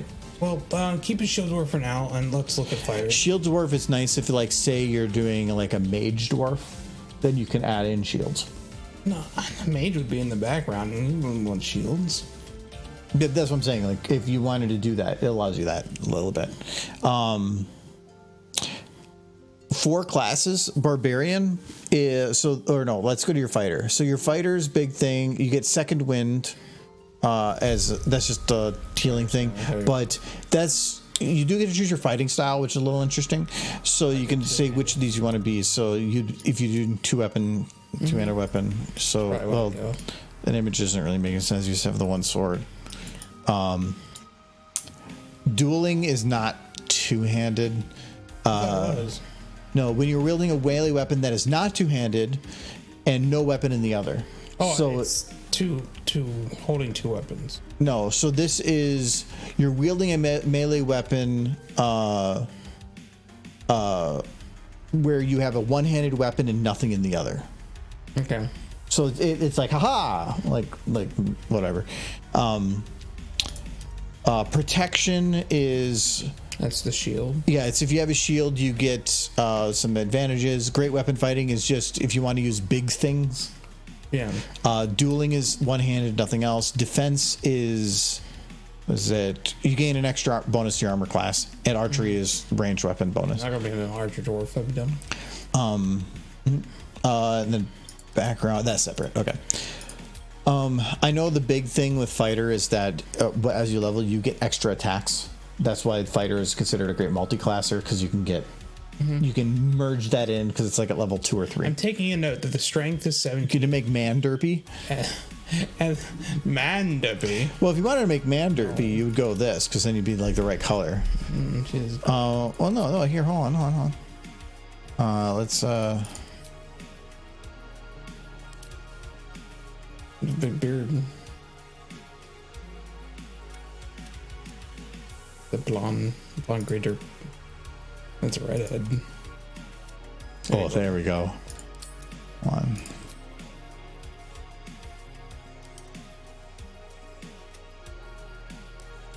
Okay, that's about as. I don't think I can get it much brighter than that for yellow. Okay, there's Man Derpy. What color are her eyes? Her eyes are yellow, right? Yeah, they're like gold. Goldish yellow. Yeah. Well, that's the lower yellow. You want the higher yellow. If you go to like the black ones, then you can get the super bright, but you're going into some weird color ranges. So there we go. So there's Manderby. Yay, Manderby. Don't do Manderby, please. Manderby. Manderby. You're gonna puke. All right. So the main thing though with fighter is you get access to all weapons. Yeah. And you get your extra attacks. And you heal pretty regularly. But it looks like you're just using stamina. No, this takes a skill. It's a 1d10, which is actually a pretty big heal. I mean, you can get low, but it allows at least a big one, and it's a bonus action. Seems like this character is quite survivable. Barbarian, on the other hand, is gives you rage. While raging, you are stronger, and you deal 2 extra damage with all melee and improvised weapons, and when throwing objects. And it lasts 10 turns. Which basically means it takes the game away from you. No, you still can't do anything else but attack. No, you're stronger in those. It doesn't mean that's the only thing you can do. But you can't cast or concentrate. I'm guessing concentrate means... Concentrate is skills that you sit in place, and you have to wait a few turns or whatever. Am I even going to be able to pick my targets? Or is it just going to be... Oh, no, you will. You still get to pick a character away from me. So you lose those abilities, but because you're just doing super big in the other stuff. But concentrate is if you have a spell that's going to take 2 or 3 turns, like 2 or 3 turns ahead of you, not 2 or 3 of your own turns, but like a certain amount of time to cast, then you'll be sitting there doing nothing. If you're up in the front lines, you're probably not going to do any of those anyway. So, and you can't cast. You're not going to have spells anyway as a fighter. So, I mean, you sometimes do, but you're not going to probably cast that much. They added a paladin class. That's interesting. And then here, unarmored defense. When not wearing armor, you add your constitution modifier to your armor class. I don't like that. So that means that even without armor, you get a stupid amount of defense. But then I'm never going to be able to upgrade my armor, essentially. Because I'm always going to be freaking naked to take benefit of that. Yeah, but that's what Manderby wishes. He wishes to look at my pecs. I don't like it. And there's no subclass for a barbarian. Yeah. Well, no. Okay, there is a subclass, but there's no selection here because it's in the future. But it's basically, do you want to be like full out attack, a little more defense, or do magic? It sounds like he would be very functional early game, and he would be hampered late game against the fighter. The fighter would be more useful late game. Fighters is it's considered to be just a if you want to do melee, you can't go wrong on it type thing. I think I'm more interested to see what like I said in here is you get access to the big things, but again, if you're doing fighter, this proficiency really doesn't matter because you're gonna have access to it anyway. Yeah. So you can ignore the combat training because you're going to have proficiency in that no matter what. So the dark vision and the resilience are the main ones. Half orc is. I guess you don't have. There's not just straight up orc. Just half orc. Just half orc. So in this case, dark vision. So you can still see in the dark, just the same as the dwarf could. And here it is. Also, you get 9 meters per turn for movement for them. Dwarf, you only get 7.5. That is a plus for the orc.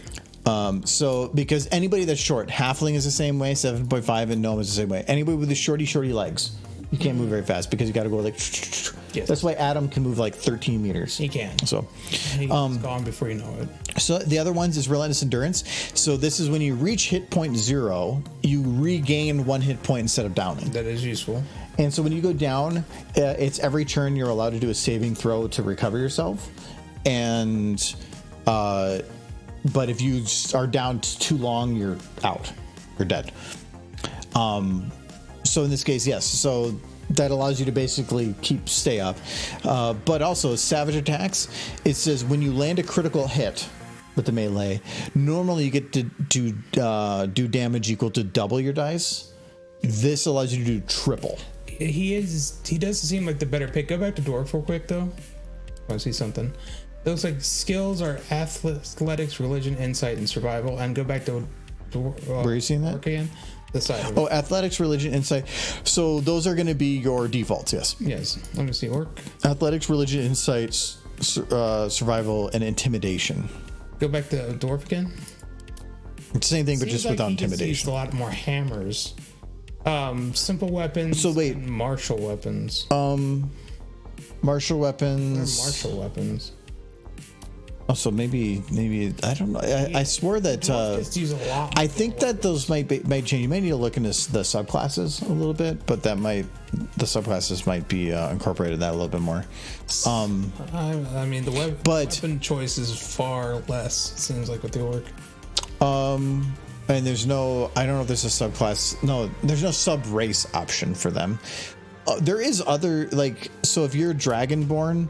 The only real thing with that is that your sub race allows you to do like damage resistances. So like you can do ice damage and be resistant to ice damage, and as you level, you get stronger into those areas. They really changed the model for the Dragonborn, didn't they? Oh yeah, the Dragonborn's really Just cool. a straight up dragon now. They had to do a lot of work to add them in. They're really cool looking though. They looked really good.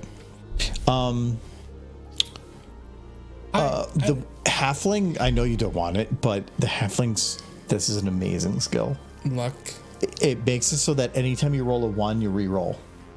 You cannot critically fail. That's useful, but that's not going to be On attack, ability, and basically everything. Any ones you ever roll, that is pretty beef. That is beef. Because 5% of the time you're going to roll a 1. But what's his other abilities? This one is just basically you can't be frightened. Okay. That's surprising. Gnome is, there's a couple other things, No, but they definitely a magic user. no, they have advantage for half of all the stats that are up there. They get advantage in for saving throws, Yeah. which is really good too. If I was going like a warlock, The only other one I could potentially see is like Get the Yankee allows you to be really good with. You can choose to be proficient in all skills of a chosen ability per rest. So after a rest, you can be like, I want to be proficient in this instead. I'm a little upset that orcs can't use hammers. I'm gonna get no. Hammers. It might be that they can at some point, unless let's see, because barbarian's a big axe, so you have access to that. But I don't know. That might be martial. Is that considered a martial weapon? Because I'd be okay with a big axe. If I can't do a big hammer, I'd be okay with a big axe.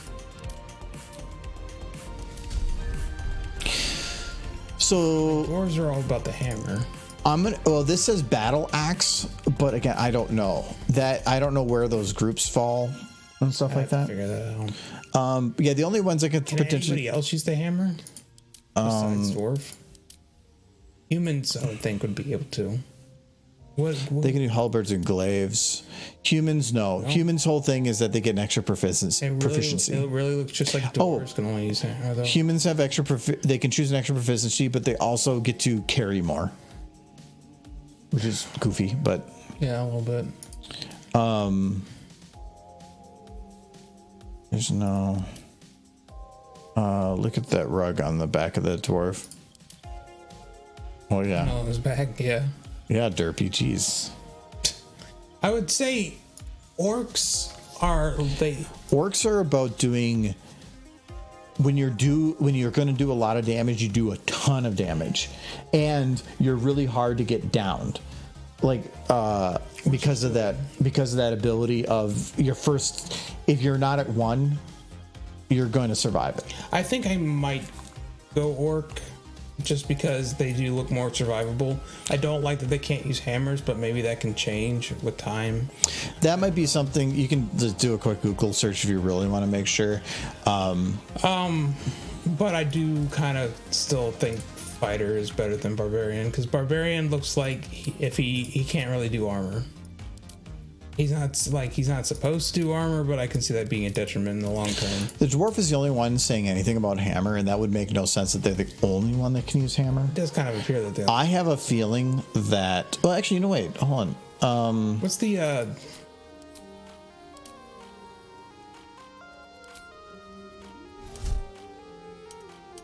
Wait, race. Let's go back to orc. I want to make sure that, okay, none of these have an effect on what weapons you're proficient in. Because to me, great weapon is two-handed melee weapons. And just because I think you're not proficient in it doesn't mean you can't equip it. But if you're not proficient, you don't get a bonus on it. Yeah. What are the classes for fighter? Can you switch the classes? No, the subclasses aren't. Some subclasses can be chosen at the beginning. Other subclasses you can't choose until like later on. It's very early, but Can I get a orc with hair? Are they all? oh yeah, no, you can. You want a big beard? Oh, I like bearded. And then if you want to, I want like Golden Girl's haircut. Get white hair.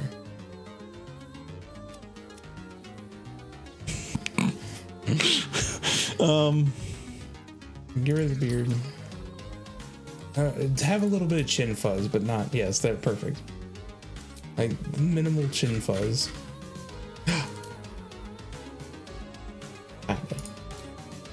Like Beatrice. We could do gray.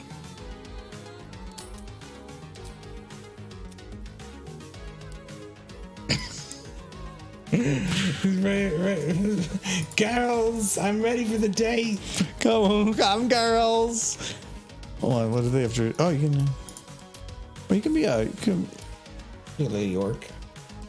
No, you can be Lady York. Oh, it changes the hair. No, that's fine. We're gonna do that. That's better. You know what that looks like? What's his face? Hellboy. Yeah. If he's going to like a No, no, like the actor. Ron Perlman. Yeah, it looks like Ron Perlman, doesn't it? It's this part right here. The scowl is a Ron Perlman not scowl. The bright purple hair. Not the bright. No. Highlight. This is a Ron Perlman scowl. He's upset what you've done to him. Oh, That's really nice. Kind of some like good gentle. tone there. What do you Oh my god. You can pretty much pick all the skin colors. Oh no! You could be a human colored dwarf or orc. This is. Oh no! This is wrong. No, keep that, but go back to hair. Now scroll down. I want big poofy hair. Oh, you want like a fro? Not quite that. I like that, but keep going. Perfect. Now make it white.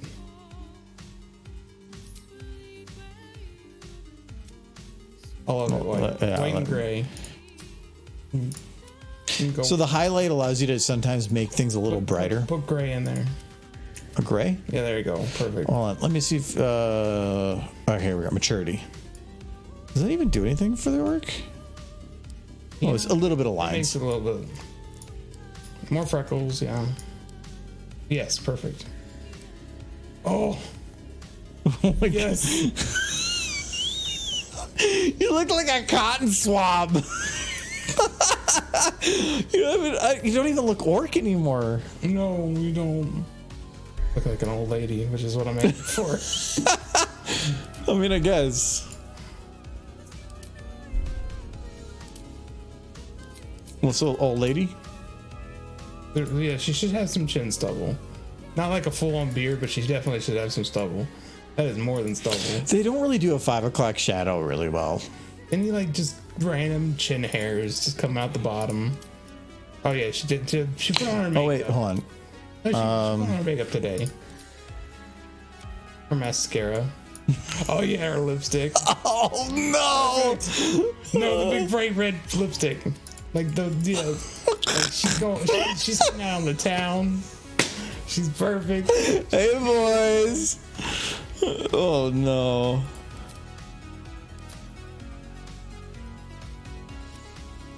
Yes, so good the mascara. It's not good.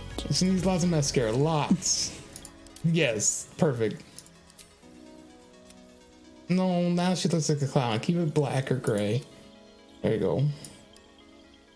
Gotta cover up the bags under her eyes. Had a lot of hard years. Perfect. Why? This is the character I'm gonna be playing. Is this really? Yes, absolutely. Oh no! Yeah. Just make sure it's female because it's an old lady. So you can choose. The identity should just keep them model. No, you can. So you can identify as female with a male Can you body. give her a lady voice? Oh yeah. Where to next? Perfect. Yes. That's what I want. Yeah, you can 100% do that. Switch to phase 4. Yes. You look like you're from Twisted Metal. No, I'm a sweet old lady. Even That's still the Ron Perlman stare. No, that's too gentle. There. Oh, wow. Perfect. Phase 1. And then your voice. What was that? Let's hope. Hells. Something just woke up down here. Oh. It's open. Why do you do this? This is what I want. Hair needs to be more blue. Yeah, that is fair. You can put some blue highlights in there. Oh, the blue highlights. Okay. Yeah, the highlights should be blue. No, not that blue, like a light blue. No, super light blue. There we go.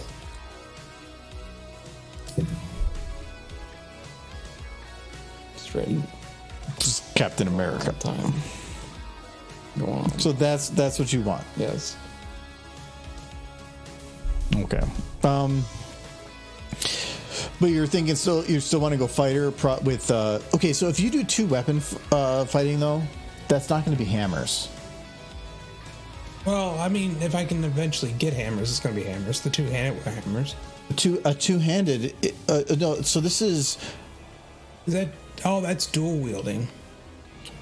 no, I don't know actually. I think this is it great weapons that are just big weapons? great weapon. Okay, great weapons then. Yeah, oh yeah, because this is showing 2 axes. So this isn't two-handed weapon, it's 2 weapon. Yeah, the great weapon would be a two-handed. Great weapon is if you want to have really big thing. Yes, really big thing. And it says when you roll a 1 or 2 on a damage die for an attack with a 2-handed melee weapon, your die is re-rolled once. Oh, so if you have like a 1d8 and you roll, so 25% of the time you're going to roll one of those, you get to try again once. Yes. And a very small chance you could go from a 2 to a 1. Mm-hmm.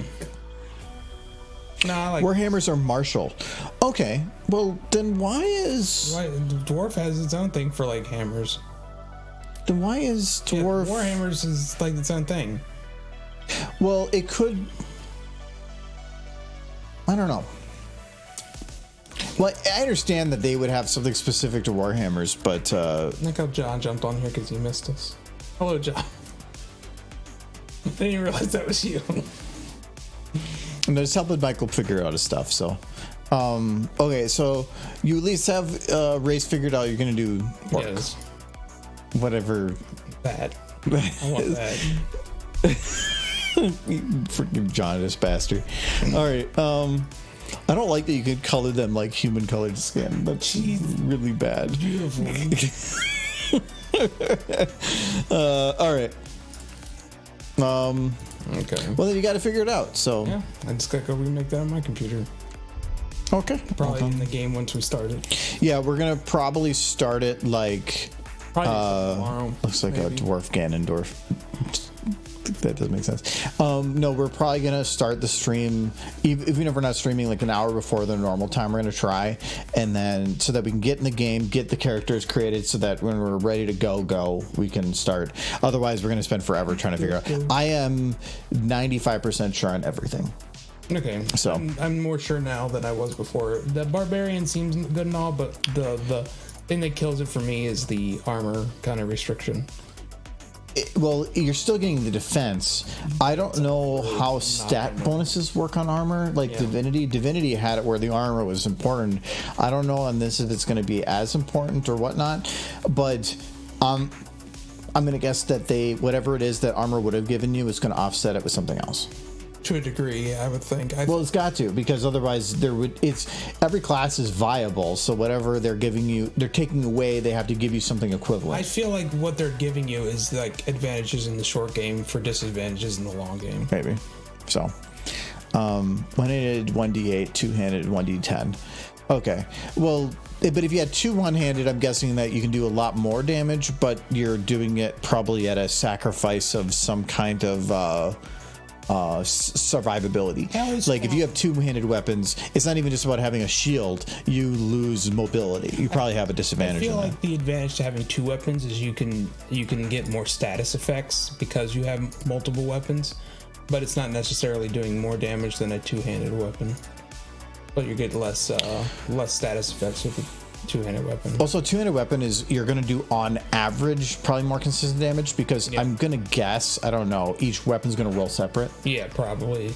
But that, so you're going to be like an average of the two. But if you're rolling with advantage, I would think that would be a much better situation because advantage means roll 2 dice, take the higher value. I just want a big hammer to do that. I can call smushums. Yeah, smushums would be fun. Also, if you have the ability to push, like shoving people off cliffs looks fun. Mm-hmm. So I want to shut things off cliffs. Yeah. Okay. But anyways, we're gonna head over. The only person I have on right now that is streaming is Fiora playing. I think she's playing through like all the Pokemon games. So we'll head over there. I would create a Bard drummer and equip 2 maces. No, I am doing Bard. I actually thought it would be funny to do drum, but Michael has been adamant that I don't do drum. Drum just seems like the Bard school dropout. But for the class that I'm going, it would actually be if you want to do drum, I won't stop funny. But also, okay, whatever musician or instrument you start with at the beginning of the game has no effect on what you have to keep. Okay. It's all about what you start with. So at any point, if you get any instrument, you can grab it and you're fine. So it's not like you're locking in. But for what I kind of want to do, that would actually be kind of funny. So I think I might, but we'll see. But we'll head over to Fiora. So thank you guys for hanging out. We'll be back on Sunday where we're actually going to play Baldur's Gate. I will see how long we go, and then I'm going to guess we're going to mix in random days, but we'll have more info on that later. So if you can't tell, I'm going to be doing Bard. I know he's doing fighters or melee, and then our other two will have more info on that later. So we're going to do a 4-person game though. So we'll see you guys then though. Bye-bye. And switch to Kitty. I think you guys got some good progress on video stuff, so I still got to go back and finish up the rest of the previous one too. But thank you to Silverflash365 for the follow, and thank you to Jade Mahara for the resub. I think that was at 12 months, and Codeweep. I have my cheat sheet here for the resub at 22 months. So thank you very much. And then Sunset for moderating. Appreciate it. We'll talk to you guys later. See you Sunday. Sunday. Maybe earlier. I don't know. I'll post on about it if I know. Yes.